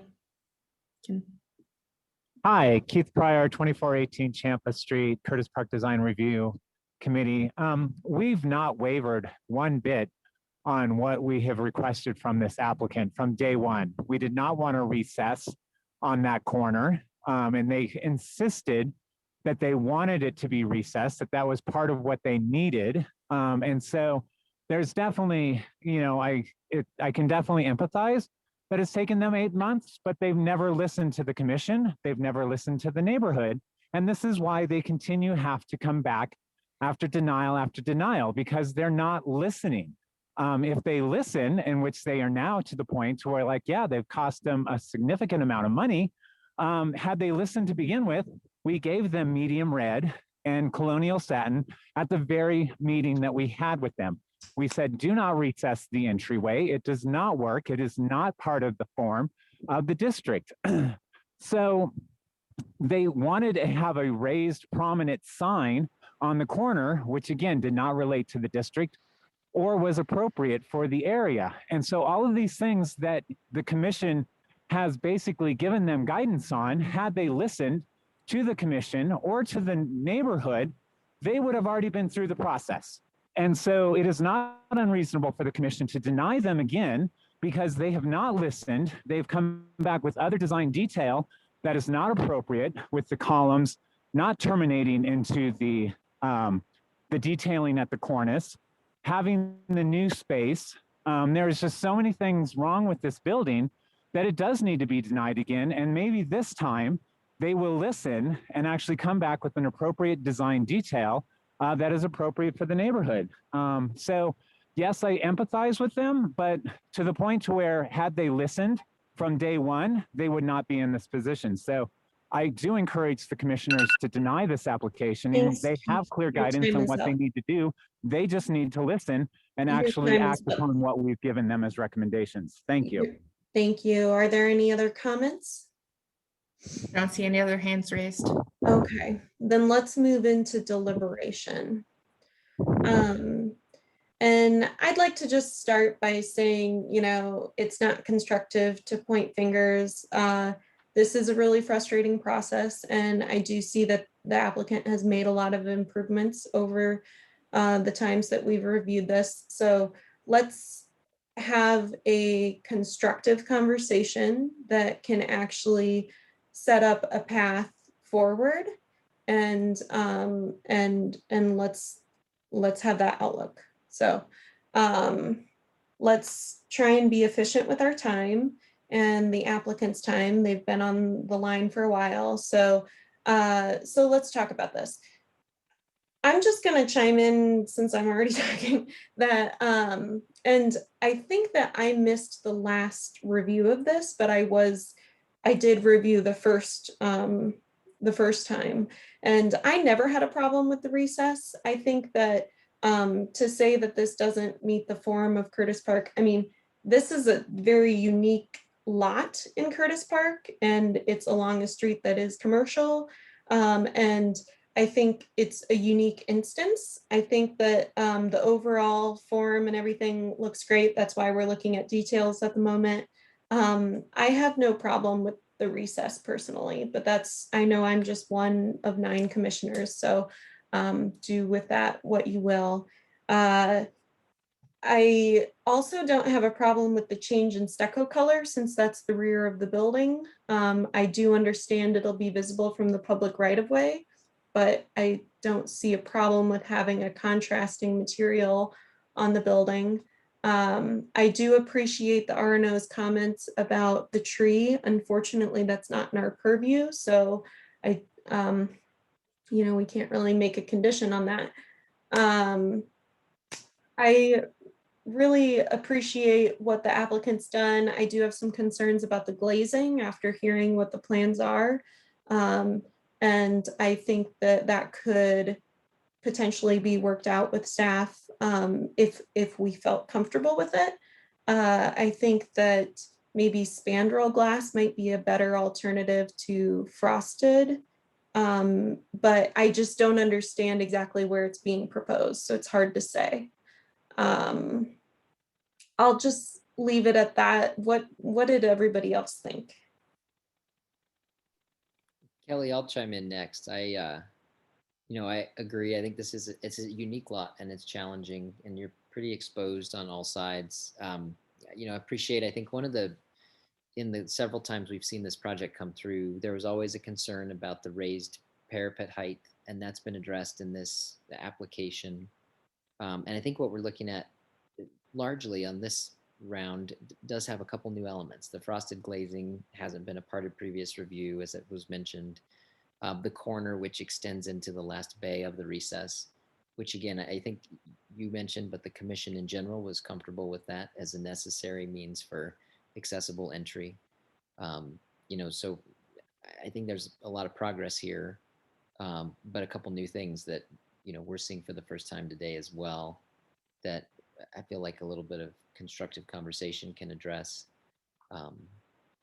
And so, a brick facade like this is not inexpensive. I understand that. I think that's an appeal that the applicants are making to fit in with the context of the district and the neighborhood. And so I appreciate that. And I think the comments specific to the cornice are really focused more on making sure that it's a durable and constructible part of the building, not that it's inappropriate or that it's, something that we hope to be a sticking point.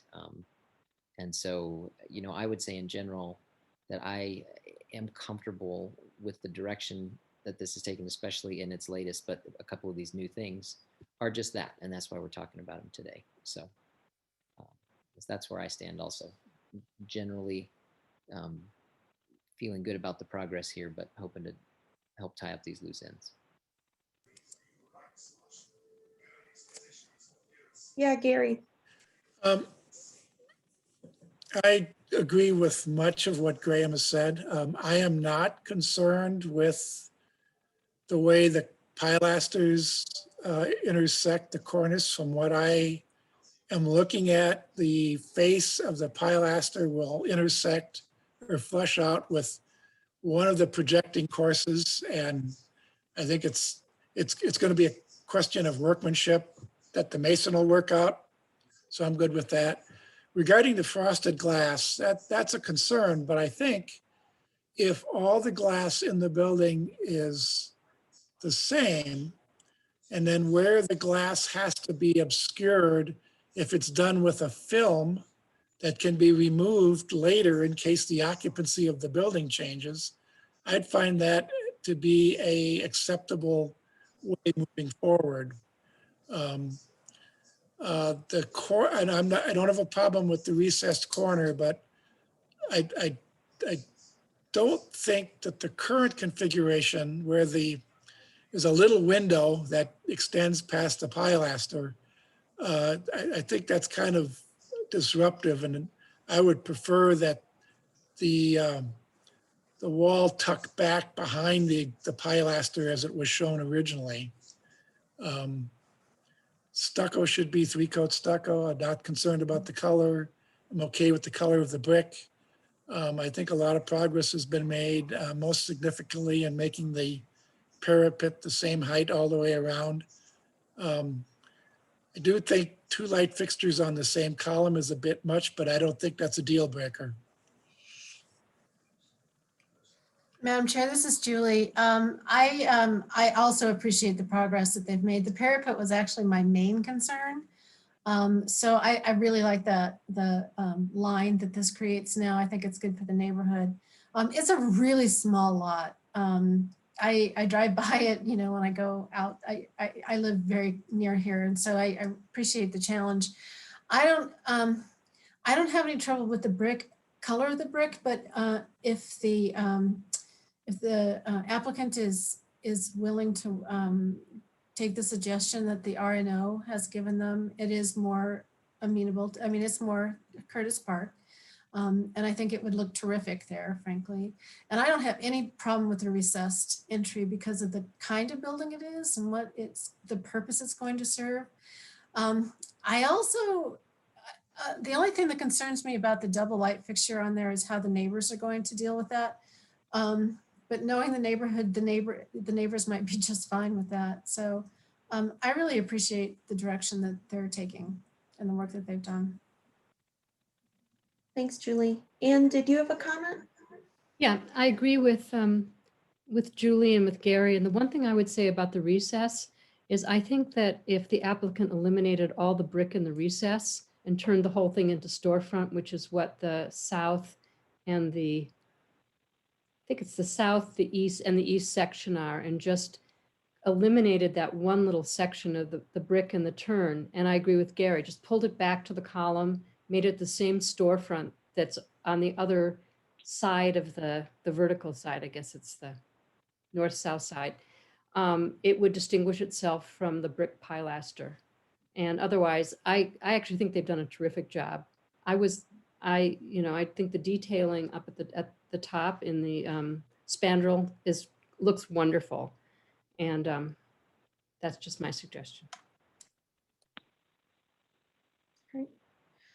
So I know we've heard from not everyone, but a lot of people. I'm starting to wonder if maybe we want to kind of look at the conditions that were outlined and talk through, because based on the feedback I'm hearing, we might be able to do a conditional approval, because it sounds like there's a lot of good things happening, and maybe the things that need revisions are can be clear enough to be conditions.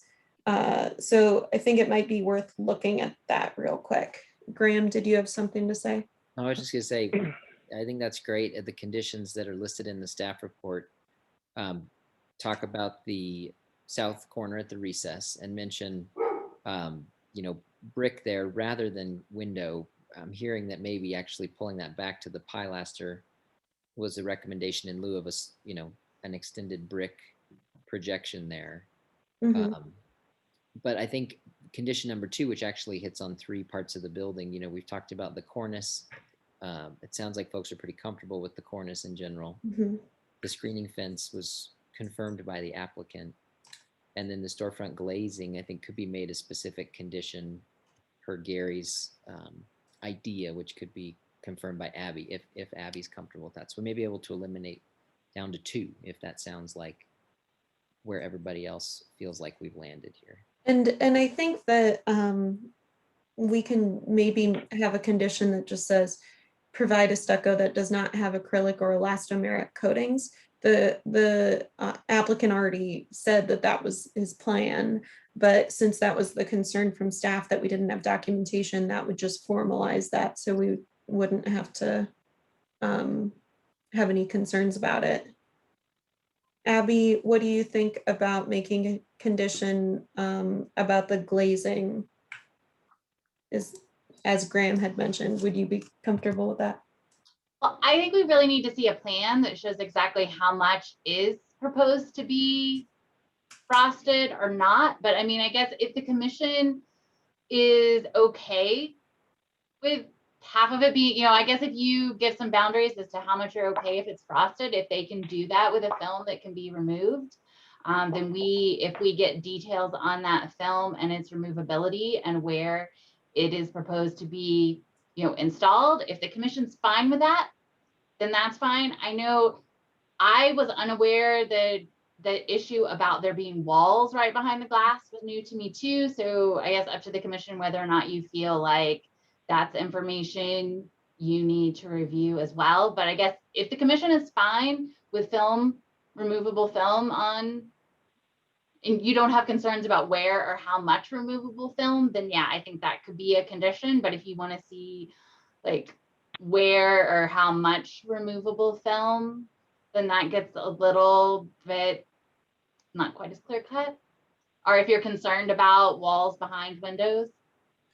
Can I ask a question? Is window film in our purview? We have reviewed it at least previously on previous projects.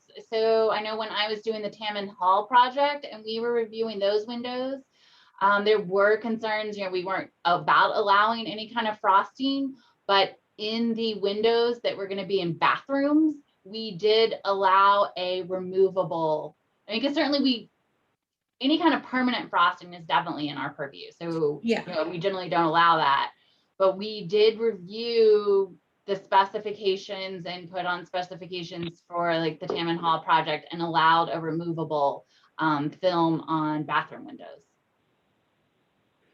So I have a question that while we're talking about windows, and you know, the walls behind the windows, I don't know if you guys have looked at the plan closely, but there's a significant amount of walls. You know, when I originally heard that comment, I thought about walls coming in perpendicular to the window. I wasn't thinking about it in terms of, you know, being parallel with the glass.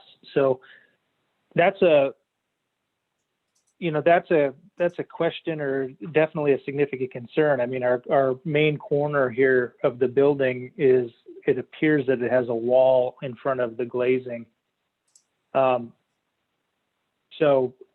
does that, you know, you're obviously not going to leave that transparent because you're just looking at the backside of the wall.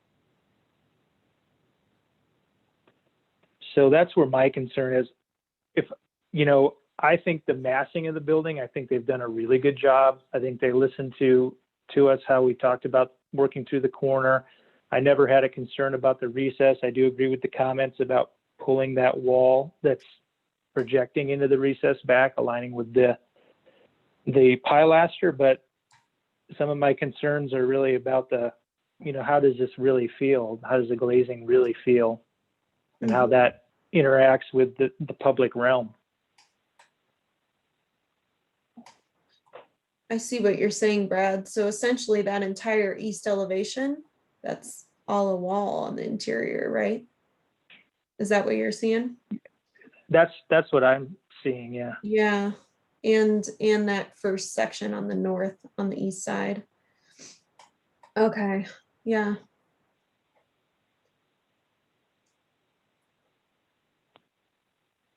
It's a good comment. Maybe I'm unnecessarily confusing things, but I'm also not clear, the suggestion of moving back this kind of new bump out into the recessed entrance. It seems to me like they've intentionally done that to create more space on the inside. And so I'm not sure that that's an easy thing that they can address. Am I? thinking of No, that the right way? I It think was my thought that the commission was recommending not that the bump out be removed, but that the bump out be all glass. So I then could also use clarification Yeah. if we're intending something different. I think People were have talking said about pulling it back to the pilaster, which is very different. And what were you going to say? Exactly. What I was going to say is leave the configuration the way it is, but eliminate those two pieces of the brick and just pull it back as far as you can, but make it storefront like the wall in which it intersects, which has always been there. So allow the configuration to remain more or less, but remove all of the brick at the sort of knee wall. And Jen, what were you Yeah. going to say?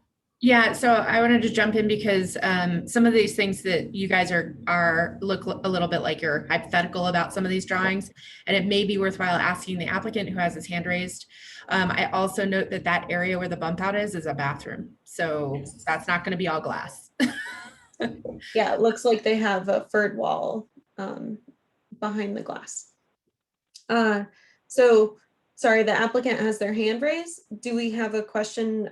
Let's ask the applicant about the walls on the interior behind the glass.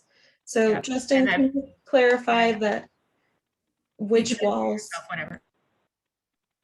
Can you clarify which glazing would be what you had intended to be frosted because you have walls behind?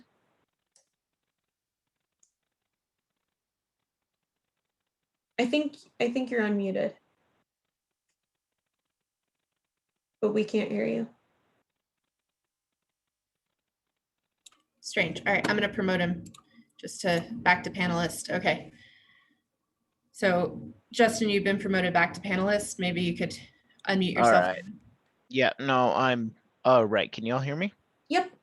Okay, good. So the first piece is we hadn't yet had kind of a final interior layout. That's been something that we've been working out as we go. So we knew that some of these would need to be blocked and some would need to be completely transparent to the interior. And having a removable film where we have privacy needs or walls behind is perfectly acceptable. So yeah, where there's a bathroom, definitely that's not going to be a full height window. Making that bump out a full height glazing area, I'd be completely fine with. Actually, that was my first idea, but then I second guessed. Where we have doctor's offices, we won't have any transparency, but where we have exam rooms, we'll have transparency in the upper windows. So. But this is not a final interior plan then? Is that what I'm hearing? Let's see. Well, actually, can I see the interior plan that you're looking at?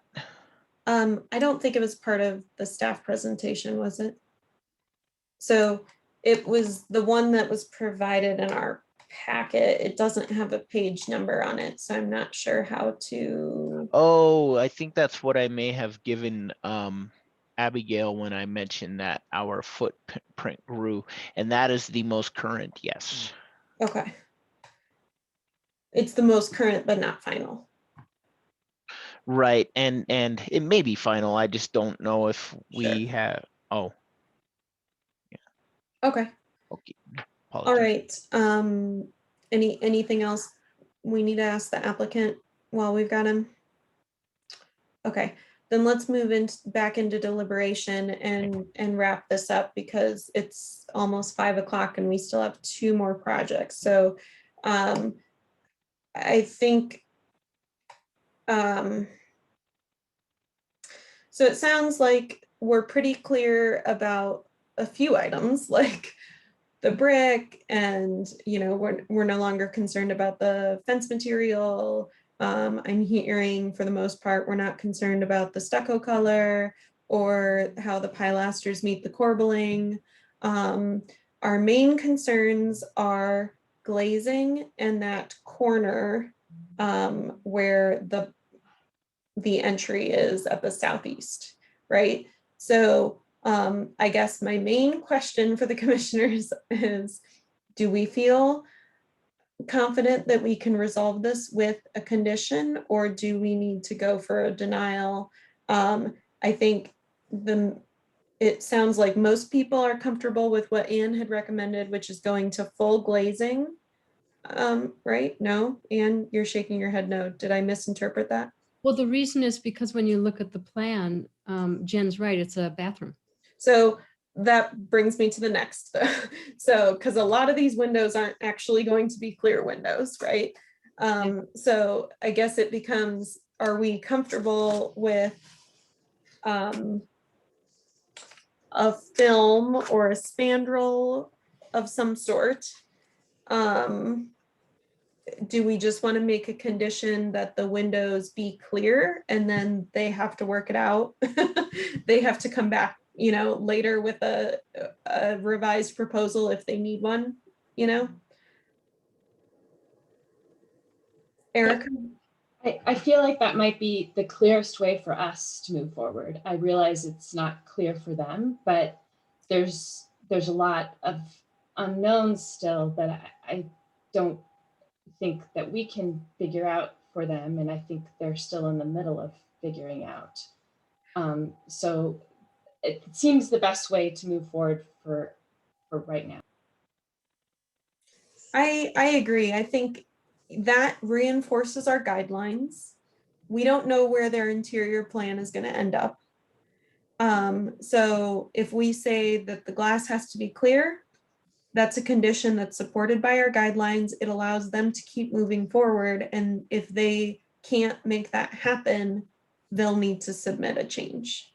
And then at that point, Abby can provide a recommendation as to whether she feels the change meets the guidelines or not. I'm seeing a lot of nodding heads. Anne, what were you going to say? No, I agree. And actually, I think that I'm also coming to the realization that we should ask the applicant to go back to the original plan of the recess. Because, you know, I think that was the plan that we've seen twice before. Is this the third time we've seen this? We've seen it twice before. And, you know, if they want to submit a different resolution, that's up to them. But I think that we could approve the original plan, the plan, which they're referring to as submitted floor plan, without any condition to it. I mean, without trying to figure out what the material is. So you're saying on that sheet where it says submitted floor plan on the left and floor plan update on the right. Correct. You're saying go back to submitted floor plan. Now, I need some help from you guys since I wasn't in the last meeting. Didn't you guys provide comments that led them to this update or no? No, this is an update that they needed to make, that they decided to make. The recommendations of the commission from the last deliberation were just dealing with lowering the parapet height and dealing with the parapet, and then also dealing with the brick. So those were those, and then there were various, you know, kind of detail issues, but this is something totally, this is guided by the applicant's own internal and their process of just figuring out what they need on the interior. This wasn't anything, these alterations weren't anything that were discussed at the previous meeting. Okay. So,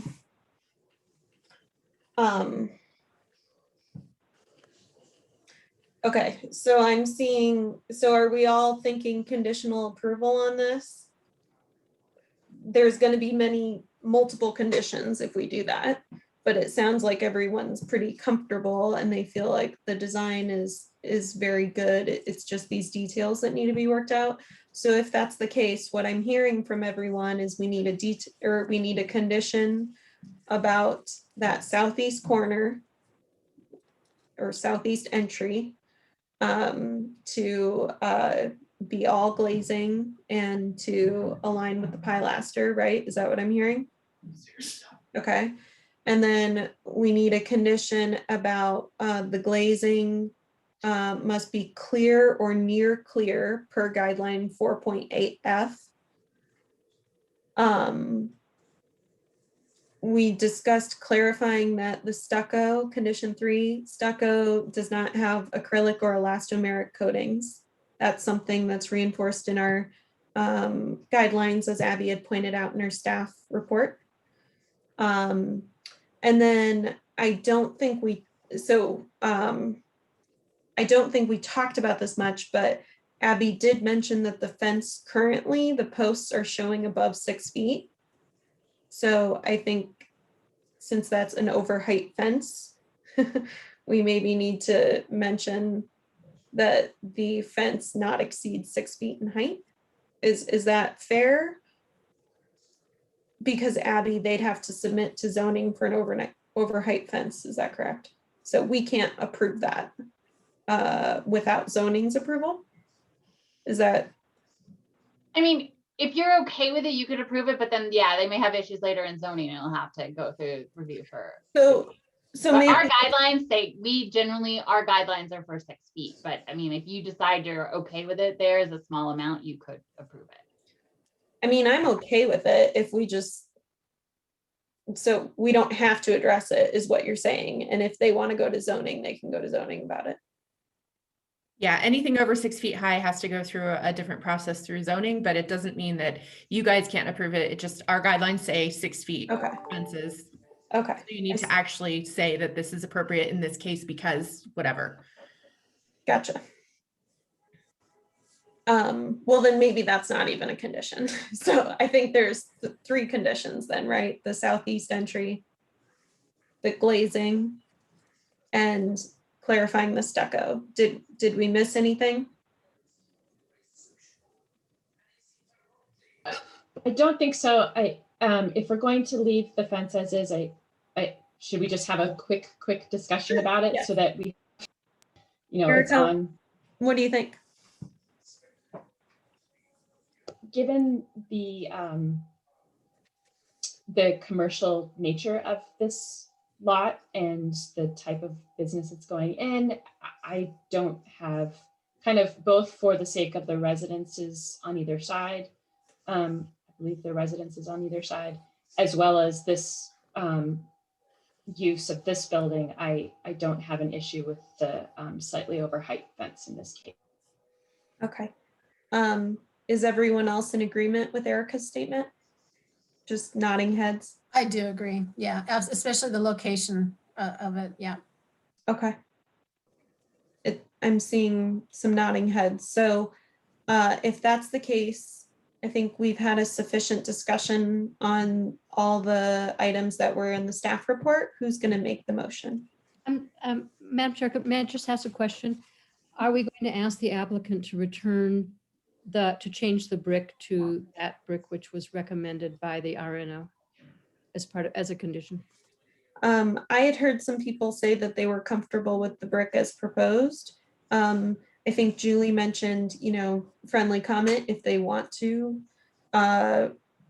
change it to what the RNO had recommended, then that would be great too. Does everyone agree with that it doesn't need to be a condition, but if they would like to change it in our testimony, we're fine with that? Yep. Julie, did you have something to? No? Okay.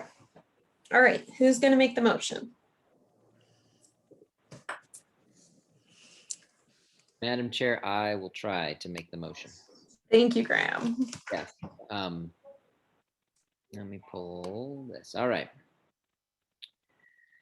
I move to conditionally approve application number 2021-COA-050 for the design details of the proposed infill at 3248 Champa Street as per design guidelines 4.3, 4.5, 4.6, 4.8, 4.20, 4.30, 5.8, 5.9, 5.15, 5.17, and 5.21, character defining features for the Curtis Park Historic District, presented testimony, submitted documentation, and information provided in the staff report with the following conditions. 1, that the southeast corner recess entrance be revised to match with the pilaster alignment and be glass at the return as discussed. 2, that the stucco not be coated with any type of elastomeric or acrylic top coat. 3, that the glazing be clear or near clear per guideline 4.8F. Let's see, that's my list. Did I miss anything? Feel free to make a friendly amendment, anybody. I think that's it. I'll second. All right. All right, thank you, Graham, for the motion and Gary for seconding. I will call for the vote. Brad, Aye. Aaron, oh, Aaron's not here anymore, sorry. Graham, Aye. Julie, Aye. Gary, Aye. Erica, Aye. Anne, Aye. Kelly, aye. Okay, so the motion passes unanimously and the project is conditionally approved. You can work with staff to meet those conditions. Okay, now we have 2 more projects on our design review agenda today. So let's be really respectful of everyone's time. It's already after 5. I know I have to leave by 5:30.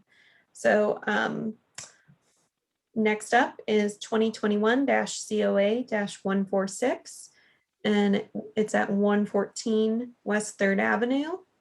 We've got Jesse.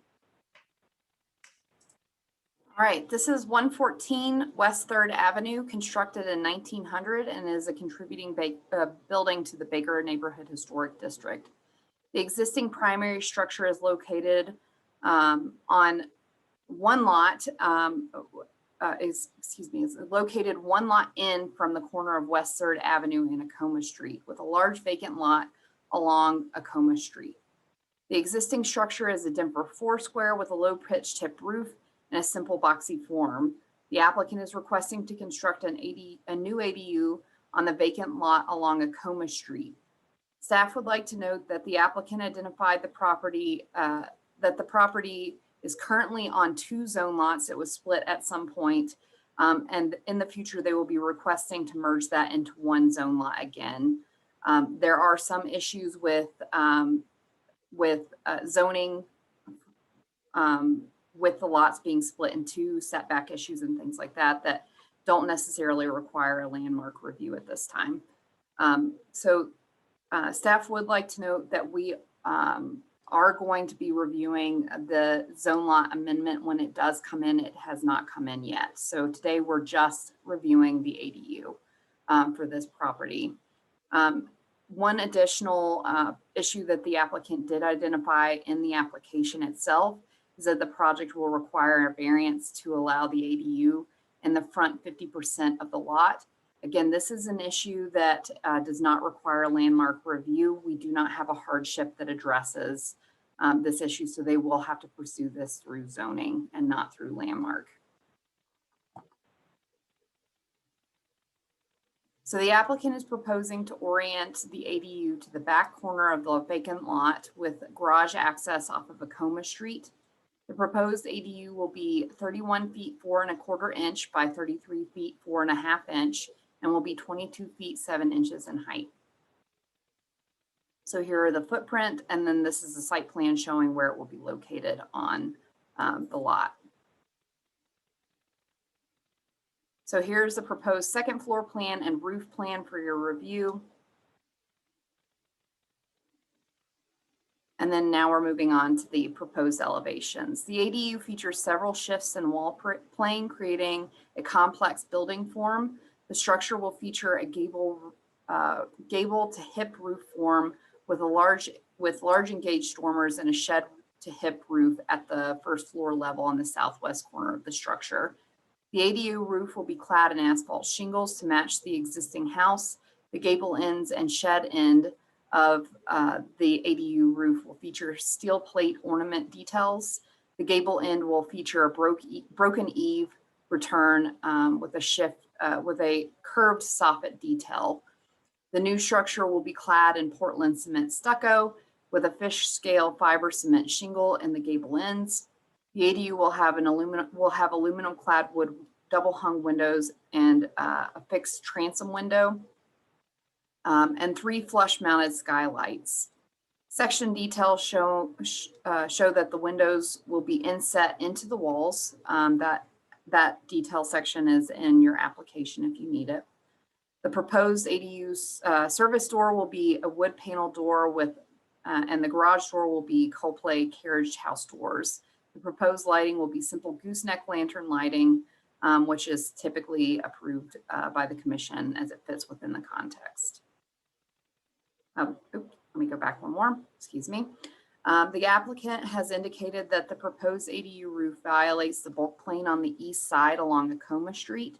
The LPC can recommend an administrative adjustment for piercing the bulk plane if it feels that the compliance with the bulk plane requirements would reduce the building's compatibility with the surrounding historic context.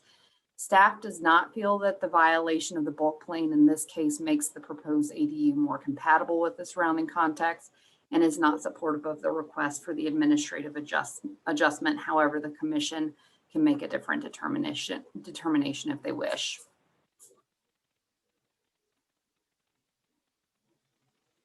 So pictured here is a site elevation showing the proposed ADU in context with the primary structure and the house next door, so that you can kind of get an idea for how this new structure will play with the other surrounding structures. Pictured here are some three-dimensional drawings of the ADU, just to give you some additional context with how it will sit on the site and play with the other two buildings that are adjacent to the structure. And then here's a bird's eye view, just so you can get an idea of the roof form in comparison with the surrounding structures, and then a view kind of along Acoma Street where the garage entrance will be. So the applicant did include several examples of carriage houses in the Baker Historic District. Staff would like to note that the examples on this page are carriage houses that typically match the style and appearance of the primary structure, with the exception that they're a little bit more simplified in form. So they have simple boxy forms with simple gable roofs and in-wall or engaged dormers. And some cases maybe a cross gable form. So very simple forms that match the primary structure. So the applicant did provide two examples of hipped roof carriage houses in the Baker neighborhood. These carriage houses better fit the four-square form featured currently on the primary structure on this lot. They feature simple boxy forms with hip roofs and in-wall dormers to allow for head height at that second floor level. The applicant also included images of earlier hipped roof iterations of the ADU that they had kind of proposed and then altered the design for. They stated that these renditions were too tall and they had a complex footprint. Staff feel that the hip roof form could still be accomplished for this site, for this ADU, and that the applicant could reduce the overall height of the ADU by adding in-wall dormers to get the head height that they need at the second floor without raising the whole height of the ADU. Therefore, reducing the overall height of the ADU in comparison with the primary structure, but creating a form that better fits with the existing primary structure. So additionally, the form appears to be much more simplified than the current proposed ADU. And the form also kind of fits that simple boxy form typical of carriage houses in this district. So staff is recommending denial of the proposed ADU citing guidelines 4.6 and 4.19, as well as character defining features for the Baker Neighborhood Historic District. And I'm open for questions now. Try to zip through it for you guys. Thanks, appreciate it, Jesse. Are there any questions for staff? Yeah. Hi, this is Ann. So Jesse, I have a question. If the zone lot goes into effect and it's two zones, am I correct that the second lot has an Ancoma address to it? At least that's what it shows in the in other words, this one is this address is on 3rd Avenue, but the zone lot, if it's split, is on Ancoma. Is that correct? I believe so. You can get clarification from the applicant on that. And I didn't really delve too deeply into it because it wasn't an issue that we were dealing with right now, and it wouldn't impact the decision on the ADU today. well, the reason I'm asking is because if it's split into two, if let's say it was split into two now, would the location of the dwelling on the second lot be the same location from a zoning point of view as the ADU? Do you know what I'm saying? Yes, I understand what you're saying. So staff did originally propose that they look into doing a tandem house form because it is allowed in this district. They opted not to do the tandem house form and are proposing to do an ADU structure. It's a secondary structure and would be towards the back end of the lot. I don't know if changing the zone lot lines would impact the location of an ADU. It may impact the location of a tandem house, but I don't think that it would impact the location of the ADU. Thank you. Any other questions for staff? Nope. All right. So when the applicant's ready, you can go ahead and unmute yourself. Start with your name and address for the record, and you have up to 10 minutes. I have to pull your presentation up, so give me a sec. Let me pull that up before you start. While Jen's doing that, I do want to note, I failed to add this to my presentation, but we did receive 5 letters of support for the ADU. Those were emailed to you. 2 of which I believe were emailed to you today. Yes, we did get those. Thanks, Jesse. Start when you're ready. Hi, I'm Samantha, and Paul and I are the homeowners at 114 West 3rd Avenue. I'll turn on my video so you can see us. The lots were actually joined just today. We got the email while we were on this call, just FYI. But we fell in love with the Baker neighborhood years before moving here. This particular house appealed to us because the original dwelling or the original detailing was in such great condition, and also for the potential of the large double lot, which is now a single lot. Paul is an artisan welder, and we both love to woodwork and create. And so building an ADU that would accommodate one of our largest passions was a really big motivator in buying this house. I'm a designer with an expertise in usability by trade, which I think contributed to pushing Ozzy fairly hard over a fairly long design period. We came to the design presented today through a lot of very intentional iterations and discussion. We really believe it promotes maximum usability within the form, and we believe it contributes to the beauty and uniqueness of the neighborhood. Additionally, as a metalworker, several of the details are elements Paul can likely create, which will honor his passion for metalworking. I'll turn the rest of my time over to Ozzy, but I appreciate your time and thank you for hearing us. Thank you. Yeah, thanks, Samantha. So I'm Ozzy Friedrich with Radix Design at 528 West 1st Avenue. I'm looking forward to a rewarding discussion with you. We were surprised by the number of issues brought up in the staff report. This ADU, as Samantha indicated, was the product of a very extended design process, over 7 months in design, over 11 design meetings. And we were aware that staff has a number of concerns, but because of all the work that has gone into the design at this point, we wanted to take this opportunity to present to the commission directly. We, of course, didn't know that you'd be running so late today. For my part, this is my proudest ADU design.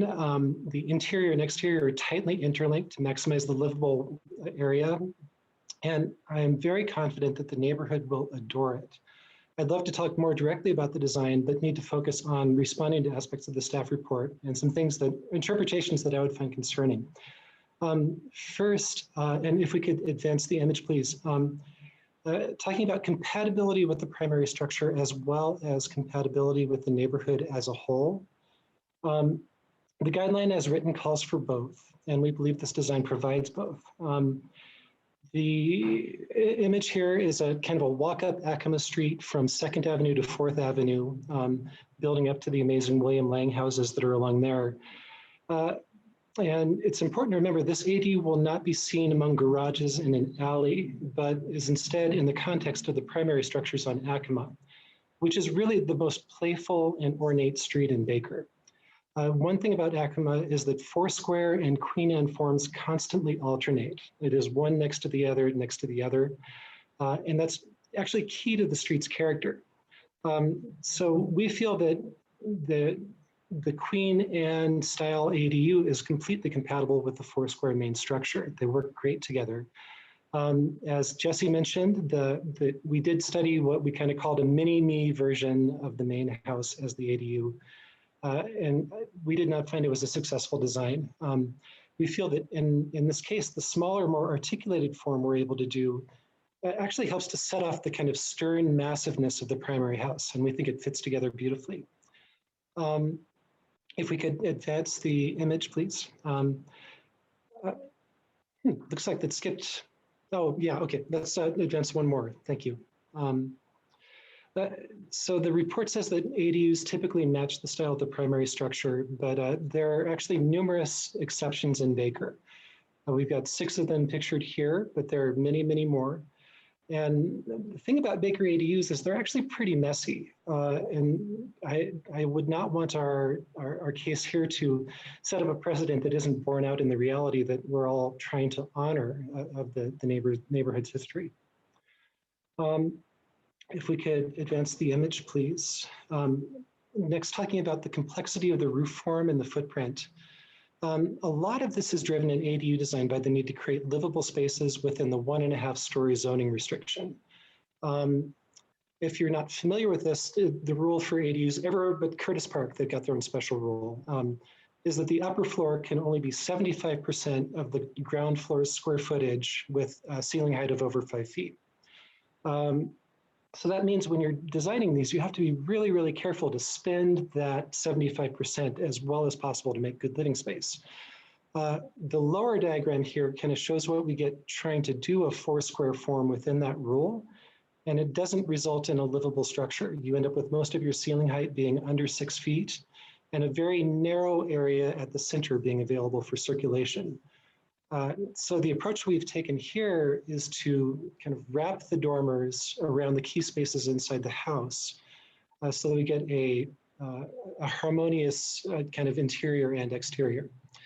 It is a more complex roof form than other recently approved ADUs, but we do believe that comes from more complex site constraints and a more ornate context.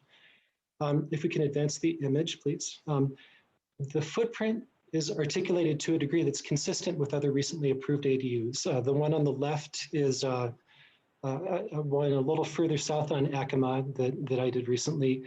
And it's basically a box with a bump. You have the big rectangle, and then you get a small side bay rectangle that you use for the entryway and for the stairs to get up over the garage. And what we are proposing here is still basically a box with a bump. You have a large rectangle. And then in this case, the site constraints have pushed our bump over to the corner.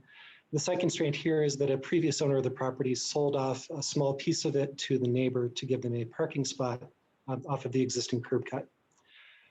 This also does include a bay window to the north that's articulated as a bay so that we can keep the garage doors centered on the east facade. That protrusion could potentially be detached from the ground to read more as a bay window element if the commission feels like that would be helpful. Then if we could advance the image, the staff report talks about the proposed materials being incompatible with the primary structure. I would say that Samantha and Paul were brick curious on this project, but we got discouraged by the problem of matching the quality of what the original structure had. The original brick, we haven't found anything that's near to matching it. It's a very beautiful brick. And then also just the quality of the masonry, the spacing of the joints, the way it's held up. I don't know if I can get a contemporary mason to build a brick wall with this quality. The proposed stucco is detailed as if it were stuccoed masonry, which is consistent with ADUs found all across Baker. And as addressed in the application, the ornamental details are deliberately handled in a way that will be visible as being of its own time. The lower left image is an example of a water jet cut or plasma cut steel that's similar to what we're proposing here. We feel that the intent of the guidelines is not to prohibit ornament, but to make sure that it's legible as a contemporary reference to traditional ornament, which is exactly what we're trying to do here. If we could go to the next image, Just briefly, the staff brief suggested it would have been useful to provide heights for the precedent ADUs. And as we show here, the proposed ADU falls completely within the range of typical heights and is well below the tallest ones in the neighborhood. So then to wrap up, I just want to talk specifically about why the owner wants to build an ADU rather than a house or a tandem house, because an urban house or a tandem house would have fewer zoning challenges. And as Jesse pointed out, it wouldn't make a difference in terms of the guidelines that were reviewed under. However, the result that it leads to is not as beneficial to the neighborhood or to the site. It would be more intrusive on the site, larger in scale, block more views of the neighboring structures, and we would lose the open corner of the lot, which I believe responds to the presence of the Augustinian church across the catty corner across the street. So as you've heard, we really believe in the design. We think it's a real win-win for the neighborhood, and really interested in your thoughts on all these considerations. Thanks so much. Thank you. All right. Are there questions for the applicants?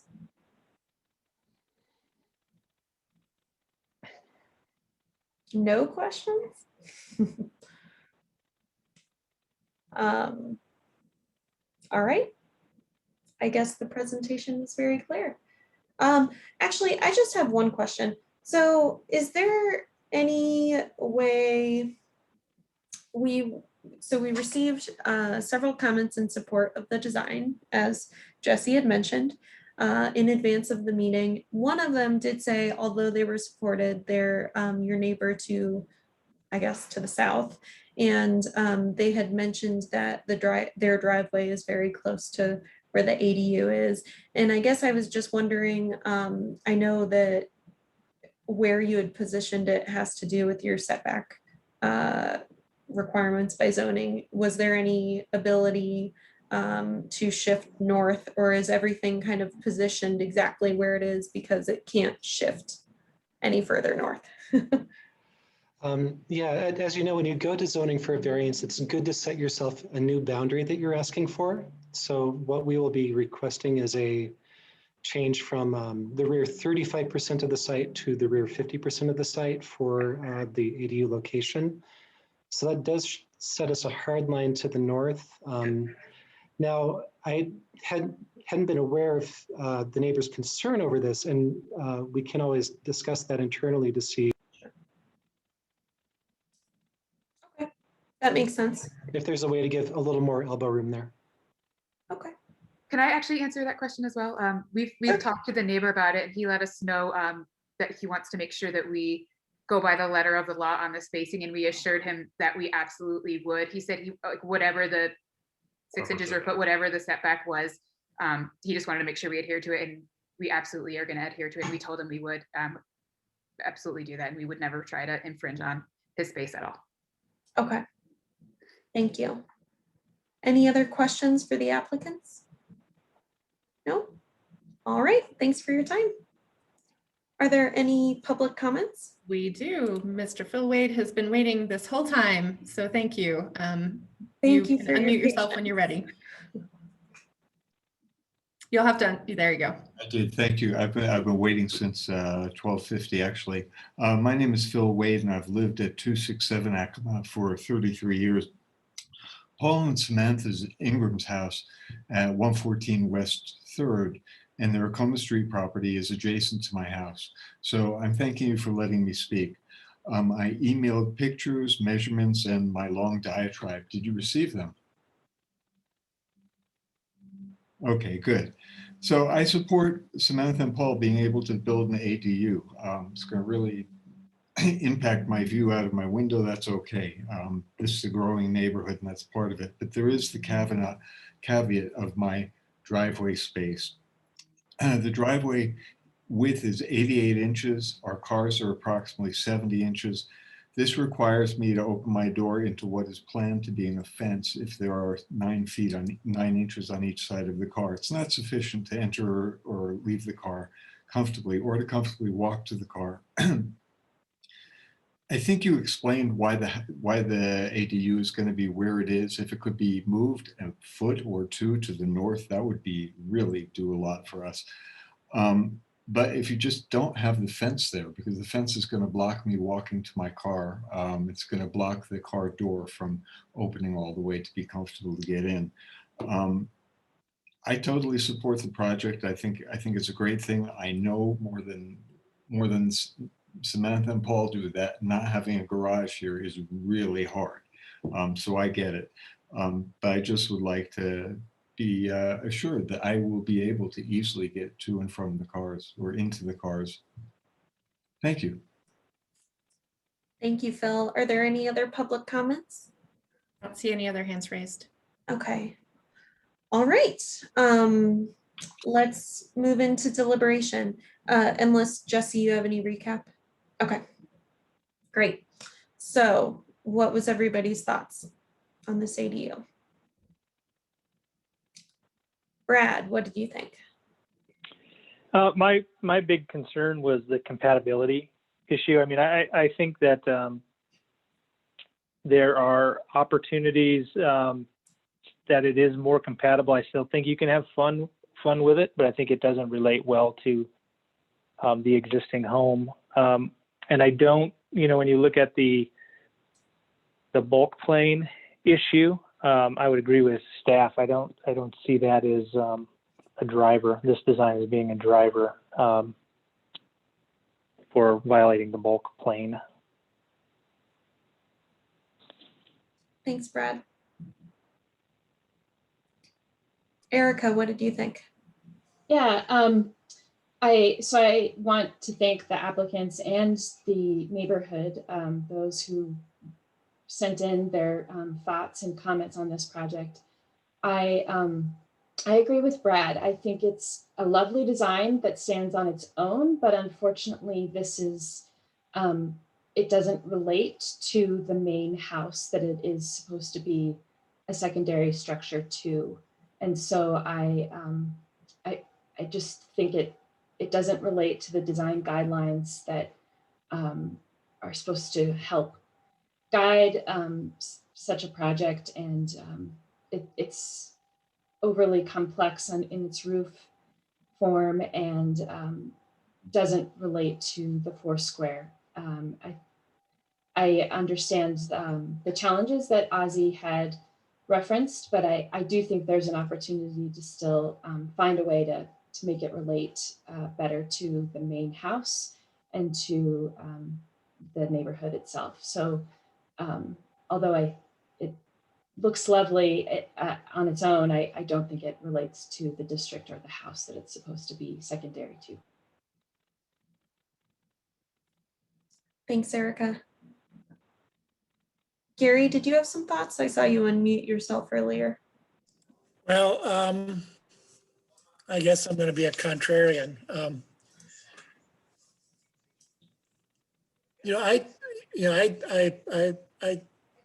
I'm not as concerned about its lack of compatibility with the main structure.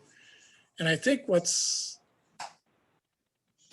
helping me rationalize that is that in the Baker neighborhood, the structures that seem to occupy a similar position to the corner, garages, outbuildings and so forth, this structure seems to be compatible with that kind of overall context in a way that, for me, justifies the difference between the character of the proposed building and the main structure. I also think that trying to create an ADU that is compatible with the Foursquare structure would create a building that is too tall for its proximity to the corner. And I think that's where I'm kind of coming from. The thing that disturbs me the most about the proposed structure is the 45-degree diagonal walls on that projecting bay that faces 3rd Avenue. And it's a minor thing, but I just think that those are not characteristic of the other elements that are part of the proposed design.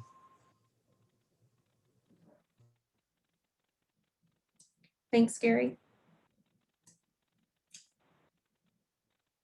Well, I'm just going to chime in and say I actually agree with you, Gary, that I was not bothered by the fact that it doesn't relate more to the primary structure, because I think it relates to the surrounding historic context well enough. And I think we review a lot of ADUs that aren't, matching the form of the primary structure. Many in Curtis Park that we've seen that don't match the roof form of the primary structure. And the applicant showed several examples of ones in Baker that are existing that do not match the primary structure. So I think that resolves my concerns about it. Also, guideline 4.19 says and surrounding historic context in all of those, every sub guideline there says, relating to the primary structure and surrounding historic context, and it definitely relates to the surrounding context. So I was comfortable with that for that reason. I didn't think about it until the applicant brought it up, but I understand why they don't want to try and match the brick or anything. Seeing those close-up photos helped me understand better kind of why they're trying to differentiate it rather than match. Could I elaborate a little bit more on what I was saying as far as, thank you. So I agree that I don't necessarily think it has to be a 4-square form. And you're absolutely right that ADUs that we see in Curtis Park, aren't of the same form as the primary building. I think the level of complexity that is on this ADU is probably the most concerning to me as far as how it stands out. So while there are lovely details like the gable returns, and they might help with its scaling or etc., details like that give me pause that make me feel like this doesn't, other than the garage doors that we see on the Acoma side, I don't know if I would necessarily read this as an ADU rather than a smaller house within Baker. And I think that's kind of where my main concern with this design comes from. Yes, I completely agree with Erica. To me, it doesn't read as an ADU because of the corner lot. And I find it to be incredibly hostile to the building, to the little house next door. It doesn't observe a setback. It has on a street next door, the house next door has a front door that faces onto Acoma. I always mispronounce that. This one has garage doors and a front door that's pushed way to the back. And I think only for the quirk of zoning would you know that it was an ADU, which is why I asked the question originally about a tandem house. And I think the sort of vacant corner is really quite strange from an urban point of view. So when you say that it responds to the historic context, to me, it completely doesn't respond to the historic context in any way. And the form is the least of the problems. It's actually the location and the very unfortunate and very sort of unwelcoming door that's pushed back behind the garages. I don't think that anybody walking down the street would ever realize that these two houses are related to each other. There's not in location and not in design. Not to say it's not a lovely thing, but I almost think it would be much better if you just rotated it 90 degrees or something so you had the pretty face on Acoma or something like that. But I just find the location on the lot to be just overwhelmingly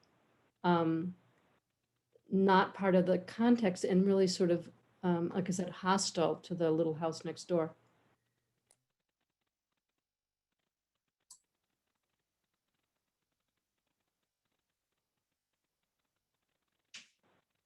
Any other thoughts? Julie or Graham, we haven't heard from you. Well, I agree with what Anne and Erica said. It is beautiful design. I will say that first. I really, really think it's fun. but it's in the wrong spot. And it is not friendly to the house next door, which makes it incompatible. And that's kind of where I'm coming from. It's certainly not subordinate to that corner or to the it's because it's beautiful, because it's fun design, that is what's going, the eye is going to go to the ADU. And I agree that nobody walking by is going to read that as an ADU. That's my 2 cents. And Kelly, I don't think that I can really add anything. It is a strange combination of zoning factors and site layout. But I do think that that makes this particularly challenging. And I also think that the level of detail, and even though we're seeing a different style between carriage houses, they are all simple or simpler buildings. And so I think that that's one place where this maybe tips the other way, as others have said. So I won't spend time repeating, but I feel some good points have been made. And I do agree with you, Anne, about the positioning and the siting of it. But it seems like that's the only location where you can put an ADU on the site. So what I was more, and I'm only saying this to clarify my comment, what I was talking about with relating to the historic context was the design and the form. I wasn't talking about the siting. And I agree that some simplification could help. But I guess I'm just wondering from the other comments that we've had about the siting, does that mean you feel an ADU doesn't even work on this property? Is that what you're saying? Or? Well, I think this gets to my original comment, is it's sort of, you know, we're used to ADUs on long lots where there's a house in front and there's an ADU in the back. There's a clear kind of major and minor. And this one is actually a double lot. And that's why I asked the question about the zoning to begin with, because it's not the condition, the historic surrounding condition is it's 2 lots next to each other that got split. And I think it's hard to bake that. It's hard to unbake that, which is, I think, sort of the correct way to proceed. I mean, I understand that the owner wants to keep has other thoughts about it, but the true urban layout of this is 2 lots. That's sort of, you know, I think they're going against trying to make it into an ADU is sort of going against the urban grain, which is why the location and the why it's sort of tortured you know, to get the plan in, which again, but I agree with everybody, it's a beautiful design. It's a really lovely design. I just think maybe rethinking whether a tandem house would really just be a better solution. You know, Madam Chair, I agree with that, but I also think that just a simplification of the ADU would go a long way in making me more comfortable with it. Okay, thanks for the comments. So it sounds like there's a lot of consensus amongst the comments that have been said. Jesse, does that give you enough feedback to work with the applicant, or is there anything else you need discussion on?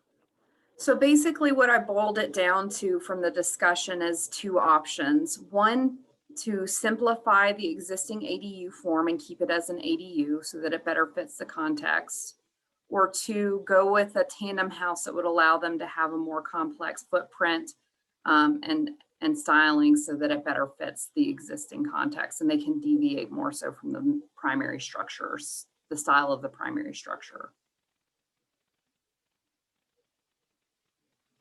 Is that correct? Kelly, you're making a face. I'm an odd man out on this one, so I don't want to speak for everybody else. Is well, that? I mean, Kelly, I have that you and Gary were both supportive of it as is.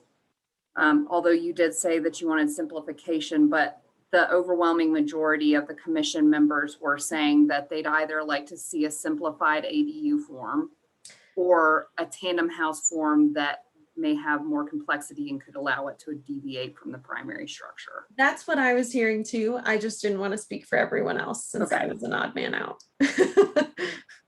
Well, I want to make sure that I'm bringing it correctly back to the applicant. So just let me know if I'm missing the mark on it. All right, so if everybody thinks that Jesse's captured that, we've got our testimony on record. Anne, do you have anything else to say? Oh, okay. You're making a face. I thought maybe you had something to add. Okay, well then who's gonna make a motion? I will move. I move to deny application number 2021-COA-146 for the construction of an ADU at 114 West 3rd Avenue as per design guidelines 4.6 and 4.19. Character defining features for the Baker Neighborhood Historic District. Presented testimony, submitted documentation, and information provided in the staff report. Thanks, Erica. Do we have a second?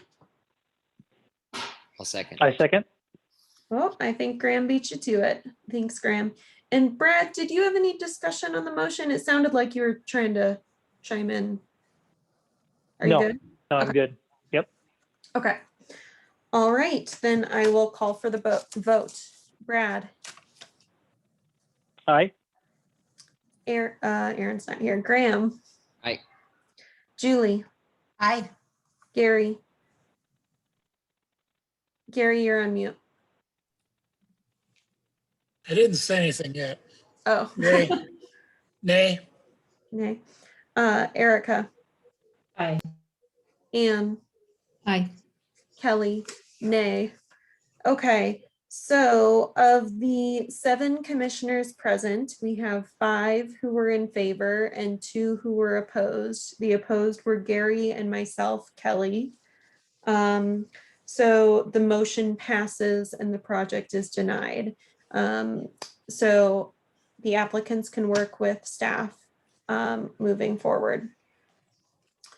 Okay, I know we're at 5:46. Is everyone okay to move forward with the last project? Are we all okay? All right, let's do it. Next up, we have 2021-COA-144, and it's at 640 through 642 Marion Street. Okay, now I'm unmuted. Okay, this is 642 Marion Street. It's a duplex constructed in 1911 and is contributing to the East 7th Avenue Historic District. The property owner purchased the property in September of 2017. In October of 2020, the property owners replaced 24 windows on the duplex with vinyl windows. Inspector Rodriguez visited the site after Landmark received a complaint of violation. Inspector Rodriguez was able to confirm that the windows were replaced without proper permitting or Landmark review and issued a notice of violation. The applicant is requesting at this time retroactive approval of 24 vinyl windows that were installed on the structure.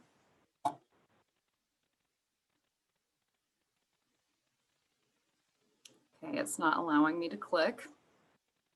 Oh, there it goes. Okay, just had to wake up. Pictured here is the west and north elevation. The applicant is requesting to replace 6 windows on the front facade and 6 windows on the north side of the house. There appears to be one vinyl window at the basement level on the north elevation. However, this window was not included as part of the scope of work.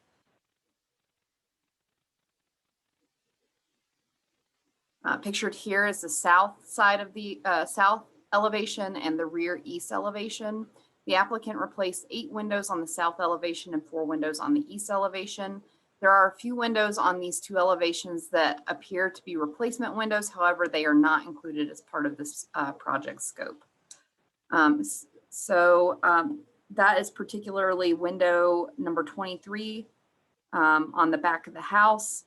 And there are basement level windows. Well, actually, I think those are actually labeled. So maybe it was just window 23 on the back of the house that is not called out. So I will amend my comment.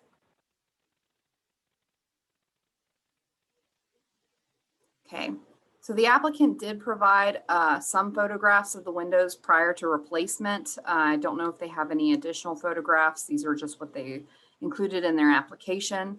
The windows appear to have been original to the building and in repairable condition.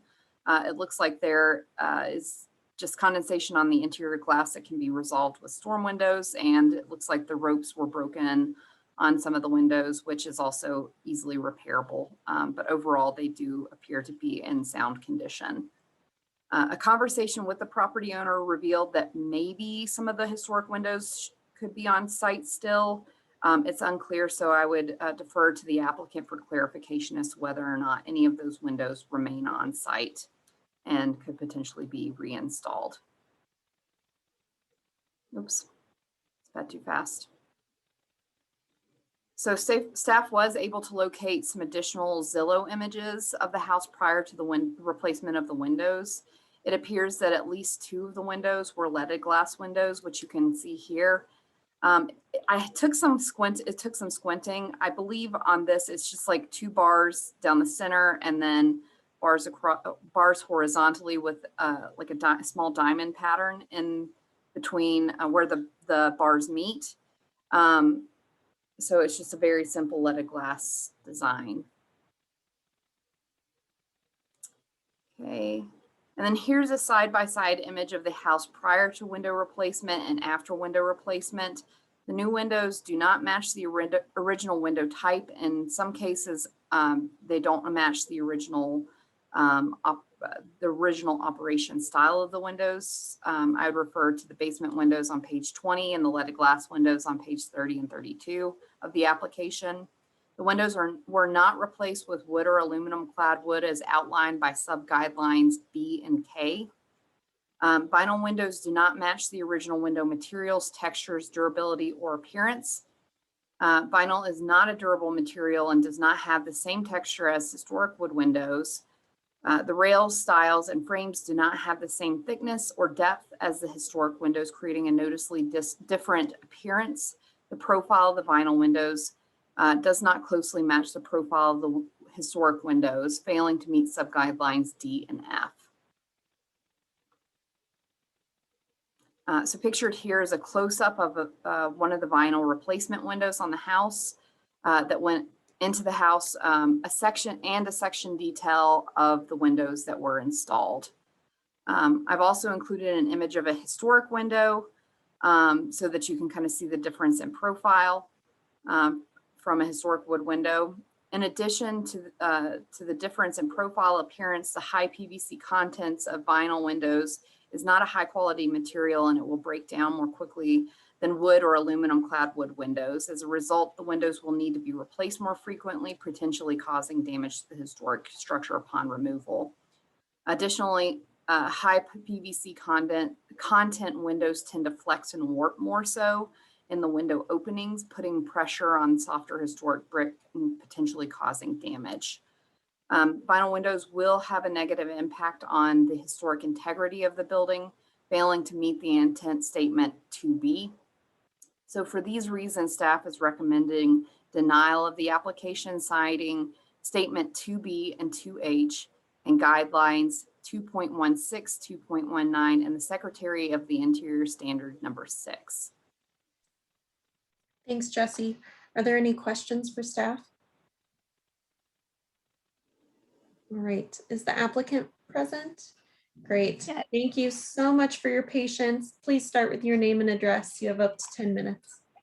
Yes, my name is Elaine Chen. I'm actually just representing the owner on the address 640 and 642 North Marion Street for the duplex. So as Jesse stated, that they did bought the home late 2017, and they were not aware that the home it was in Landmark District. And obviously this is a rental, and they got complaint from the tenant saying the windows are very old and it's really cold, and you can see the glass is actually kind of freezing, and a lot of woods was kind of rotted. That's why the owner, they were kind of talking to other people, just planning to replace those windows because it was old, but they did not aware that this home, it was in the Landmark District. It ended up that they did replace all the window, and now they got a violation. And we are hoping and try to see if there's a way that we can, get approval on those vinyl windows. And if it's not, then is there a way that we actually kind of talked to a few other wood window companies. So they suggest that sounds like some people, they work with the city before. And we did talk to, I think a guy is Joe, and he's from Wooden Storm Windows Plus. And he said that he dealt with that before, and then some homeowner was actually able to get approved because they were putting the wood storm sidings around those vinyl windows. So I'm not sure if it's something that the commission will be able to help us out, since the owner already spent all those money for those new windows. It's just gonna be very difficult for them to take them all out and then replace another new windows, which is kind of what we at right now. So I just don't want to take anybody a lot more time, but I do want to hear what the commission want us to do. Then we'll see what we can do. Okay, thank you. Thank you. Are there any questions for the applicant? I just have one. So sure. It sounds like the applicant doesn't have any of the windows that were taken out. Is that correct? No, because the other thing is the window guy that helped them to replace the windows, they took everything out and they trashed them already. So it's no way that they are going to, because they didn't even know that we're supposed to keep all the wood windows to keep the building to be the same condition as the original. Sure. Okay. Thank you. Any other questions? All right. I have a question. Mm-hmm. Yes, sir. Were the windows replaced by a window contractor or a replacement contractor? It was a window contractor, so I think he's kind of like a third-party guy. And I tried to reach him to him again, and he said that he's no longer doing the windows, which is kind of leave us in a very bad situation here without any help. Thank you. Okay. Thanks for your time and your patience. I know this was a really long meeting. Yeah, I didn't know that it was that long. So it's not always, but lately we've been very busy. So okay, well, thank you so much for working so late as well. So we just try to, hopefully we can work something out. Okay, thanks. Are there any public comments on this project? I'm guessing most people have gotten off the call. I couldn't hear you, Jen, but I saw you shake your head no. Phone or microphone issues. No, I don't see any hands raised. Okay. Thanks. If that's the case, we'll move into deliberation. Yeah, Jesse. Just some quick staff recap. I did want to say that I talked with the applicants about the potential of wrapping the existing vinyl windows in a wood material. I am not sure how well that will work out. I think there will be some issues with the longevity of that. And it's not certainly something that we've allowed in the past because of longevity issues and compatibility issues. I would also say too, for violations, this happens so frequently. I spoke with Ms. Chen about this, that it happens frequently where people will replace windows not realizing that they're in a historic district, and then they're in violation. And in the past, Landmark has allowed a timeline extension for replacement to kind of lessen the burden of that financial impact that window replacement can have. Jen, you could potentially speak to this more so. I don't know if they would be able to qualify for any tax credits for replacing with a more appropriate material, seeing as they were the ones that put the vinyl windows in. But I'll let you speak to that. Yeah. The property, the existing windows are vinyl, and so if they replace them with wood or aluminum clad wood, they would potentially be eligible for tax credits as well. And that's it's a 20% tax credit, but because of COVID, there's a disaster declaration, so it would be a 25% tax credit of state income taxes, which is great. Well, couldn't this be considered an income producing property? So it could be, so it would be 30%. Yep. So just to make the applicant aware, this project, we can allow for an extension for replacement, so you don't have to replace them all at once. And it could be eligible for a preservation tax credit of 30% because you're an income producing property. Yeah, and I'm not familiar with storms installed over vinyl as a solution to this. It's not something that I've heard of in the 6 years I've been here. Okay, thanks. All right, let's deliberate. Thoughts?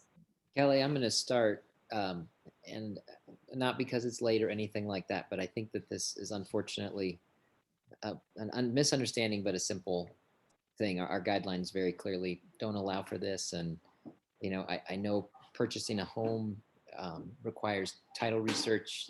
It's very free public knowledge, our landmark districts and everything. So it's regrettable, certainly, and I don't feel good about it, but I just don't see that there's a way the vinyl windows meet our guidelines. Well put, Graham. I would just like to add, as far as kind of suggestions that were put out as far as storms or wrapping in wood. I don't think either of those solutions, unfortunately, would address the real issues of profile, size of frames, and of course, the durability. So unfortunately, I don't think that's an option as well. So agreeing with Graham, but just wanting to add that too. A short-term solution, and this is maybe a dirty secret, but vinyl and rattle can paint stick well. That's a color change that helps it blend, but that doesn't do anything for the durability, certainly. So that's really just an aesthetic thing. And it always feels terrible when something like this happens, but you know, it's easy to be consistent in this case because the guidelines are so clear. So. Good point. And I see everybody nodding their heads, and good comments, Erica. I agree with what you said. Anything else? I think it sounds like we're all on the same page and we're all in agreement with Jesse's staff report, which clearly outlines which guidelines apply to this instance. So, okay, it's unfortunate, but who's going to make the motion? I can make the motion. Thanks, Brad. I move to deny application number 2021-COA-144 for the replacement of windows at 640 through 642 Marion Street as per intent statement 2B, 2H, design guidelines 2.16, 2.19, Secretary of Interior Standards 6, presented testimony, submitted documentation, and information provided in the staff report. Thanks. Do we have a second? Madam Chair, I'll second it. Thank you, Julie. Okay, I will call for the vote. Brad. Aye. Graham. Aye. Julie. Aye. Gary. Aye. Erica. Aye. Anne. Aye. Kelly. Aye. All right, so we have a unanimous vote and the motion passes. The project is denied, and you can work with Jesse on the details to rectify the issue. All right, thanks everybody for your time. I know that was a really long one. Who knows, maybe next time we'll get a break. Probably not. Like this time of year, it's that magic time of year, right? So You better knock on some wood, Kelly. Jen, And there's always the opportunity, if these meetings are going too long and 8 items on the agenda is too many, there can be a bylaw change. It just needs to be, there needs to be a discussion of it before we submit something to you guys to change. So. might have to be considered. Yeah, it's hard for the, I mean, you know, we had people waiting for 4 hours. Yeah, and it's 5 hours. it's We also hard try and give because them the a building- heads up, but we can't ever predict how long it'll Exactly. take on certain things. Yeah, that last one I told them to come in like after 2. But so also, just so you guys know, the web building closes at 5. So when we go in person, there's also that issue as well. So Without taking too much time, Jen, is there a conversation around timeline for that from the digital format back to in-person with vaccinations and guidelines? we're having, yeah, great question. We're having internal conversations about what that means, like what time that might look like and when that might happen. I know that there is interest in trying to have people start coming back in the summer, and I don't know when or what that looks like, whether it means applicants are still Zooming, whether it's just public testimony that's Zooming and applicants have to be in person. So a lot of stuff that we're trying to figure out internally. And our 2 boards, we're trying to be consistent with planning board, and then there's Board of Adjustment and the Board of Appeals and stuff like that. So trying to make sure that the CPD and the CPD associated boards and commissions are all kind of as consistent as we can and develop a similar approach. So, but yes, we will be having in-person meetings again this year in the not too distant future. Sounds good. I was just curious. Thank you for the update. Sure. And I would say at the next meeting, I'll know more. I just don't know enough right now. I haven't even had those meetings yet. That sounds good. That's fine. Well, maybe let's all think about the duration of these meetings, and should we have a little discussion item next meeting, or see how that one goes, and then we can assess whether the bylaws need to change. Think on it. Absolutely. We're all too fried now to talk about it, but let's think on it. Exactly, yeah. All right, thanks everybody. I'll close the meeting. yeah, thank you guys. You're awesome. Bye-bye. You're Sorry, Jesse.